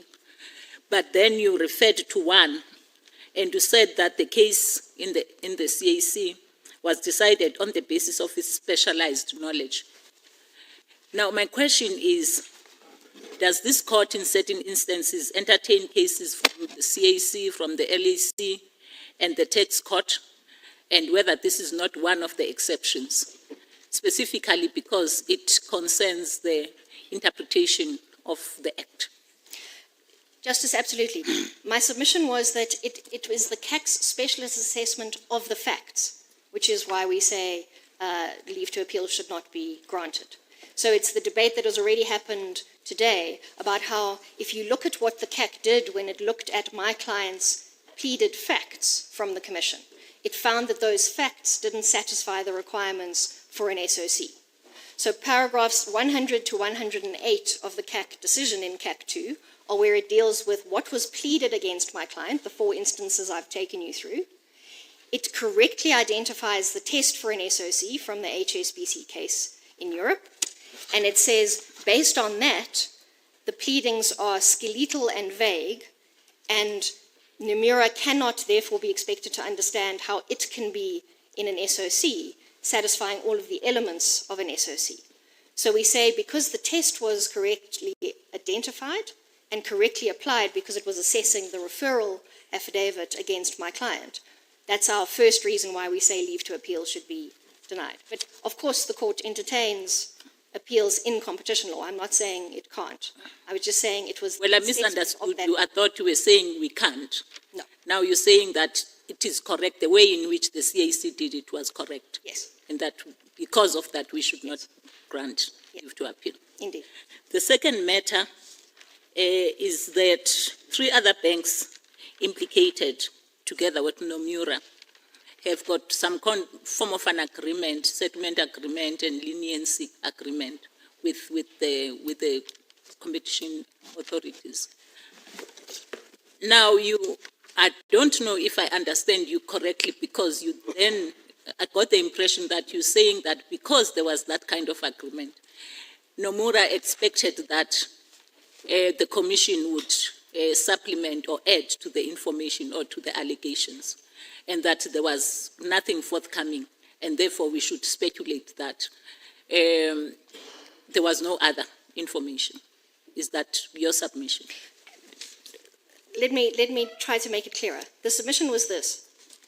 4 instances are pleaded against Nomura.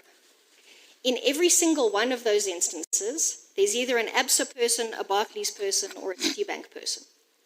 Those banks all have obligations to assist the Commission to prosecute all the banks that haven't got leniency and haven't settled, which includes Nomura. The submission was, if they in fact had evidence of conduct by Nomura, the Commission should have pleaded that information received from those banks that had to give it to them. The fact that all they've been able to do is put Nomura trading on the Reuters platform before banks that include guilty banks start moving focal points around. But they don't plead Nomura as part of moving the focal point around. We say, if it had been part of that, you would have expected them to say that, because they had access to banks that should have given that information to the Commission. On the 2 chats that are pleaded, in both of those chats are traders from the banks that have pleaded guilty. If they could implicate Nomura in the SOC, you would have expected them to see that. Instead, we have in the one instance these broad allegations, 3 customers are looking for quotes. We don't even know if that's USD ZAR. We know nothing. The second part of that day was that customer quote information was shared, but we don't know what. And if it was shared with Nomura, we don't know. And then the second... You're saying that we should conclude or infer from that there's no other information that the Commission has. We say that they have an obligation under Rule 15 to plead it if they have it. Therefore, if it's not there, they haven't complied with Rule 15 by setting out material facts, and they haven't set out the right kind of facts to support an inference.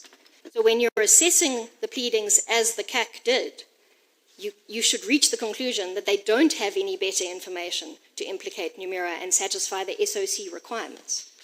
And therefore, the case was correctly dismissed against Nomura by the CAC. Okay, thanks.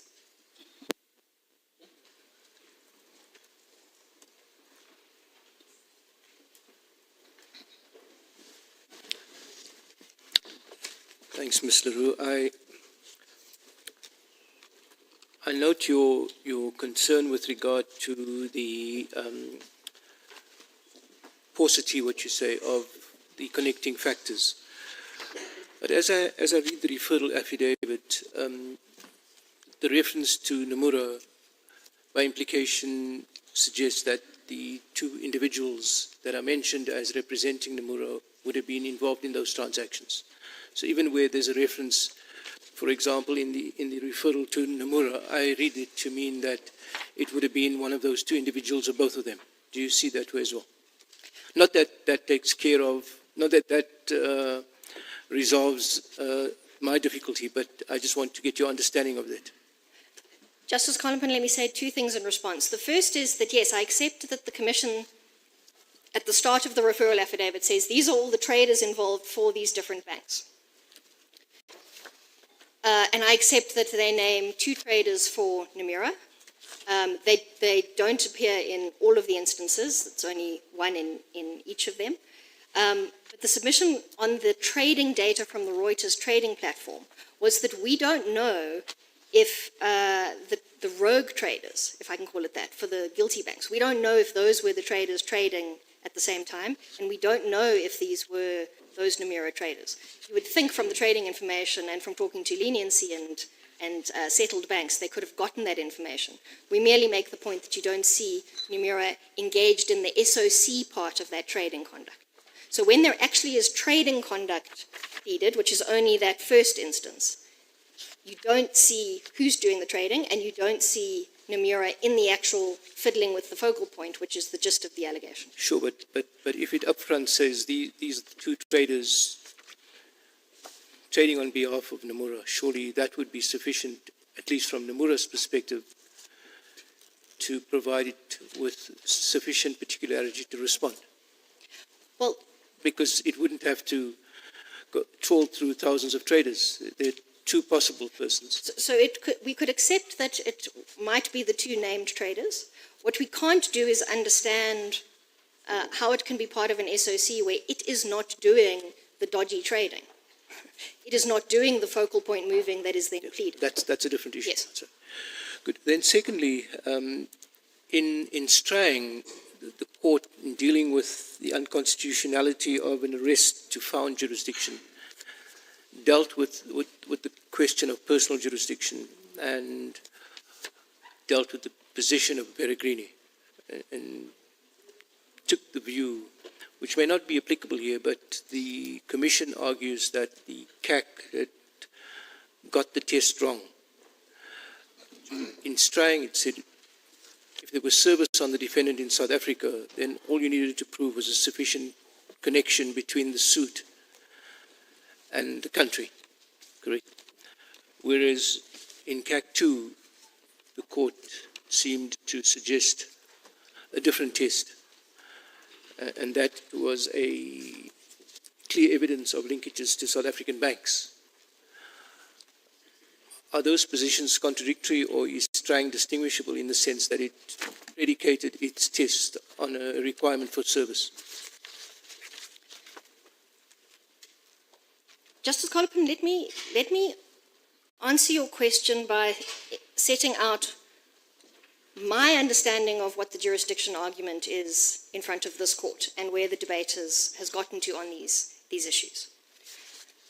So as I understand the Commission's new 3-1 argument, it's saying you replace personal jurisdiction, and that would be the Strang part, service, attachment, that whole debate. But they still say, because I took careful notes and I watched the recording again, they still say that in addition to economic activity or effect within the Republic, you still need to have connection to the suit. There still needs to be this effectiveness connection to the forum in South Africa of the Competition Tribunal. Now, what does that actually mean here? Because the suit here is a Section 4.1b violation through an SOC. So it feels as if this argument traverses a lot of ground but gets back to still needing to establish whether you call it adequate connecting factors under CAC 1 or whether you call it the Commission's 3.1 test, whether it's straight 3.1 or 3.1 plus, where I have to show a connection to the between the suit and the forum, and the suit is the SOC that you're alleged to be in. I still have to plead some facts against Nomura that puts you in an SOC. So it feels as if it gets us back to exactly the same problem. It may just be a question of packaging. Whether you package it as adequate connecting factors under CAC 1, whether you package it in Strang language, or whether you package it as economic activity within or having an effect within that connects the suit, the 4.1b cartel case, to South Africa. I still need to plead something against Nomura that puts it into an SOC. So then you're into this, the fact that the SOC sits on top of Section 4. It has to be an agreement between competitors that engages price fixing or market division. It has to be this awareness, knowledge, commitment to implementation of the anti-competitive objective. Alternatively, that I reasonably foresee that and take the risk. So it still requires them to plead how I am in the conspiracy with the banks. My reading You're suggesting that ultimately, in real terms, there's no difference between those two standards in terms of what from a pleading perspective. What the pleading would have to contain. Because otherwise, if it's good enough for it to be the czar, then it's the czar in the air. It's every one of us who touches rands. It's not, but that's not the case. The case is the collusion on USD czar in a given period of time by certain banks. So it can't be the czar in the air. It has to be the cartel case, specifically an SOC cartel. But it need not show a direct link between Peregrini and and a named South African bank, for example. No, so my reading of CAC 2 and this debate of the link to South African banks, paragraph 85, our submission is that in fact, let me just get there. I think there's a reading of it that is consistent with what I've just said, because it's that final sentence of paragraph 85. So to sustain an argument that there was sufficient connecting factors, the need is to provide clear evidence of linkages to the South African banks as part of the overall conspiracy. That doesn't mean I have to connect you to each Inkler. I'm still connecting you to the conspiracy and through the conspiracy to the South African banks. Now, for my client, because it is alleged to have spoken to ABSA, that requirement doesn't come up. But I don't necessarily read paragraph 85 as requiring contact with a South African bank. I can have foreign-to-foreign contact in an overarching conspiracy that includes South African banks. Thank you. But my sense of where this debate has gotten to, and where the Commission still accepts that effectiveness requires a connection to the suit. The suit is a cartel that's said to be an SOC. Sure. I understood that was the sort of fallback position of the Commission, not so. Their primary position was that if you get past 3-1, then that's it.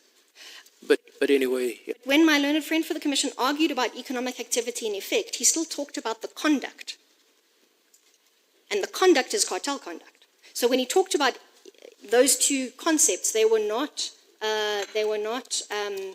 purged of cartel conduct.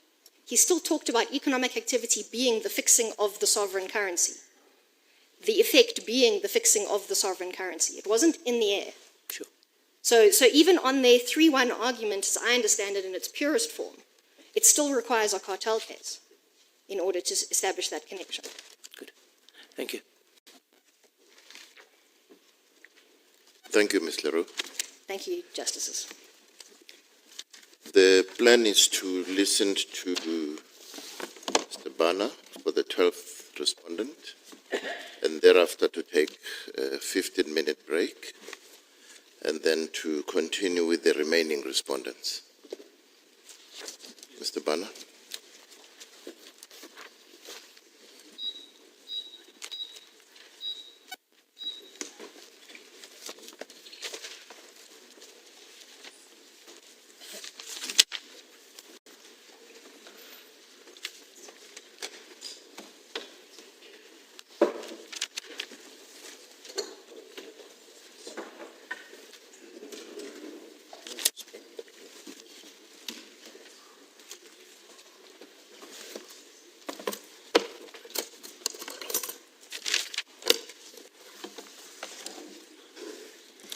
Thank you, Deputy Chief Justice and Justices.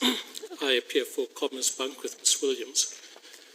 The court would have obviously gathered by now that not all respondents fall into the same pot, and there are a group of respondents who say there are no allegations of participation by us in the SOC, and the Commission has failed to set out anything in the pleadings which properly shows that we, as a participating bank, participated in the SOC. In relation to Commerzbank, the issues are very narrow. We raise no issues in relation to subject matter jurisdiction or other jurisdiction. We do raise the issue of engagement by this court of its jurisdiction to hear the leave to appeal, but that's a different matter. We don't take the jurisdiction points that most of the other respondents do. So we, in the time available to us without departing from any position taken in the heads, plan to address two topics, and that is firstly whether the CAC was correct, that there was no evidence in the referral affidavit to show Commerzbank was a participant in the SOC, and then whether this court should entertain the appeal on the basis that there's no constitutional issue and no arguable point of law of general public importance that is set up. Hearing the Commission's address yesterday, the court would be forgiven for thinking that the argument sounded good as it related to Commerzbank. And the reason for this is there were broad sweep allegations that you were not taken to the pleadings. there was a complete gloss over the facts as they pertain to Commerzbank. So our learned friend, Mr. Nkaitobi, said the CAC misdirected itself when it found that vis-a-vis Unibank, the focal point was unilateral. We'll show you that this is the very point that the Commission pleaded. He then said that Commerzbank was a leader in initiation. There is no basis for that in the pleadings. You were then told that matching was coordinated conduct, which as a sweeping statement is simply incorrect, because when banks deal with each other, they match prices, and when they look at prices on Reuters, they match prices. That's ordinary market dealing. You were then also told that the matching of a price with RMB was collusive conduct. And I will take you very briefly to the pertinent paragraphs for you to appreciate immediately that all of these submissions went way beyond the pleadings and have no foundation in the actual pleadings. What we heard from Ms. Hobden was even more troubling, where glib statements were made which are not supported at all on the pleadings. In essence, there was evidence given from the bar, and so, for example, you were told Commerzbank knew 4 out of the 5 types of conduct. We don't read that anywhere in the pleadings. You were also told that Commerzbank knows what the other banks were doing. We don't read that anywhere in the pleadings. And when you look at the meager allegations set out against Commerzbank, you will, we submit, agree that the Competition Appeal Court was absolutely correct in saying that the Commission had done a terrible job of trying to show that my client, our client, were part of the SOC. Justices, this morning we delivered a table of about 3 pages simply to summarize the pleadings. We're not sure if you have access to that. I'm told it's in the authorities bundle starting at 12107, and we do have hard copies here if anyone of the justices requires a hard copy. Can I take it that you have the table before you? What you will see, and what we've done is in the first column, we've summarized the requirements to plead an SOC as summarized in the CAC judgment, and I can tell you that that summary came from what was submitted by the Commission's counsel. So essentially it records the Commission's position, and that is a correct position in law. The second column sets out the requirements to plead an SOC as per the Commission's heads, and we also submit that is a correct statement of the law.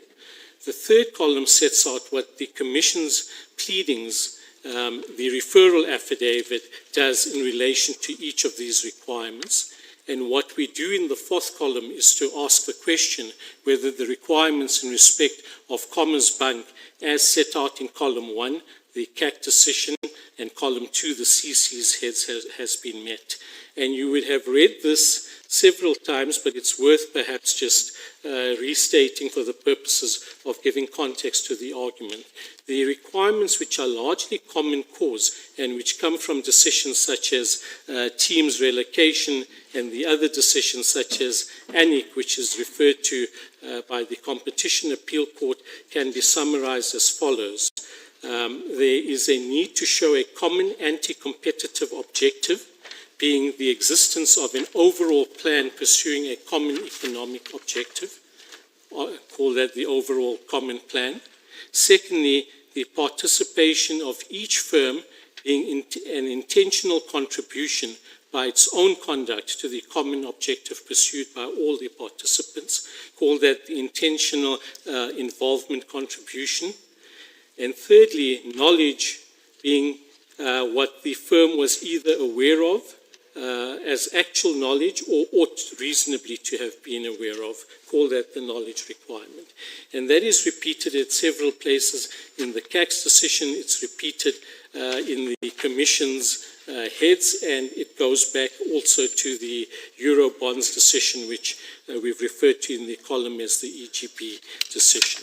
When you look at column 3, you then analyze what is set out by the Commission against those requirements, And I won't paraphrase, I won't read out 56 and 57, except to say that in 56 they tell you when the SOC endured. They say from September 2007 until at least 2013. In 57 they tell you what the participants pursued. And then you get to the specific allegations in the third column of participation by Commerzbank. And there are 4 instances, and I'll take you to them. One consists of a focal point. One consists of a single discussion over this more than 6-year period in a chat room. And the other 2 consists of dealings on Reuters. And we say when you look at those allegations, as we point out in the last column, none of the common cause requirements to establish an SOC are established in relation to our client, Commerzbank. In particular, the minimal conduct of Commerzbank does not fit the general allegations made in regard of frequency of participation as required by the Eurobonds decision. Our learned friend, Ms. Leroux, suggested you read that case at your leisure, and when you do, you will see it actually against the Commission rather than for it, because in that matter, there was extensive discussion, although in one chat room there were hundreds and hundreds of chats of the implicated banks over long periods of time. We say furthermore that against the allegations in the Commission's referral affidavit in regard to frequent and regular communication and extensive levels of communication as required by Eurobank, none of those requirements are met. If I can then, as I see the time is going by, very quickly take you to the allegations in the affidavits, and you'll see the general requirements. I'm not going to deal with them right now. You'll have regard to paragraph 60, which deals with the requirement that the participation must be frequent and regular. It's in the record at 393. You will have regard to paragraph 63, which deals with the inference of a single overarching conspiracy, the SOC, and what is required, the Commission pleads correctly, is extensive communication over lengthy periods of time with frequent and regular communication. Now, keep that in mind and turn to paragraph 185.4 at page 429 of the pleadings. And this is what the Commission defines a focal point as. Remembering for the moment that a focal point is not a standard term, it's a term the Commission creates, but on its own created term, this is what it says. Where banks coordinate in putting up bid and ask prices in order to generate identical average spot exchange rates or create focal points of spot exchange rates. So on their definition, for a focal point you require coordination. It can never be unilateral, and it's to generate average spot prices. So when one gets to the actual allegations against Commerzbank, it is with surprise that one reads in paragraph 231 at page 439, and this is one of the aspects our learned friends for the Commission said the CAC got wrong. But at 231 they tell you, on 29 March 2012, between certain hours and on Reuters trading platform, a focal point was initiated by Commerzbank. And the point will be immediately apparent that for a focal point you need coordination. They don't suggest there was coordination with anyone. The act is a unilateral act if one can indeed have a focal point in their definition. And all that happens if there is no coordination is that there's a bid and ask price put up by the bank. So clearly the so-called focal point which you were told about cannot be sustained against our client. That's a unilateral act. You then get to the two instances of matching, and the first is at paragraph 233, where you're told on 20 September and on Reuters trading platform, a number of foreign banks did a number of things. I'm not going to spend time going through that, but essentially what you told ends up happening is that Commerzbank posts different bid and ask prices, and they give you the price, and nonetheless result in Commerzbank matching the rate of Investec. Now, if you do the maths, the average between the bid and ask price, the average comes to 8.3277, and there's nothing peculiar about that, firstly. Secondly, the point is that when traders trade, they try to match prices, and there's nothing sinister or peculiar or essentially anti-competitive about that. You get the next instance at paragraph 234, where you're told that RMB paid its bid and ask prices with a number of banks, and you get a whole lot of instances, and when you look at that, you'll see all of those prices resulted in different prices throughout the day. Again, we say there's no suggestion that Commerzbank acted anti-competitively. Firstly, the pairing is said to be done by RMB, but even then one understands when traders trade, they match prices, and there would be a pairing of prices, and the pairings show several different prices across the day. Lastly, to deal with the instance of the chat, the one single chat over this 6-year conspiracy in which our clients are mentioned, and that's at 251 on at page 444, para 251, 444. On 28 July 2010, Katz and Darzi were participants in an implicated chat room in which Darzi shared information with Katz about a potential customer in the market. Now, the Commission clearly has the chat. What they don't tell you is what was discussed. They don't say whether it was commercially sensitive, and they don't say why the sharing of that information would be an infringement or would be anti-competitive. So the instances against Commerzbank are meager in the extreme. They demonstrate absolutely nothing in relation to the Commission meeting the requirements which we've taken you to, and we say on that basis the Competition Appeal Court was absolutely correct in finding that there was no case made out. On the issue of leave to appeal, we wish to make a few points quickly. Firstly, that this court should approach the topic of arguable points with circumspection. You'll have regard to Paulson versus Slipknot, and also that not every arguable point of law meets the threshold.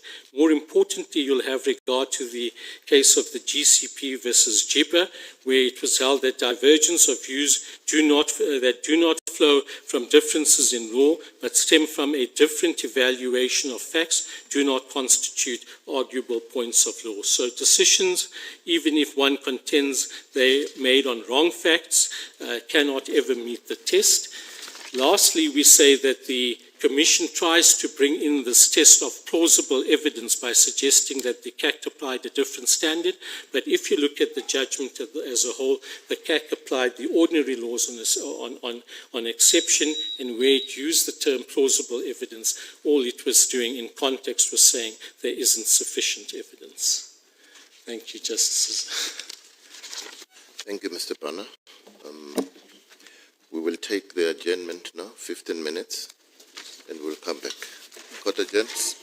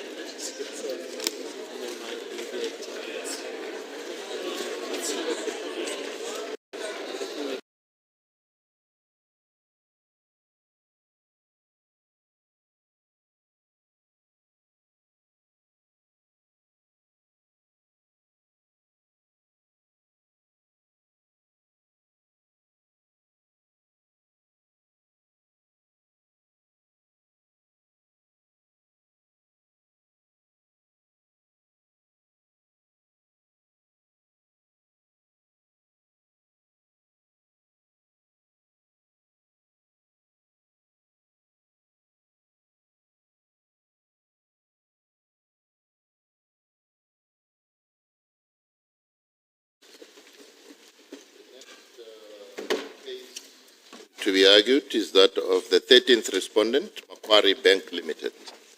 Mr. Wilson. Deputy Judge President, members of the court, let's wait for papers to be arranged.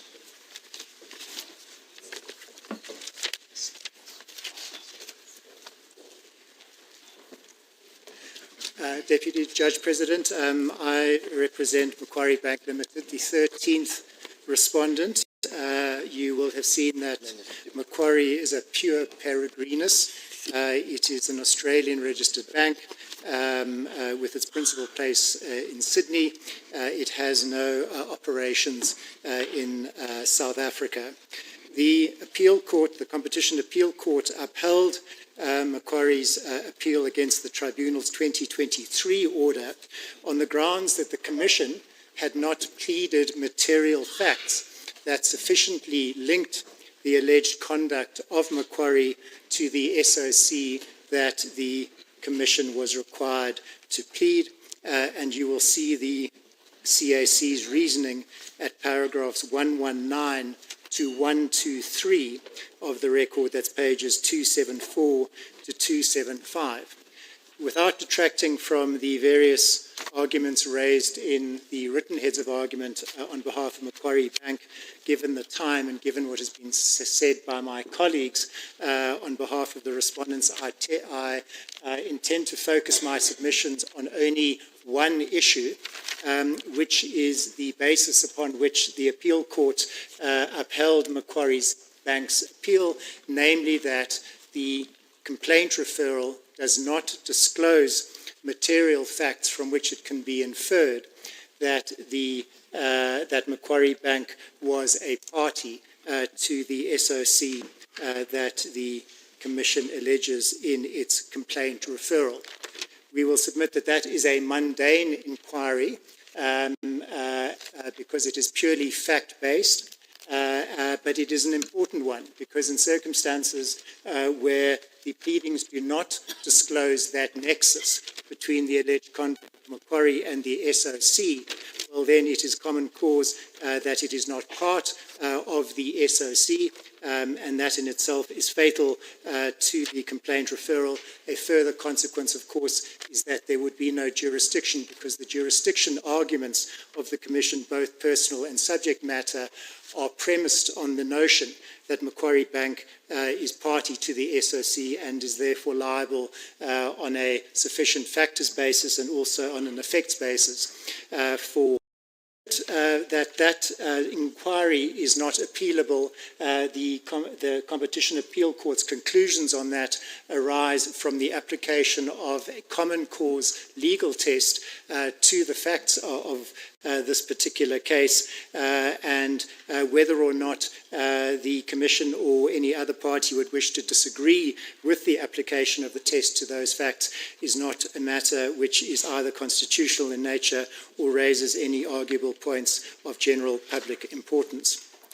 The Court will recall that there are three categories of conduct on the basis of which it alleges that an SOC can be inferred in this case. First is the conduct implementing the agreement. There's a section on that. The second is what the Commission refers to as the effects of the conduct, and that includes trading behaviour. And the third category of conduct is history of collusive practices. Now, in relation to the second and the third, there is no reference to Macquarie Bank whatsoever. There are no trades alleged on the part of Macquarie Bank. There is no reference whatsoever to Macquarie Bank under the effects section of the complaint referral. There is likewise no reference whatsoever to Macquarie Bank in the history of collusive practices. It has not been implicated in any of the other proceedings that have been relied on by the Commission. In relation to the first category, which is conduct implementing the agreement, in the many, many pages that are set out in the complaint referral, there is but one paragraph in the entire complaint referral which refers to Macquarie Bank, and that is paragraph 116, and that is at page 415 of the complaint referral. The entire case of the Commission, in other words, rests on the inferences that can be drawn from that one paragraph within the complaint referral. May I briefly read what that paragraph 116 says? On the 11th of September 2013, Chia, Kuneni, Murray, Atkins, Harkins, Donnelly, Friday, Barner, and Naidu were participants in an implicated chat room in which Chia and Kuneni discussed bid-offer spread for USD ZAR. Murray shared competitively sensitive information. Full stop. That is it. Can I point out some signal features of this paragraph? The date is the 11th of September. That is 5 months after any other conduct of any other party alleged in these proceedings. In other words, the campaign period that has been specified by the Commission in this matter has been extended to September 2013 to capture this particular instance of conduct. There is no other specified conduct of any other respondents that is alleged to be taking place at this particular time. The second feature of this paragraph is there is only one other bank which is implicated in this chat, and that is Absa Bank. You will see that of the participants that I mentioned, they are all Macquarie Bank participants, except for Kuneni, who is said to be a representative of Absa Bank. There is also reference to Barner and Naidu. They are not attributed to any bank in these proceedings. I should say that in previous versions of this complaint referral, they were alleged to represent Absa Bank. Make of that as the court will. But they are, at best for the Commission, there is only one other bank that is party to this single chat on this single day. I should also add that none of these participants are implicated in any other conduct. We have heard that Absa was alleged to participate in various other conduct in the complaint referral. None of that conduct involved Kuneni, or to the extent that you wish to read Barner and Naidu into the fold, is there any reference to those parties whatsoever. So none of these participants, either for Macquarie Bank or for Absa Bank, are implicated in any other conduct in these proceedings. And a final significant feature of this paragraph is that it does not refer to the ZAR chat room or to the old GETS chat room. It refers simply to an implicated chat room, which the court will recall is defined in a relatively circular way in paragraph 88 of the complaint referral as a chat room that was used as the primary mode of communication to implement the terms of the conspiracy and to further the objective of the conspiracy. Of course, that is simply a conclusion. There are no material facts whatsoever in the complaint referral to substantiate that particular conclusion in relation to that chat room. What we do know is that it was not the ZAR chat room or the old GETS chat room, which are said to be the central modes of communication of the SRC that is alleged in this particular matter. Other respondents in these proceedings have taken you through the requirements for pleading an SOC, and those must be viewed through the prism of Section 4.1b of the Act, in particular whether it can be said there was an agreement or a concerted practice as defined in the Act between the Macquarie Bank Limited and the other alleged participants in the SOC. And we know it is common cause the requirements that the European law has written into the notion of an agreement or a concerted practice in this context. Namely, there must be an overall plan pursuing a common objective, an intentional contribution of the firm in question, in this case Macquarie, to that plan, and Macquarie's awareness, either proved or presumed, of the offending conduct. The question that this court will consider is whether the CAC was wrong in concluding that there is no plausible basis upon which that paragraph 116 that I have read out to you, given its features that I have elucidated, could ever achieve any one of those three requirements of the Act. How, we would submit, can it plausibly be inferred from one chat with one party on one day at the very end of the specified period discloses any participation by Macquarie Bank in any kind of overall plan to pursue a common objective with any party other than, at best, for the Commission, Absa Bank, which would be a bilateral cartel. It would not be the SOC that the Commission was required to plead. Likewise, and it follows from that, there is no basis whatsoever from that particular paragraph that one could plausibly infer that Macquarie Bank intended to contribute to the broader SOC, or that it was aware of the conduct of the other parties in that SOC, or should be assumed to have been reasonably aware of that particular conduct. And on that basis alone, we would submit that the case against Macquarie Bank Limited must fail. There is simply no plausible inference that can be drawn from that paragraph that it meets the three requirements of an SOC that I should emphasize are common cause in these proceedings. The very same cases that were relied on by the CAC in its decisions are the same cases that the Commission has relied on and that the respondents rely on. There is no dispute as to what the requirements of an SOC are in these particular proceedings. The Competition Commission, in its oral argument, makes 2 points to try and overcome this difficulty that it faces. The first is to point out that ABSA, which is the counterparty, was a leniency applicant. The second is to rely on the European government bonds case to say there are sufficient similarities between the paragraph 116 conduct and the other conduct to allow an inference to be drawn that they are part of the same conspiracy. As regards the first point, ABSA, in our submission, the fact that ABSA was a counterparty counts against the Commission, not for it. One cannot assume and infer from the fact that ABSA is a leniency applicant that the conduct alleged in paragraph 116 was part of a broader SOC.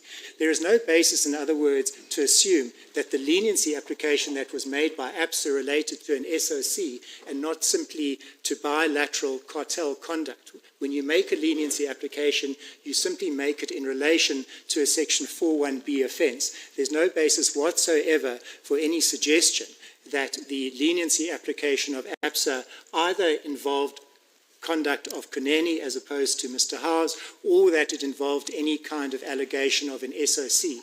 Indeed, as the appeal court pointed out, one would have expected if this conduct of Macquarie Bank Limited was indeed alleged to be part of an SOC, then material facts would have been pleaded in that regard, given that ABSA, the counterparty to the conduct, was the leniency applicant.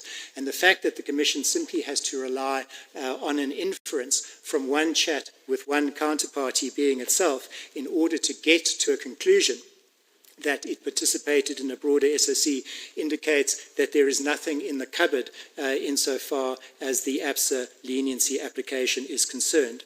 Secondly, in relation to the EC bonds case, I repeat what my learned friends have indicated, is that the facts in that case were very, very different to the facts in this particular case. When you read through the EC bonds case and the UBS appeal case of the General Court, you will find that in those circumstances it is true that the conduct of Bank of America in the Cods and Chips chat room was found to be part of a broader conspiracy, which was also carried out in another chat room. But in those circumstances, those two chat rooms were in place for a number of years. There were hundreds and hundreds of chats that were intertwined between those two chat rooms, between all the main players in the alleged conspiracy. In other words, there was a complete confluence of communication between the chat participants, between those particular chat rooms. There were 380 chats over the course of the period, with a stable group of all the core alleged participants in the SOC, and it was happening all over the same time period in relation to conduct that was wholly intertwined. None of those factors feature here, and therefore, with respect, the reliance of the Commission on those cases to ask you to draw an inference of participation in the SOC cannot flow. And finally, let me just say, in relation to the question of appealability, the only question that is the focus of my submission today, being the connection between conduct and the SOC, is not one which raises any questions of law. It relates to the application of common cause legal principles to the facts in question. And on that basis, that is not a matter that engages the jurisdiction of this court. And for that reason, too, we would submit with respect that the appeal as against the findings in relation to Macquarie Bank Limited should be dismissed, as the court pleases. Thank you very much, Mr. Wilson. Do you mind if I ask you just to take your seat? Justice Rogers would like to ask Advocate Bana a question.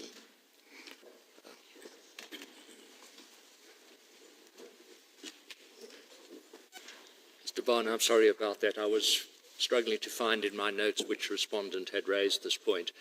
I think in your written submissions, you're the only respondent to refer to Section 62 of the Competition Act and to say that it renders the decision of the Competition Appeal Court not only an exclusive but final arbiter. Insofar as a matter raises an arguable point of law of general public importance or a constitutional matter, do you accept that the Competition Appeal Court is not final in that sense? Perhaps we should reconcile it in this way. The decision is final unless the Constitutional Court invokes 167(3)(b)(3), where it grants leave.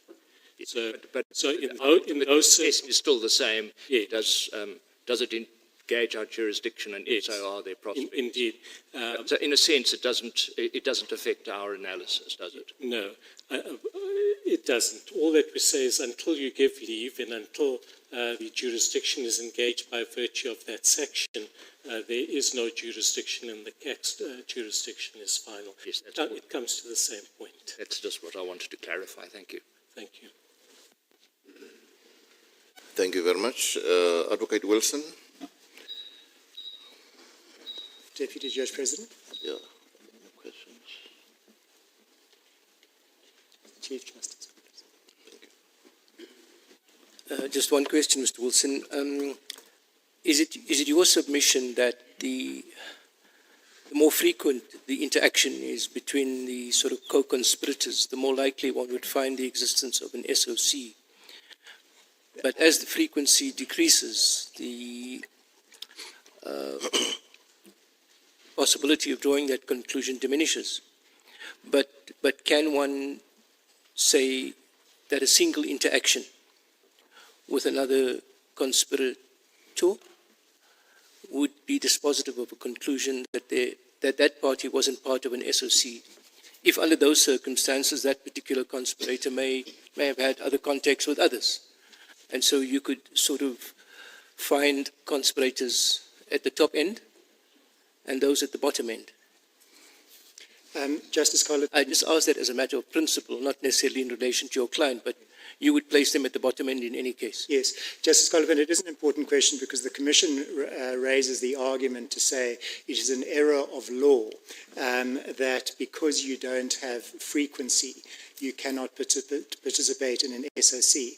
That is not what we understand the appeal court to have said, and that is certainly not my client's position. As a matter of principle, it is conceivably possible that one chat may give rise to an inference of participation in an SOC, but there would have to be pretty exceptional circumstances because of course, the inference has to be drawn from all of the relevant facts and circumstances. The more the frequency of the chats, the easier it is to make that particular inference. In circumstances where there is a single chat, there would have to be very exceptional other factors which would allow that inference to be made. So I don't argue in this case that because it was one chat, as a matter of law, it cannot give rise to an SOC. What we do submit is that fact, together with all the other facts I've indicated, mean there is no basis for the inference to be drawn. Follow on that. The Commission also contends that this argument about frequency and the level of involvement bears more on the eventual question, if you do eventually get there at the trial, what your quantum of liability of the infringement. So what the Commission argues is that, and they contend that the EC decision holds the same, the EG bonds decision holds the same. But it matters not that you have participated only once and at a lower level, provided that the allegations are sufficient to, if it's proved at trial, attribute knowledge or foreseeability of knowledge of what was going on in that chat room. Once your people are in the chat room, chatting to an incular, and it's more or less the same broadly as the SOC, they say it's adequate. What do you say about that sufficient? Justice, it is correct that if you read in particular the E.G. Bonds case and the UBS General Court appeal, what both of those bodies indicate is that the first requirement, in other words, the overall plan to pursue a common objective, is what they refer to as an objective inquiry. And you take into account numerous factors, frequency, the number of the participants, the number of the trades, all relevant factors, and an inference can be drawn from all of those factors to effectively pull a particular respondent's conduct into the SOC. Once that requirement is established, there is then what those two bodies refer to as the attribution question, which involves more subjective factors as to did you intend to contribute to this plan, and were you aware or should you have been aware of the conduct of the other respondents. But it doesn't follow in our submission that the Commission in this case only needs to satisfy this court on the first of those requirements. It has been common cause throughout these proceedings and remains, as we understand it, the law, that in order to attribute liability to a particular respondent, all three of those particular requirements are met. In other words, the Commission doesn't satisfy the tests of pleading simply by establishing an overall plan. It needs to establish the overall plan plus the intentional contribution plus the firm's awareness. But the other point I would make on that is even in relation to the overall plan requirement, that is one which, it is true, can be inferred from various objective factors. But the point that I was wishing to stress in my address, and I think other respondents have as well, is that the facts on the basis of which that inference was made in those cases are a million miles away from the facts in this particular case. So even if this court were to conclude it is sufficient for purposes of pleading to establish the existence of an overall plan pursuing a common objective, you still need to be satisfied as a process of inference that the respondent's conduct was part of that overall plan, because otherwise you haven't satisfied in Competition Act speak in South Africa that the respondent was part of the agreement or the concerted practice. So the Commission still needs to satisfy you through that inferential test that you can plausibly conclude that each of these respondents was part of that broader SOC. And for the reasons I've indicated, we submit that's not satisfied either. Just lastly, correct me, I'm getting confused with all these respondents, but are you one of the, or did you raise the de minimis argument? I seem to think that Nomura did, but not you. Well, a de minimis argument was raised against us by the tribunal. The tribunal, and it might have applied to other respondents, I don't know, but the tribunal dealt with our objection to the complaint referral on the basis that a de minimis objection is one which simply goes to the extent of the penalty. It doesn't go to the principle of whether you should be implicated in the conduct or not. And in answer to the question from Justice Collipin, it's important to emphasize that ours is not a de minimis issue. Ours is an argument which is because there was only one instance and because of all the other facts that I've indicated, you can't infer that we're in the SOC to begin with. We would accept as a matter of principle that if you could infer from that single instance that we were in the SOC, the mere fact that it was only one instance would, by definition, not go to whether we were in the SOC, but simply go to a quantum of liability. And that's why it's important for us to stress that ours is not a de minimis argument. It is one which is to say that one instance only in very exceptional circumstances could found the inference, and those exceptional circumstances don't apply here. And basically, to sum up, what you are saying is that if the Commission had pleaded bilateral conspiracies or mini conspiracies, number of them, would have been a different matter. Yes, and we would have accepted that they have, if you were to accept that the conduct alleged in paragraph 116 was sufficient to plead prohibited conduct, that then potentially they would have satisfied the requirements for the pleading of a 4.1b, but that would have been a bilateral cartel, not the SOC that they were required to plead.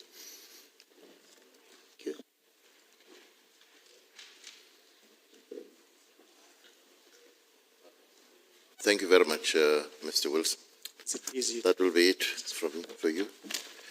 19th respondent, HSBC Bank USA, Advocate Cockrell.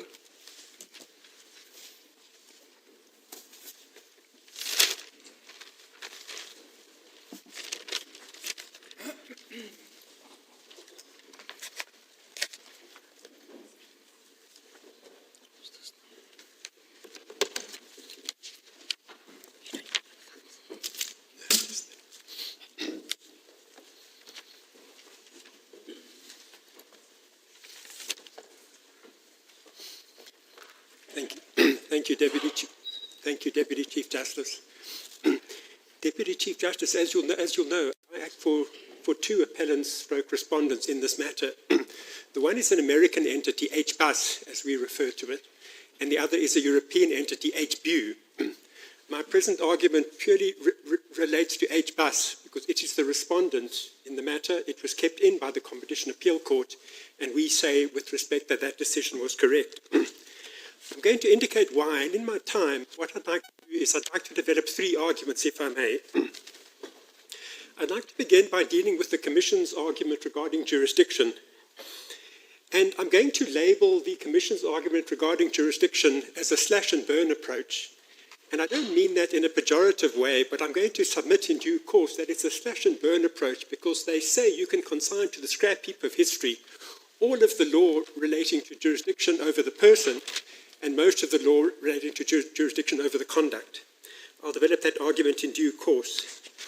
And then if time permits, I'm going to develop two other arguments. The one is that in terms of the conventional or the orthodox approach, jurisdiction over the person was established, and the third submission will be that on the orthodox approach, i.e. the approach not advocated by the Competition Commission, jurisdiction over the conduct was also established. And hopefully I'm going to do all of that in 15 minutes, although it is going to be a bit of a stretch. May I start then with the Commission's slash-and-burn approach to jurisdiction? The Commission's slash-and-burn approach has two implications. Number one, they say there's no need to establish jurisdiction over the person, at least not in competition matters. And number two, they say that when it comes to establishing jurisdiction over the conduct, the qualified effects test is not part of our law. Now, both elements of those go into the slash-and-burn approach, and I'm going to deal with them in turn, if I may. Let me start with the Commission's slash-and-burn approach to jurisdiction over the person. The first argument, which I don't have time to develop, is simply this. It's an argument that is not available to the Competition Commission because that argument is barred by the doctrine of res judicata, or otherwise the Commission preempted its appeal. Deputy Chief Justice, I've listened closely to the debate between Advocate Rogers and other speakers today. I don't have time to deal with that debate, but for our purposes, it doesn't matter much whether you say it's res judicata or whether you say that the Commission has preempted its appeal. I don't have time to go into the difference between those two approaches, but it doesn't matter from our perspective.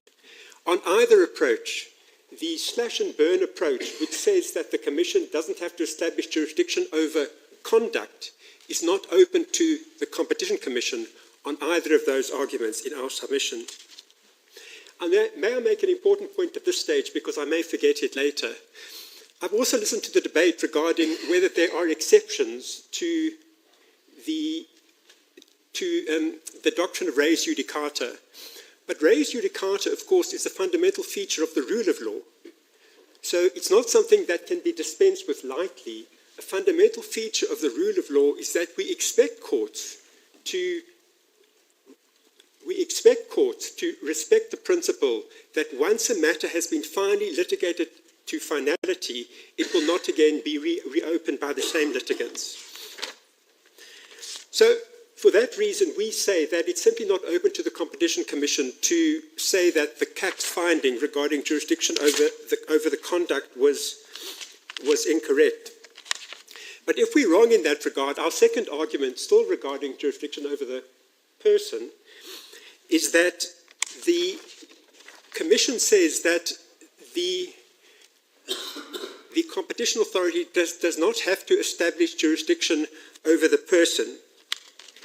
It says that the jurisdiction over a foreign peregrinus turns solely on the interpretation of Section 3.1, and that Section 3.1 does not include the common law personal jurisdiction requirements. Chief Justice, Deputy Chief Justice, our response to that very briefly is this. That, in effect, involves ignoring all of the common law. And you're aware of the presumption that the legislature intends to change the common law as little as possible.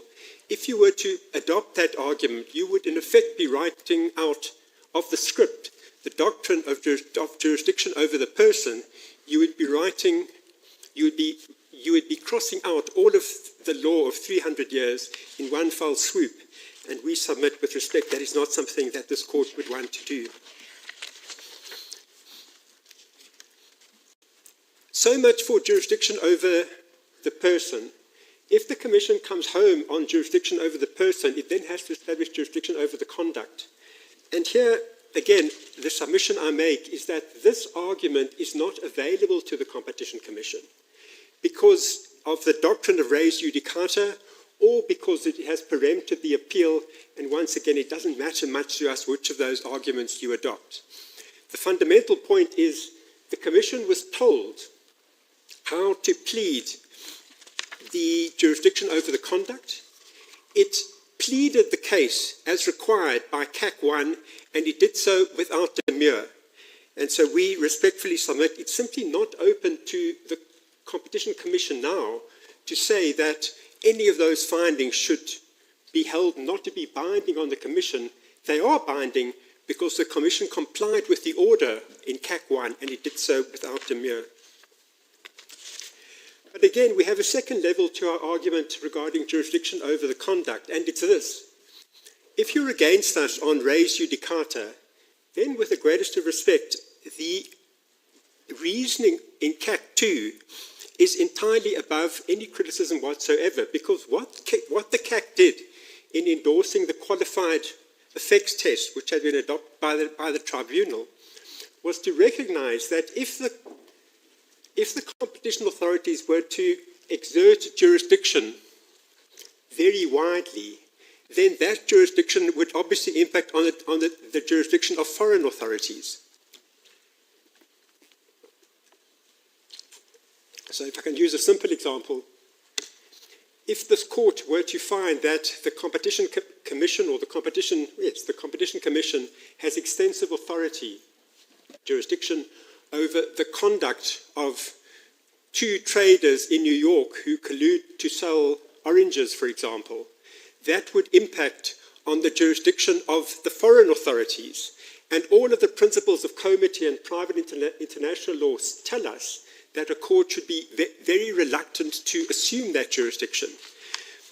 Deputy Chief Justice, we've addressed that argument in our heads. I emphasize that because I didn't hear any of my learned friends address the argument, but we've given you authorities to indicate why this court, with the greatest of respect, would be very slow to assume jurisdiction which would tread on the toes of another regulator in another country. And for that reason, we, with respect, would advise caution in that regard. That is the argument regarding the slash and burn approach.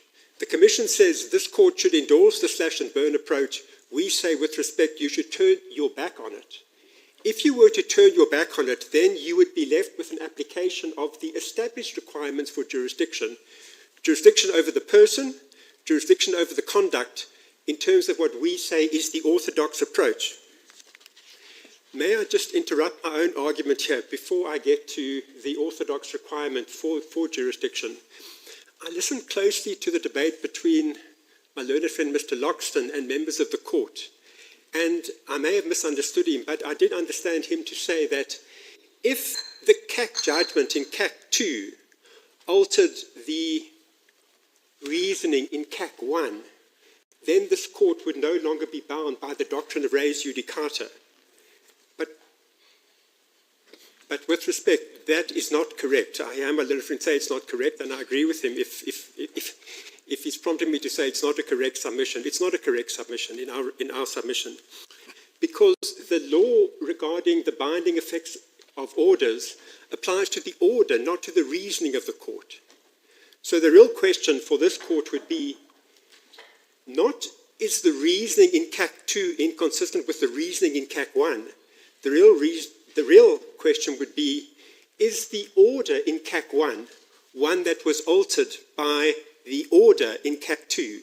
And of course it wasn't in our respectful submission. So what that means in our submission is that the doctrine of res judicata applies, and it applies without regard to the difficulties regarding the difficulties the Commission has invented in our respectful submission regarding whether CAC 2 in any way altered the order in CAC 1. But if we get that argument out of the way, then we would be back to the established requirements regarding jurisdiction over the person. And you will know the law. The law will be well known to you, and it's been well traversed in the past day and a half. I don't have time to develop the submission, but our submission is the one in our heads of argument. We say that applying the established test for jurisdiction over the person, those requirements were not established by the Commission, and therefore the Commission does not have jurisdiction over the person of HBUS. Again, I don't have time to develop that submission, but if it's raised in questions, I'll develop that submission in due course. And that then brings me to the final element of the argument, jurisdiction over the conduct according to the established test. Now, the established test would be the test as developed by the Competition Appeal Court. It's the qualified effects test, and you'll know that. And our submission is that that qualified effects test was not established by the Competition Commission when it pleaded the case. And I want to develop this argument in a little bit of detail. I listened closely to the debate between Justice Majid and one of my learned friends. And the only element I want to add to that debate is just to draw the court's attention to the pleaded case regarding the effects of the conduct according to the Commission's own allegation.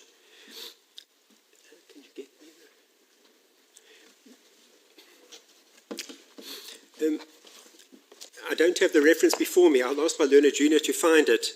But my own notes say it's volume 5, page 447 to 448. And it's paragraph 282. Sorry, my correction. It's paragraph 262. And the Commission's pleaded case there, and I'm going to quote it, is that the daily ZAR foreign exchange turnover on the spot market, I think that should be the spot market, on the spot market amounts to US dollars 26.8 billion, with US dollars 6.6 billion daily on an outright forwards market. Now, Justices, you can do the math yourself. You then have to have regard to what are the allegations of the SOC which are pleaded by the Commission, and they set out in enormous detail in the founding affidavit. If you tot up all of those amounts, it's going to come to a very small fraction of either of those numbers that I gave you. 26.8 billion a day, or 6.6 billion daily on the outright forward market. And so in our respectful submission, once the Commission says, well, this is a case that affects the exchange rate and therefore affects all South Africans, it's simply a case that is not made out on the papers. On the contrary, the impact of the exchange rate is going to be very small according to the Competition Commission's own numbers. And may I make one other point in that regard, Justice Majid? It's easy to misread the Competition Commission's case as saying, well, there was a conspiracy between all the banks to drive the exchange rate one way or another. So a simple way to understand it would be the banks decided to short the rand. But that isn't the pleaded case. And that's the point of the examples which we cited in our heads and you referred to yesterday, Justice Majid. The individual trades show that the rands was affected in different ways. Sometimes it went up, sometimes it went down. So if the grand conspiracy theory is that the rand was being shorted, that is a case that is simply not made out on the papers. And so for all of those reasons, we would respectfully submit that the case for jurisdiction over the person and over the conduct is not made out by the Competition Commission. We say with respect that the appeal of H. Bus was correctly upheld, and we would therefore ask this court to dismiss the application for leave to appeal. Deputy Chief Justice, I've got 25 seconds to go, but those are my submissions. Thank you. Thank you very much, Advocate Cockrell. Questions? Justice Rogers? Mr. Cockrell, in assessing whether the qualified effects test has been met, should one be looking at the percentage of South African foreign currency trade as compared with global trade in the rand on a particular day? At least some of the allegations here seem to involve the idea that you will affect the exchange rate by a few pips because somebody wants to sell or buy rands at 4 o'clock or whatever, at a rate that's set at 4 o'clock. So you will affect it by a small amount and then perhaps bring it back. Now, I just did the maths. I'm sure it's been done somewhere in the papers, but perhaps for you and me going on holiday, it wouldn't matter very much whether we were buying our dollars. Now we're thinking back to the glory days of 2007 at 7 Rand 85 to the dollar. Yes. But if you're a South African needing to acquire $50 million, Yes. the difference between an exchange rate of 7.85 and 7.89 is 2 million rand. Yes. You have to pay 2 million rand more for your dollars. And if each of the manipulations were, these traders wouldn't have been manipulating it unless in relation to the specific transactions that they were targeting, it was going to have some effect. Yes. Why would that not be an economic effect in South Africa? And why, I can appreciate that substantial effect rules out something that's de minimis. But do you really say that say to a South African regulator, if all you can show is a persistent 8-year cartel that really existed, in which every day people were only making derisory sums such as 1 million or 2 million rand by their manipulation, this is something we should overlook because it's a mere fraction of the trading of the rand. No, I understand the question, Justice Rogers, but with respect, the fraction is important. I haven't done the numbers. The fraction is important. You have the numerator and you have the denominator. The fraction is going to be a very, very tiny number in our respectful submission. And so, I've indicated, I think a difference, say, between 785 and 789 would be the sorts of adjustments that were occurring here, allegedly. And on a South African needing $50 million, that's a difference of 2 million rand. Otherwise, why would anybody be doing it? They were not doing it consistently, Justice Rogers. That's the point. So sometimes they were pushing the rand up and sometimes they were putting the rand down. Yes, because in either case, somebody on the other side of the transaction was going to get a couple of million rand more or less. Yes. No. Now, why isn't that a material effect? Do you say a South African regulator must ignore persistent cartel behavior which has only transitory daily effects of a couple of million rand? No, but the relevance is sometimes the South African customer would benefit from the cartel conduct, and sometimes the South African customer would not benefit. So that's the point. I can't say the two balance each other out, but what I do say is that on the examples that the Competition Commission gives in the exchange in the referral affidavit, sometimes the South African customer would benefit, and sometimes he or she would not. Yes, but doesn't ANZAC tell us that it doesn't matter whether in a given transaction the effect is beneficial or deleterious in South Africa? The question is it having an effect of the kind that we can take notice of? Justice Rogers, I can't improve on my answer. The numbers are incredibly small in our respectful submission. And I understand you say, well, surely the regulator should have regard to that. But I say, with respect, the numbers are so small that there is no reason for a regulator to have regard to those numbers. So, I mean, would you say that if all that is happening is that a particular trader is benefiting or disadvantaging a client by a couple of million rand a day, and that's happening every now and again, maybe once a week, that is insignificant? I can't say a couple of million rand, but I'm saying on the numbers that the Commission gives us, the numbers are very, very small. The Commission doesn't tell us that a particular trade was for 2 million rand or 3 million rand. The Commission doesn't give us any of those numbers. So you give me the hypothetical example. Well, what about a South African who wants to go overseas and is using her foreign exchange allowance? But the Commission doesn't give us any of those numbers. So I don't...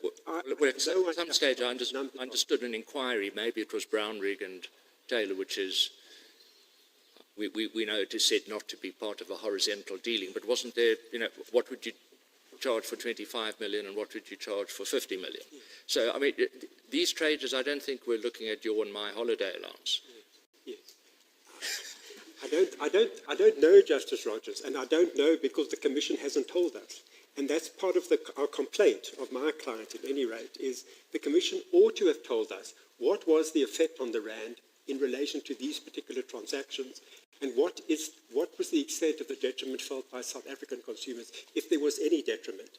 So I accept the legitimacy of the questions, but I can't give an answer, and that's not because I've been lazy or slothful, it's because the Commission hasn't done its job in our respective submission. At least in the complaint referral, they haven't done the job of setting out these very elementary facts, which we would have thought are fundamental to the very complaint that the Commission is prosecuting.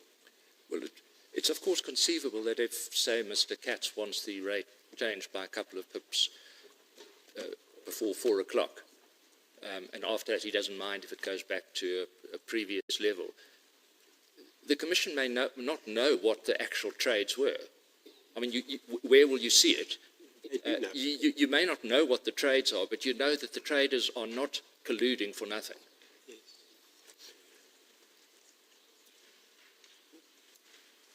I'm going to give evidence from the bar, and I don't want to give evidence from the bar. I don't know to what extent the Commission has knowledge of the individual trades. I do know that the case made out is a series of individual trades rather than any grand conspiracy, for the reasons I've given in answer to Justice Majid's point yesterday.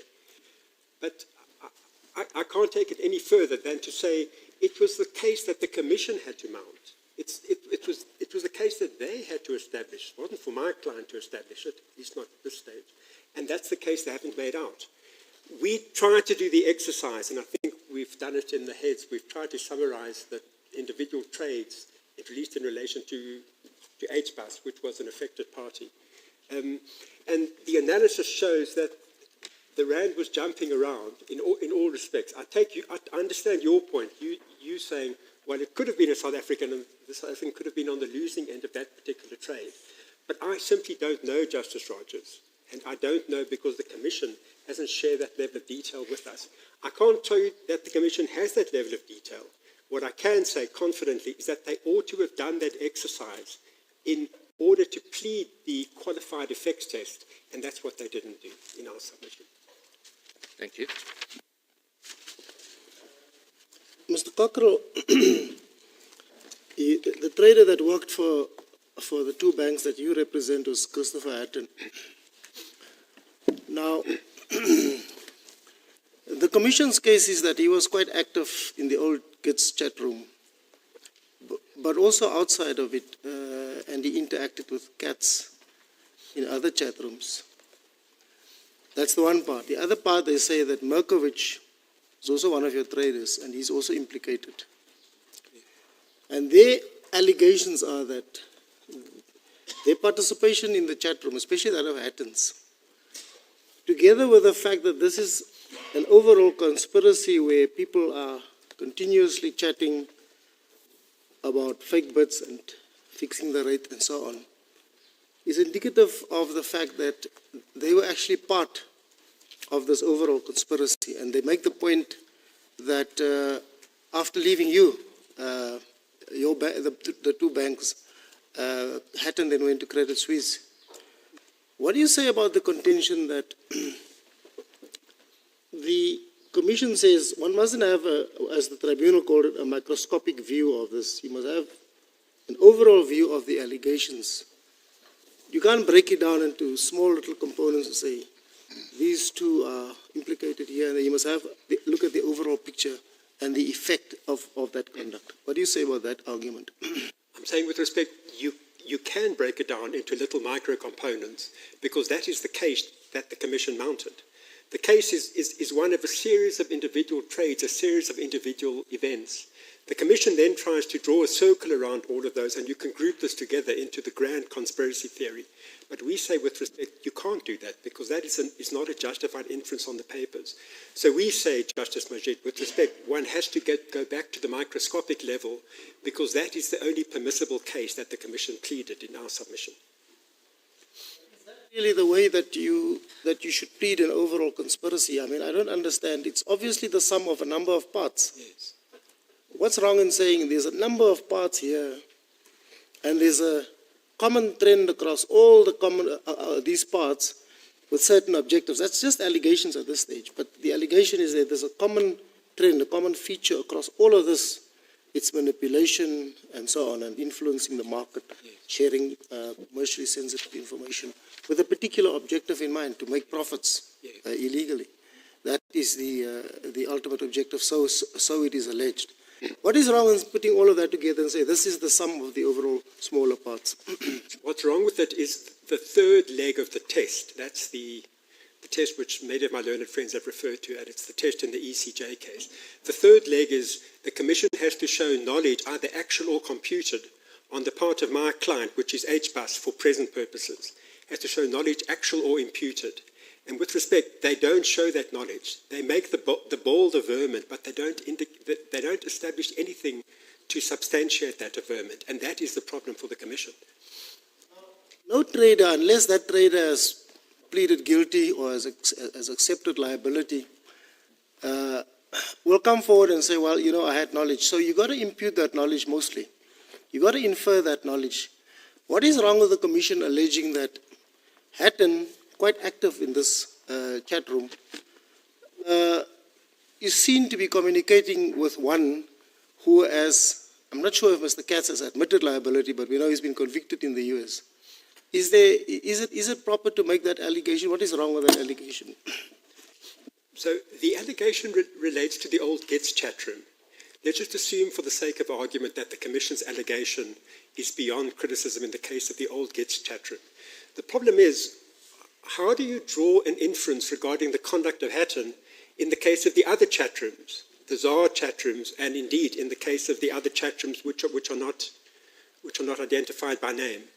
And there's nothing at all to show that the conduct of Hatton should be attributed to. There's nothing to show that the conduct of Hatton should lead to the ascription of responsibility in relation to HBUS for that conduct. At worst for HBUS, it's the conduct you refer to in the old Gets chat room. But the Commission has to go further. The Commission has to connect all of the dots with all of the other chat rooms. And that, in our respect for submission, is the missing piece of the puzzle. Thank you, DCJ. Mr. Cockrell, I have questions on two issues briefly. The first is on res judicata.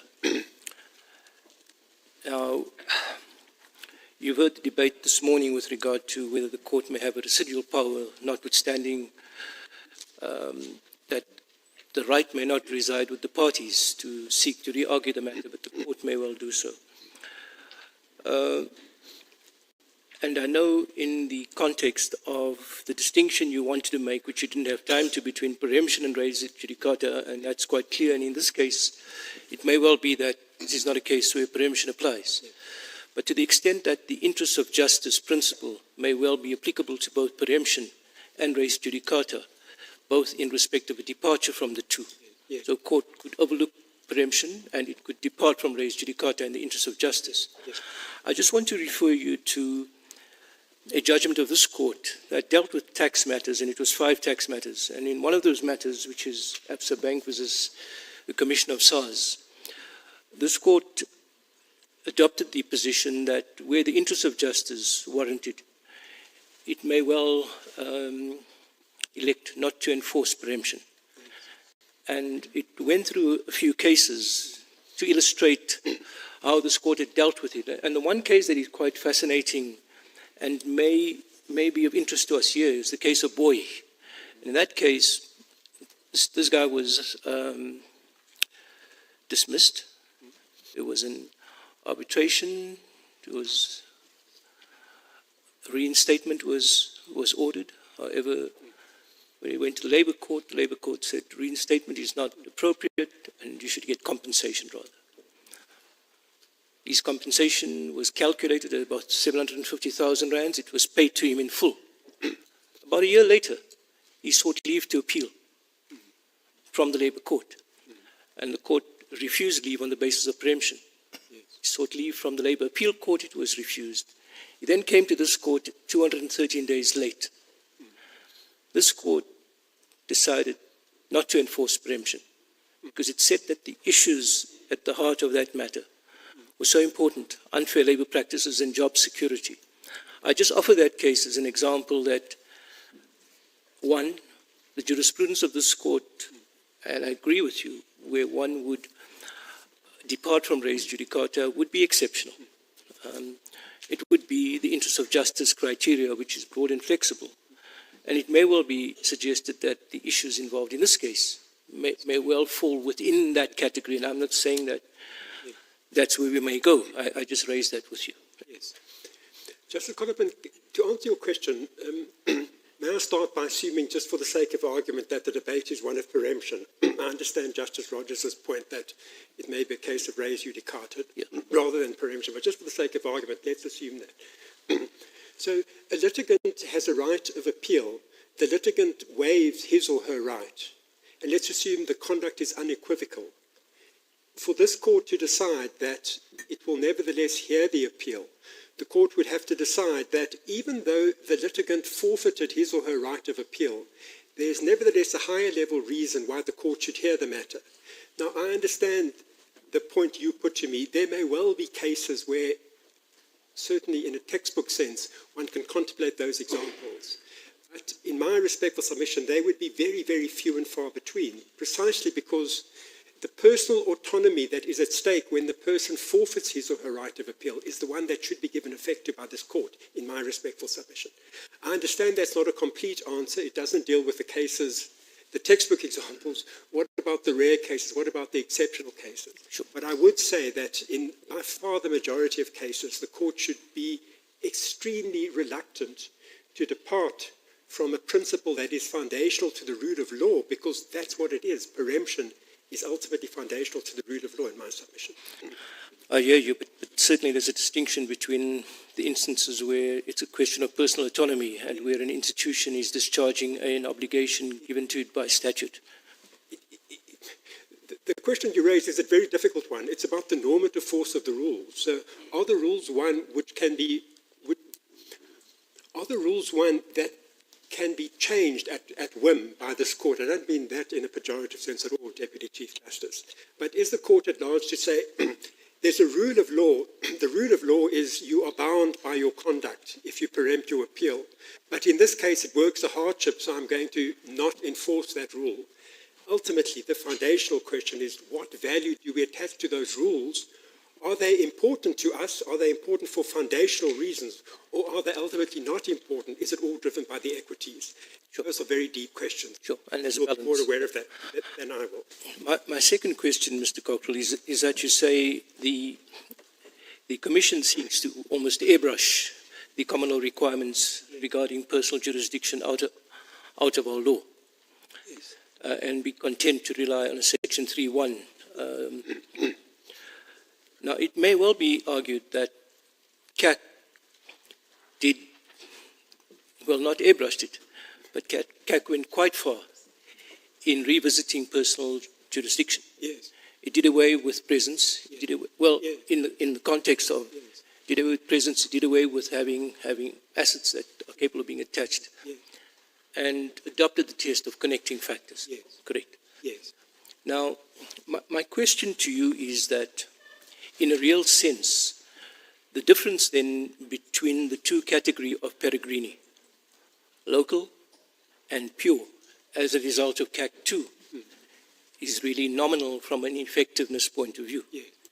Because in the one scenario, you wouldn't expect the Commission to make out a case of a connection in respect of local Peregrini, Yes. if the other requirements of personal jurisdiction, so mere presence without any assets, Yes. or no presence with nominal assets would be sufficient. Yes. Whereas in the other case, the bar would be much higher. Yes. Now, I ask, when this court is challenged to develop the common law, Yes.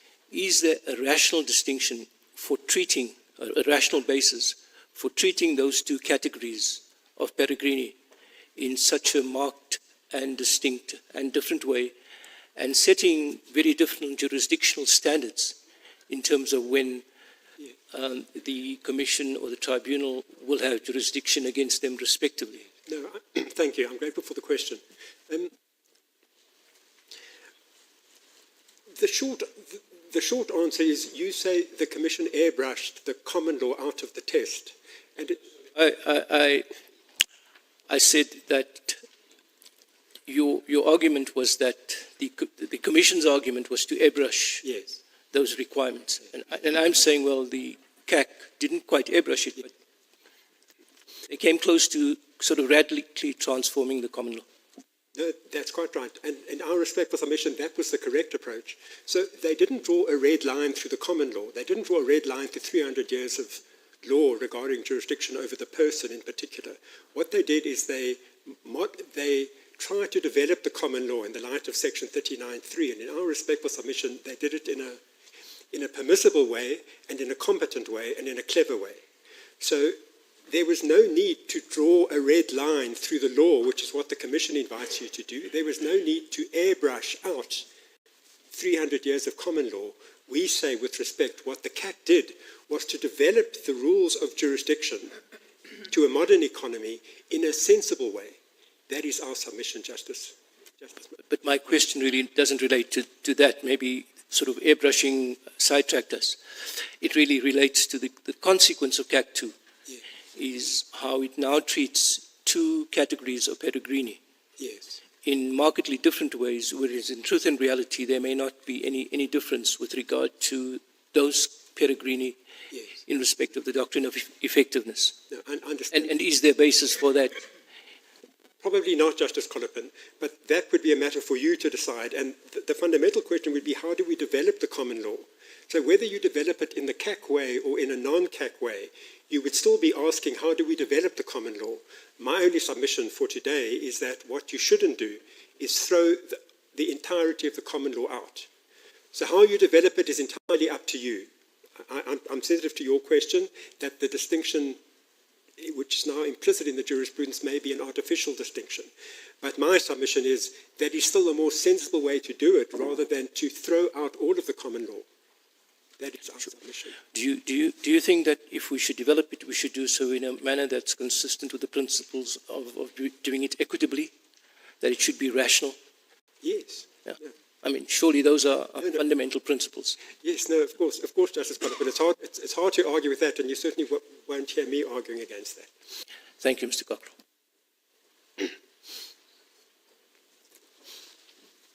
Thank you, Mr. Cockrell. Thank you. Thank you, Deputy Chief Justice. Thank you. For the 27th respondent, First Rand Bank Limited, Advocate Wesley.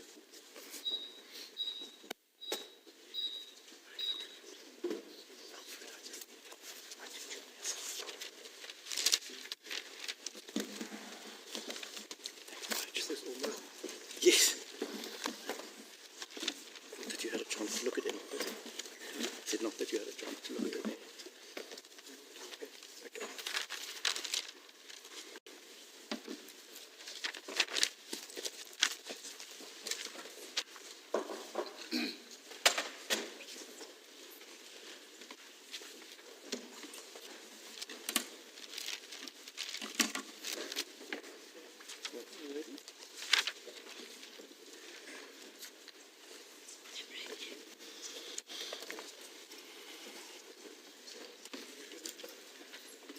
The court pleases. Deputy Chief Justice.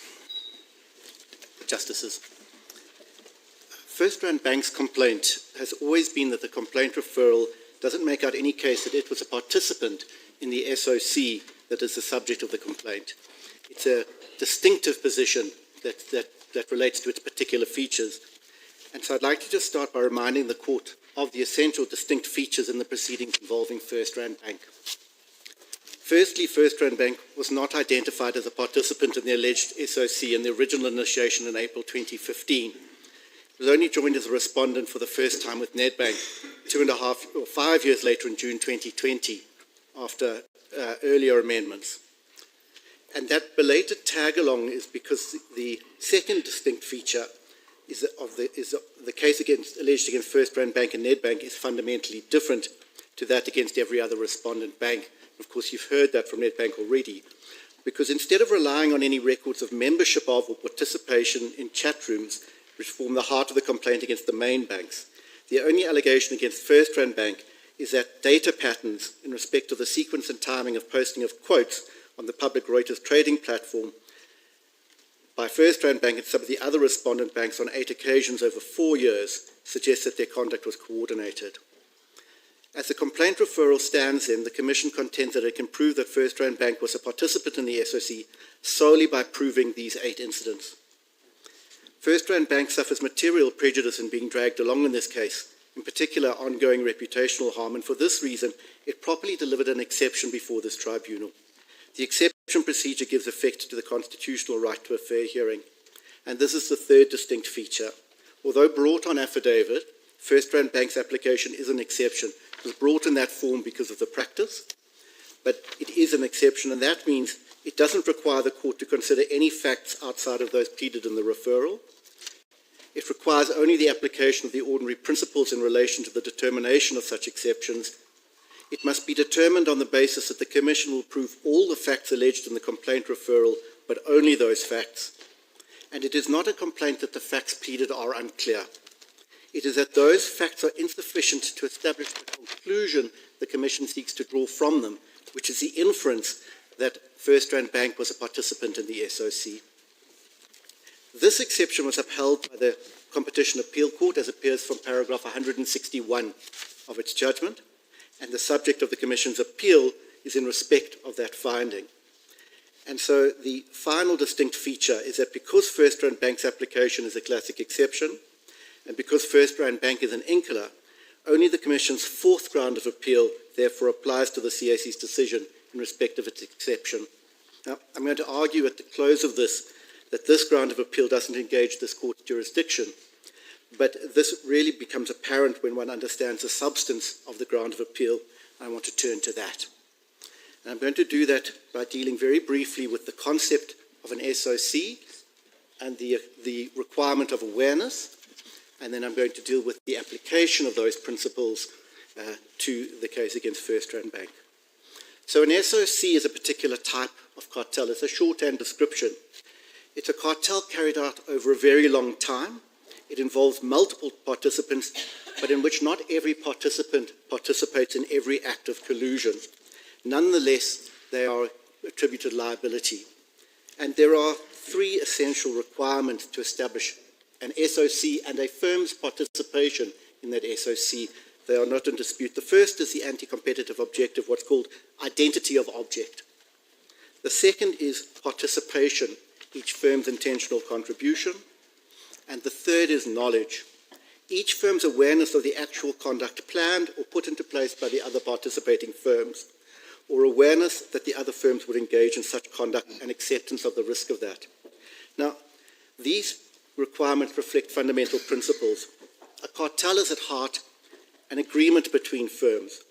To establish that someone is a participant in a cartel, you must show that they knew about the agreement and that they signed up to it.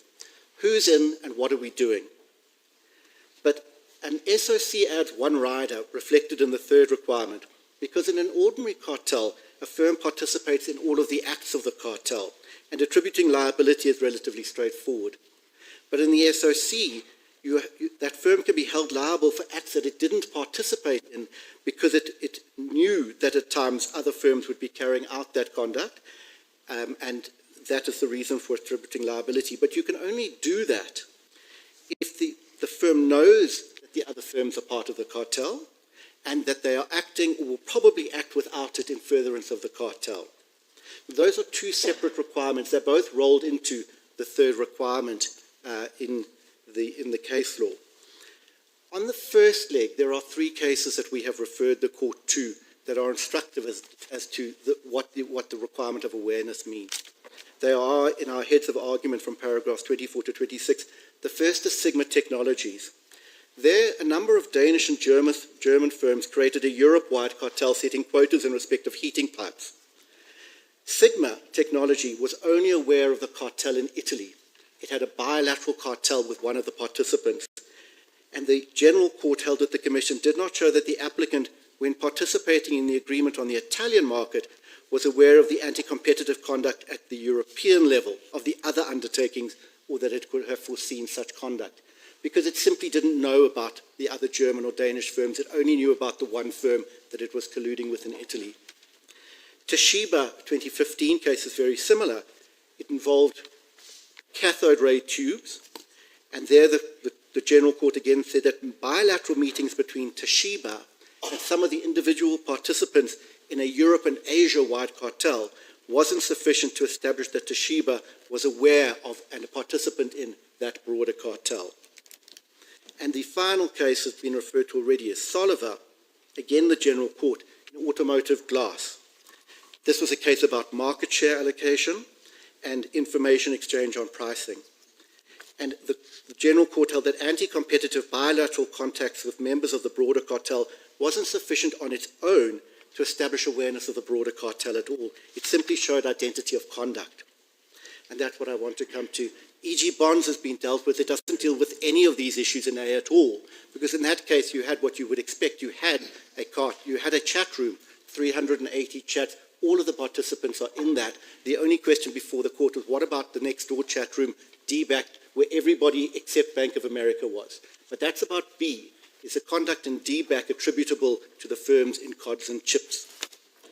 So how does the Commission then go about awareness in that first sense, that FirstRand Bank knows by engaging in an act of collusion that it's part of the broader cartel? Well, in the general case is very clear, and it's direct evidence, and the Commission made the submission to the Tribunal in the 2019 hearing, and it appears at paragraphs 148 and 149 of that decision.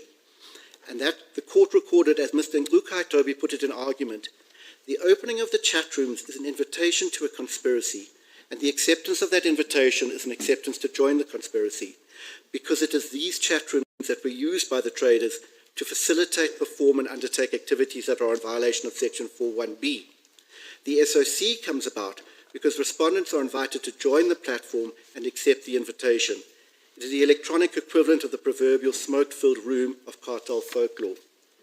And that case remains in paragraph 170 of the founding affidavit in this application for leave to appeal. The Commission says again, these traders were aware, or ought reasonably to have been aware, that the implicated chat rooms were used to further the objective of the plans and actions of the other participants in the conspiracy, because they could see all current and past messages exchanged by members of the chat room. Now, of course, for FirstRand Bank, there is no chat room evidence at all. There is no suggestion that they can see everybody who is participating, even if they're not actually participating on the day. So, the Commission is not going to establish chats or chat room participation. For purposes of this exception, it has said, I don't know who FirstRand Bank's traders are.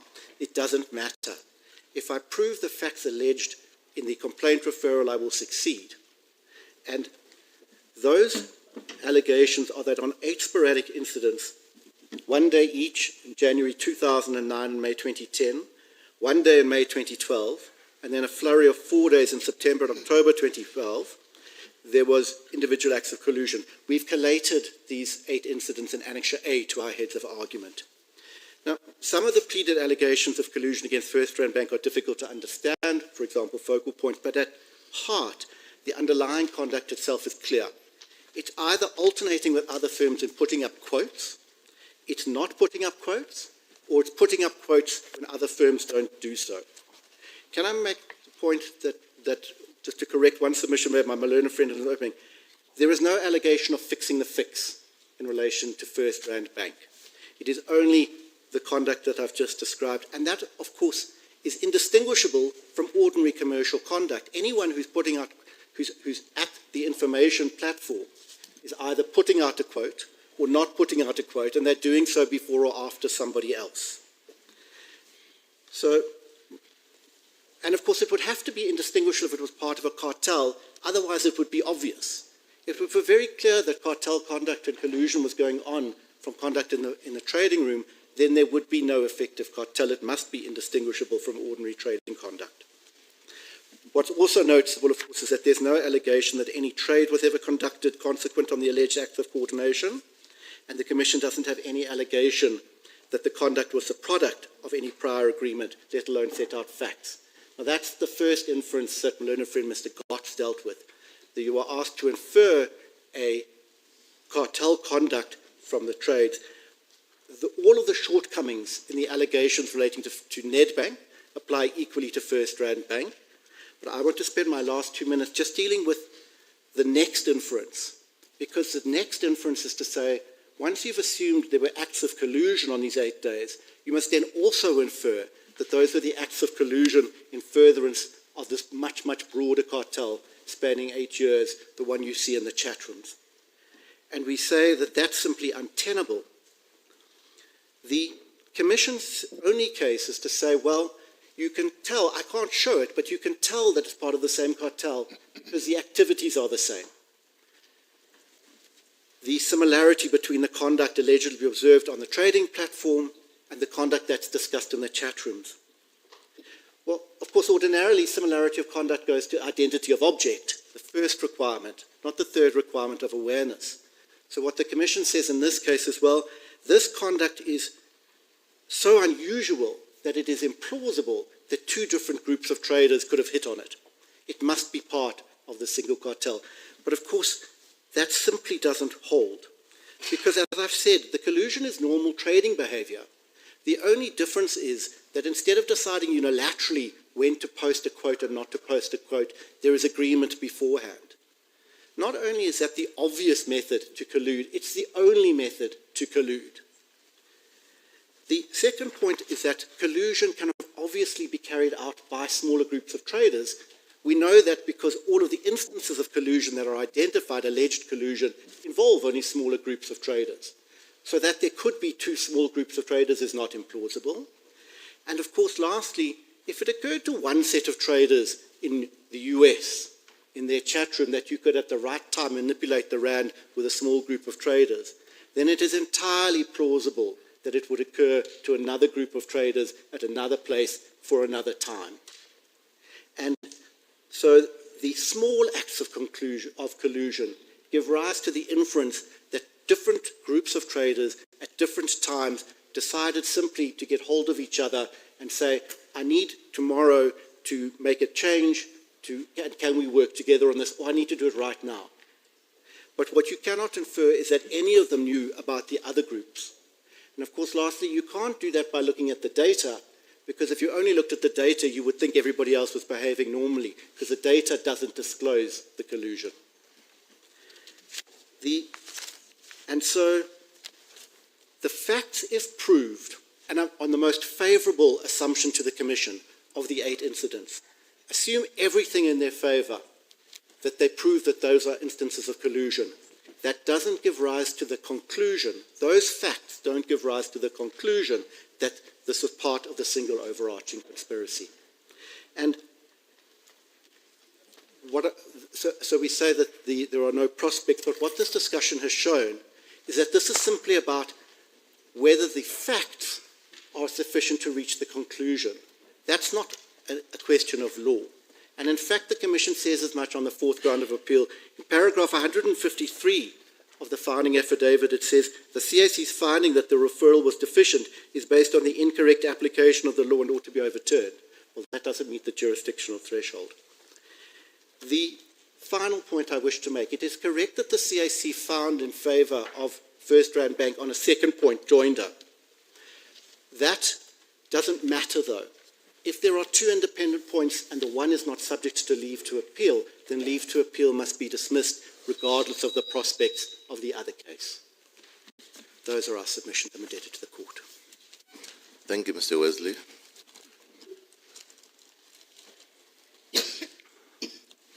Okay, there seems to be no questions for you. I suspect that might be because it's late in the day, Deputy Chief Justice. Thank you very much, Mr. Wesley. Ms. Engelbrecht?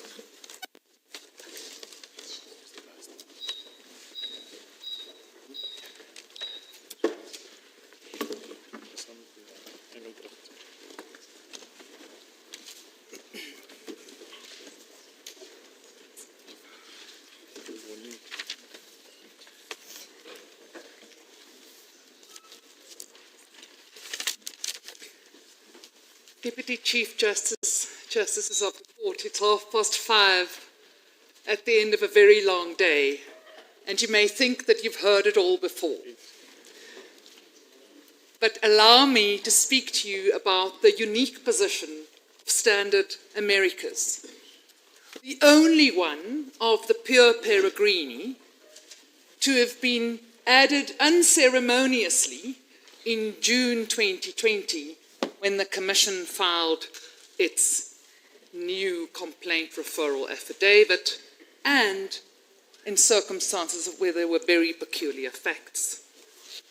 In relation to my client, the Competition Commission asks of this court to accept that it can, post-referral of a complaint, sit on information that a firm is potentially implicated in the conduct referred, do nothing with that information, and then decide more than 3 years later, and several amendments down the line, that now is the opportune moment to cite this party as a respondent. It asks of this court to hold that joinder of that implicated firm would then be a mere formality, and that it would have to offer no explanation whatsoever for waiting until that moment to introduce the firm as a respondent, that it didn't even have to ask for permission or an indulgence to do so. All of this they do because this court previously confirmed that at the moment when the Commission initiates a complaint, it need not identify all of the respondents. According to the Commission, it need not identify all of the respondents even by the time it has completed its investigation and taken a decision to refer. And even if a respondent is identified, then immediately after referral, it can wait. It can wait for 3.5 years. Like a child clutching to its favorite blanket, the Commission holds on to Pickford's and this notion of the complaint at the outset. The idea that then all need not be in. But it never explains to this court what it should make of the definition of a respondent in Section 1 of the Competition Act and Tribunal Rule 3, Sub-Roman 3. The Act identifies a respondent as a firm against whom a complaint of a prohibited practice has been initiated in terms of this Act. A firm against whom? Tribunal Rule 3, consistently therewith, says that a respondent means, in respect of a complaint referral, the firm against whom the complaint has been initiated. Because, as my astute attorney put it, you can initiate an investigation against a prohibited practice, but you can't refer against a prohibited practice, you have to refer against the people, the parties who engaged in that practice. And at the moment of referral, the Commission investigator goes on oath, as required by the rules, and sets out who's in and what did they do.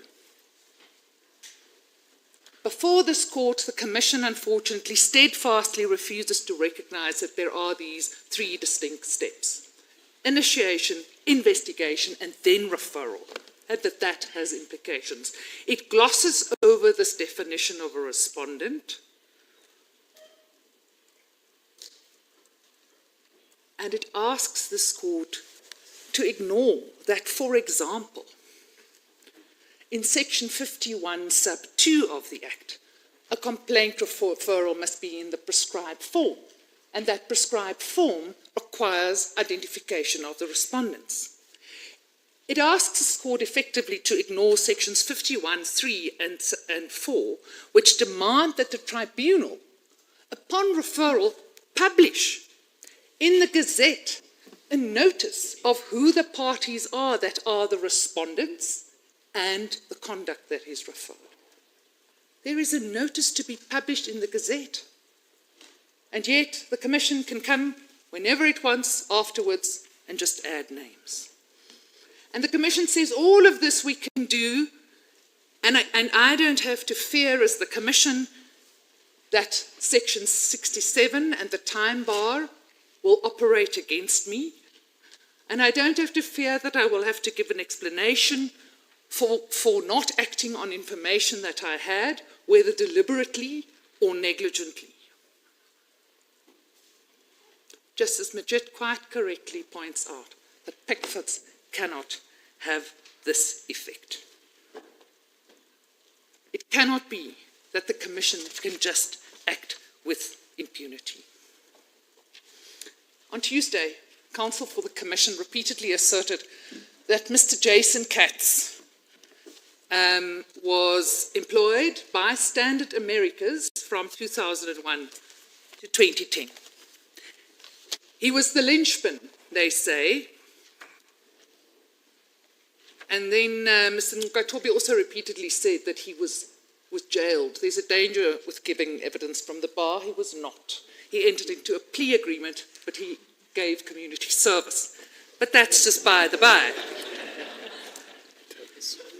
Of course, the problem with the Commission's identification of Mr. Katz is that it never shows, not the tribunal, not the CAC, and not this court, it never shows that Mr. Katz was convicted for the activities that he engaged in whilst he was in the employ of Standard Americas. And it can't.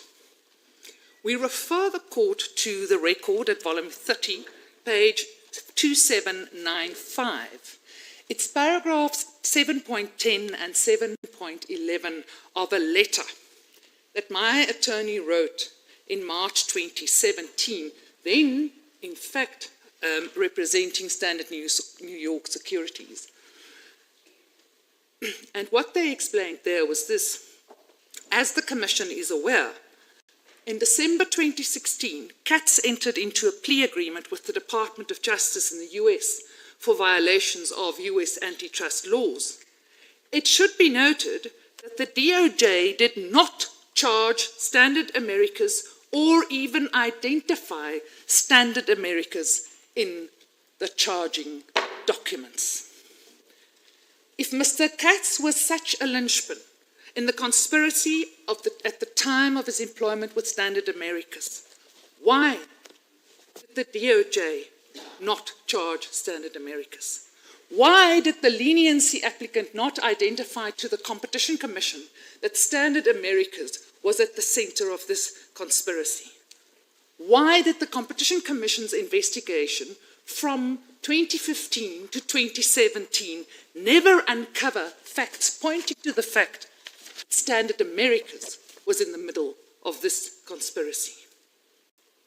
Why did the Commission initiate a complaint against Standard New York Securities and not Standard Americas, alleging incorrectly that it was Standard New York Securities that employed Katz at the time.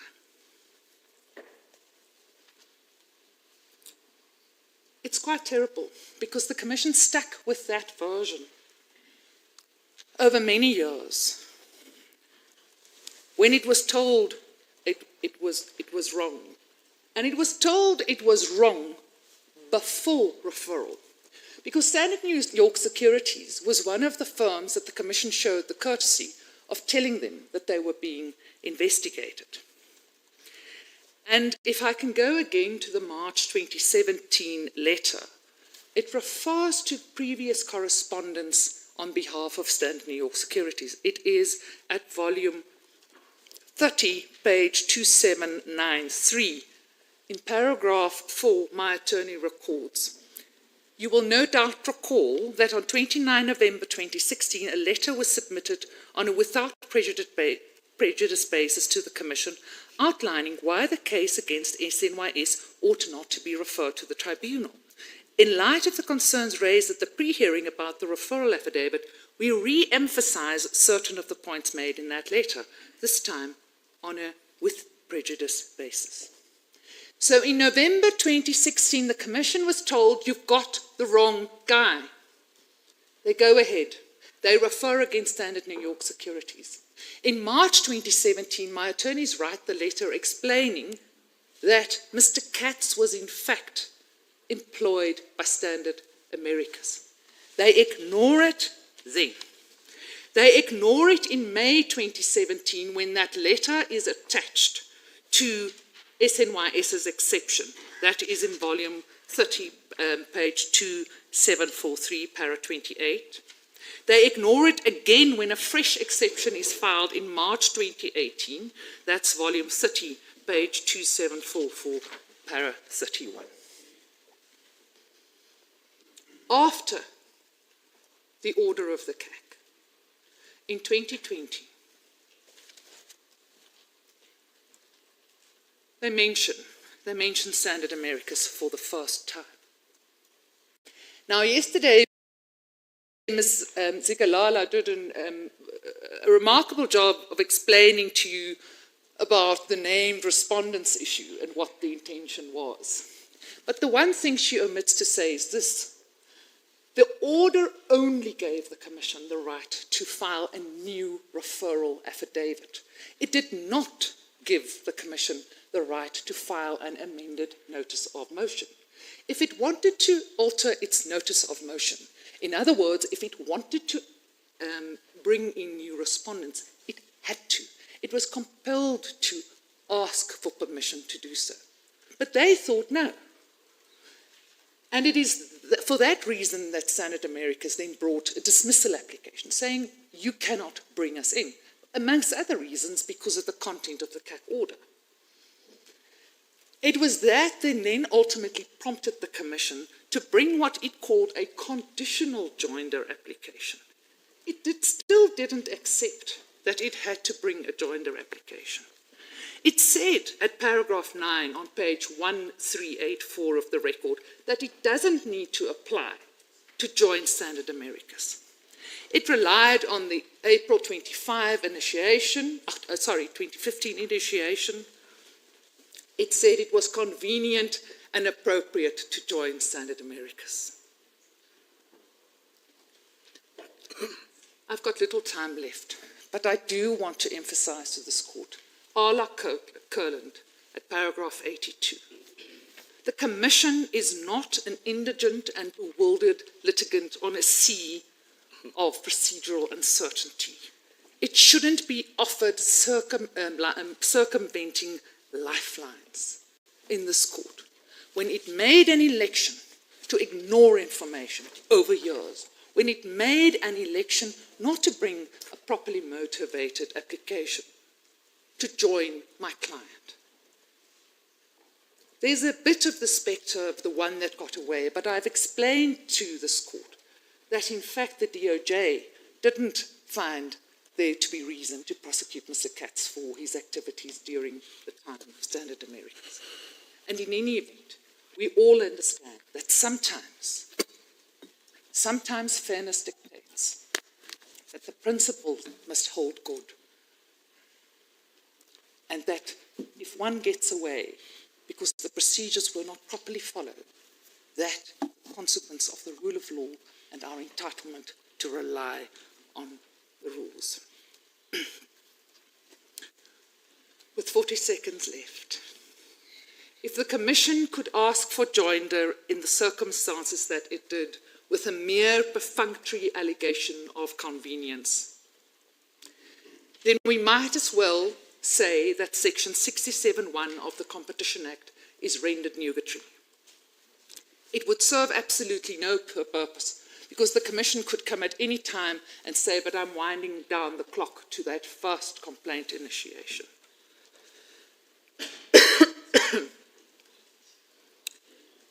It would mean that this Court's indication that when the Commission comes late with allegations of involvement in prohibited conduct, it cannot hide behind negligent inaction would ring hollow. Those within the time allowed are the submissions that I have. Thank you, Ms. Engelbrecht.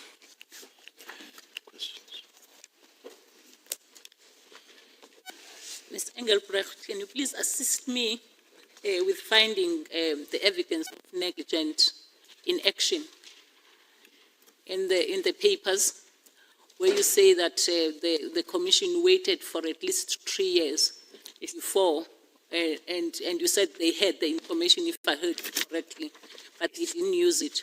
Yes.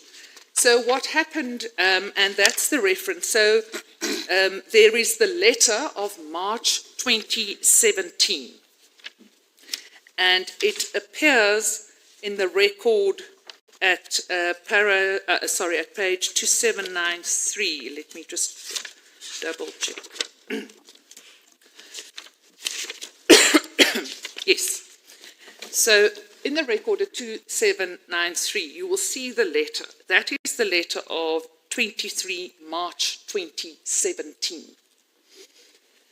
And on this date, that is when my attorney writes. Now, at the time, what the Commission had done is it had made a referral against Standard New York Securities. And it alleged that Standard New York Securities employed Mr. Katz. So, you will recall, Justice Chikri, that the referral was made in February. And then there were complaints about the quality of the pleading right at the outset. And at the first, at the first pre-hearing, the Commission said, we are going to fix this. We are going to file something. Before anybody took an exception, the Commission said, we're going to file a further affidavit or an amended affidavit. And in anticipation of that amended affidavit, my attorney, then acting for Standard New York Securities, wrote this letter. And what it said was in paragraph 5 of the letter. As an initial matter, we note that SNYS is not a proper respondent to these proceedings, and all references to SNYS should be withdrawn. At all relevant times, SNYS was a registered securities broker stroke dealer and did not engage in foreign exchange trading, Forex.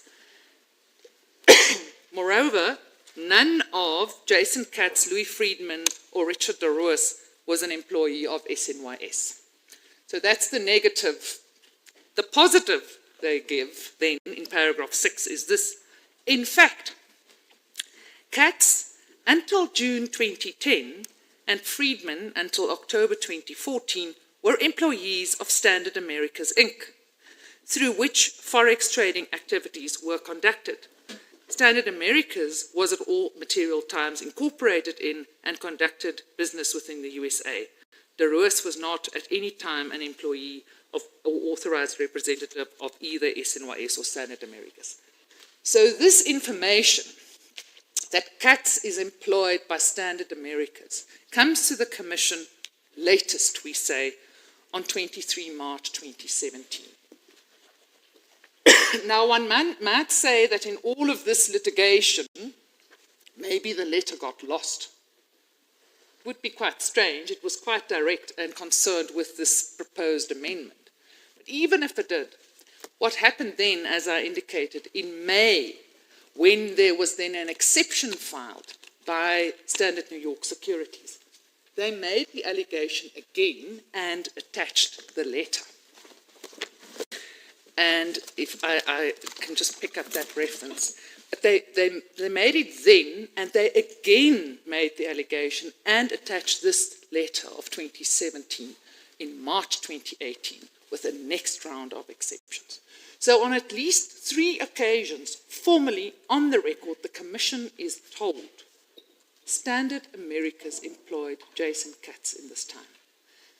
The Commission never did anything. The first time they made the allegation that Jason Katz was employed by Standard Americas was in the June 2020 referral, when they just cited Standard Americas before they brought an application to join them or to amend their notice of motion.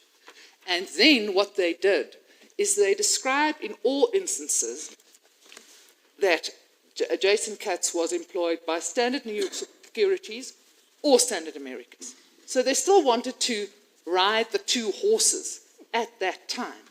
And it's only at long last, after the Competition Appeal Court with the latest order in 2024, also dismissed the case against Standard New York Securities, that the Commission had the good grace not to appeal that aspect and not go after SNYS anymore. Okay. It's now for the first time that it really accepts that Standard Americas was the one that employed Jason Katz. Thank you.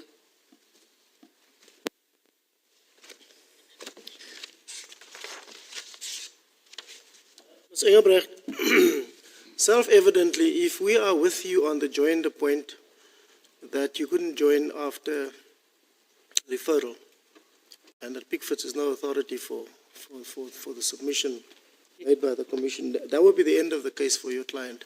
Indeed. But I nonetheless want to say this. The point that is made in the letter of 2017 is that you've got the wrong bank here when you link the bank to CATS. It's not SNYS, it's SAS. I'll just call it SAS for now. Now, it must be said that CATS was a central figure in all of this. Yes. It matters not the basis of his plea and conviction in the New York court. On the allegations made here, he plays a central role here. He's all over the place. He's quite active. In some instance, he apologized. He made a mistake. And the other trader suffered. And he said, sorry, I didn't read the earlier chat. So I say this on the basis that you have this other point. But surely this is indicative, with him being a central pillar of a contribution to this overall conspiracy, as far as he is concerned, as far as his employer is concerned, you outlined. Justice Majid, I make, and I shouldn't be misunderstood, but I make the point about what he pleaded to and what the consequences were for him, at least as it appears from the record. Because my learned friend for the Commission asks this court to make certain inferences from the fact that he was prosecuted and, as he puts it, jailed in America. So the converse is also true. If he was in fact not prosecuted or did not, and my client was in fact not prosecuted, it does cast a question about the extent of the participation. But I'm not running away from the fact that there are allegations against Mr. Katz. And I don't think anybody is trying to make the argument that Mr. Katz was not a central figure. Whether there are arguments about him acting completely on his own and potentially not representing any of his employers over the years, but serving his own interests, that's a whole different question. I'm not saying he wasn't a bad apple, but I am saying in the circumstances of this case, it shouldn't concern this court when it applies the proper principles on joinder that Standard Americas might be, as it were, the one that gets away. I say tongue in cheek because it's late in the afternoon. You'd better get past the first point, otherwise, who knows. Thank you. Thank you, Justice Majid.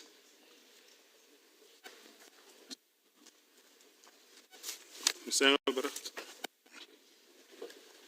does the fact that Mr. Katz and your client were not prosecuted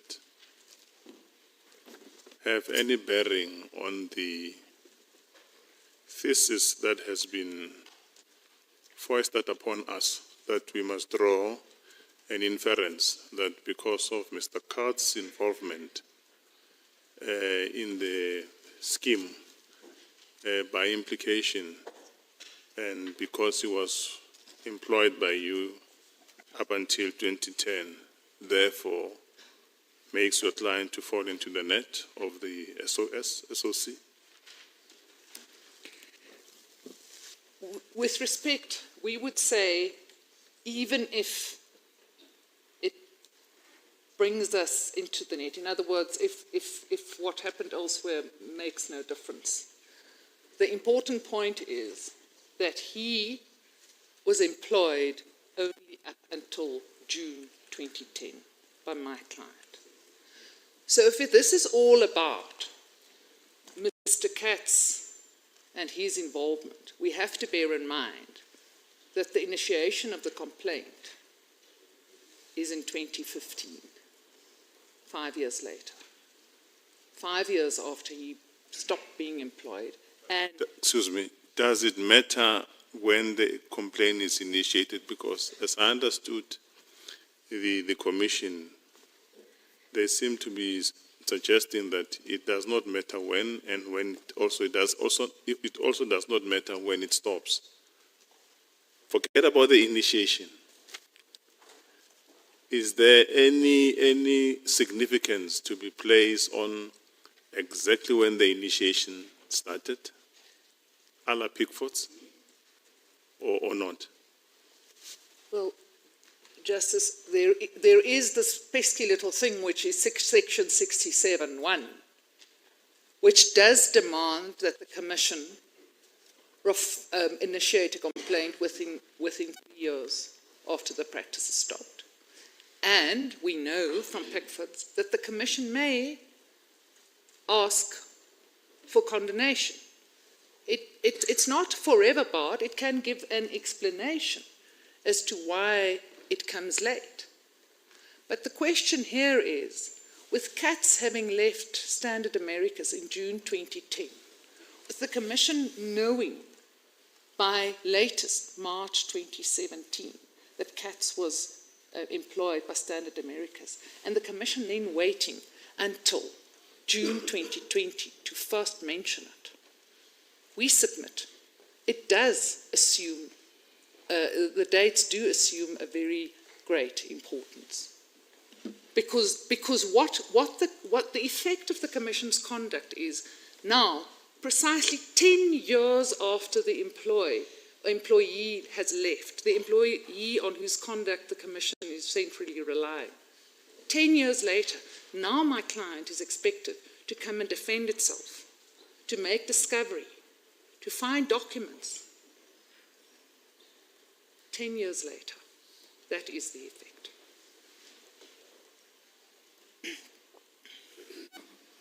Do I understand you to be pouring water over the notion that Mr. Katz was a central figure in all this?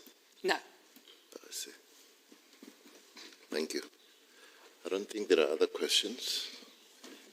Thank you very much, Ms. Engelbrecht. May it please the Court. Advocate Mugaitobi, I just need to check something with you. Justice Rogers requested you to provide us with a list of your errors of law. Not my errors of law, the judge's errors of law.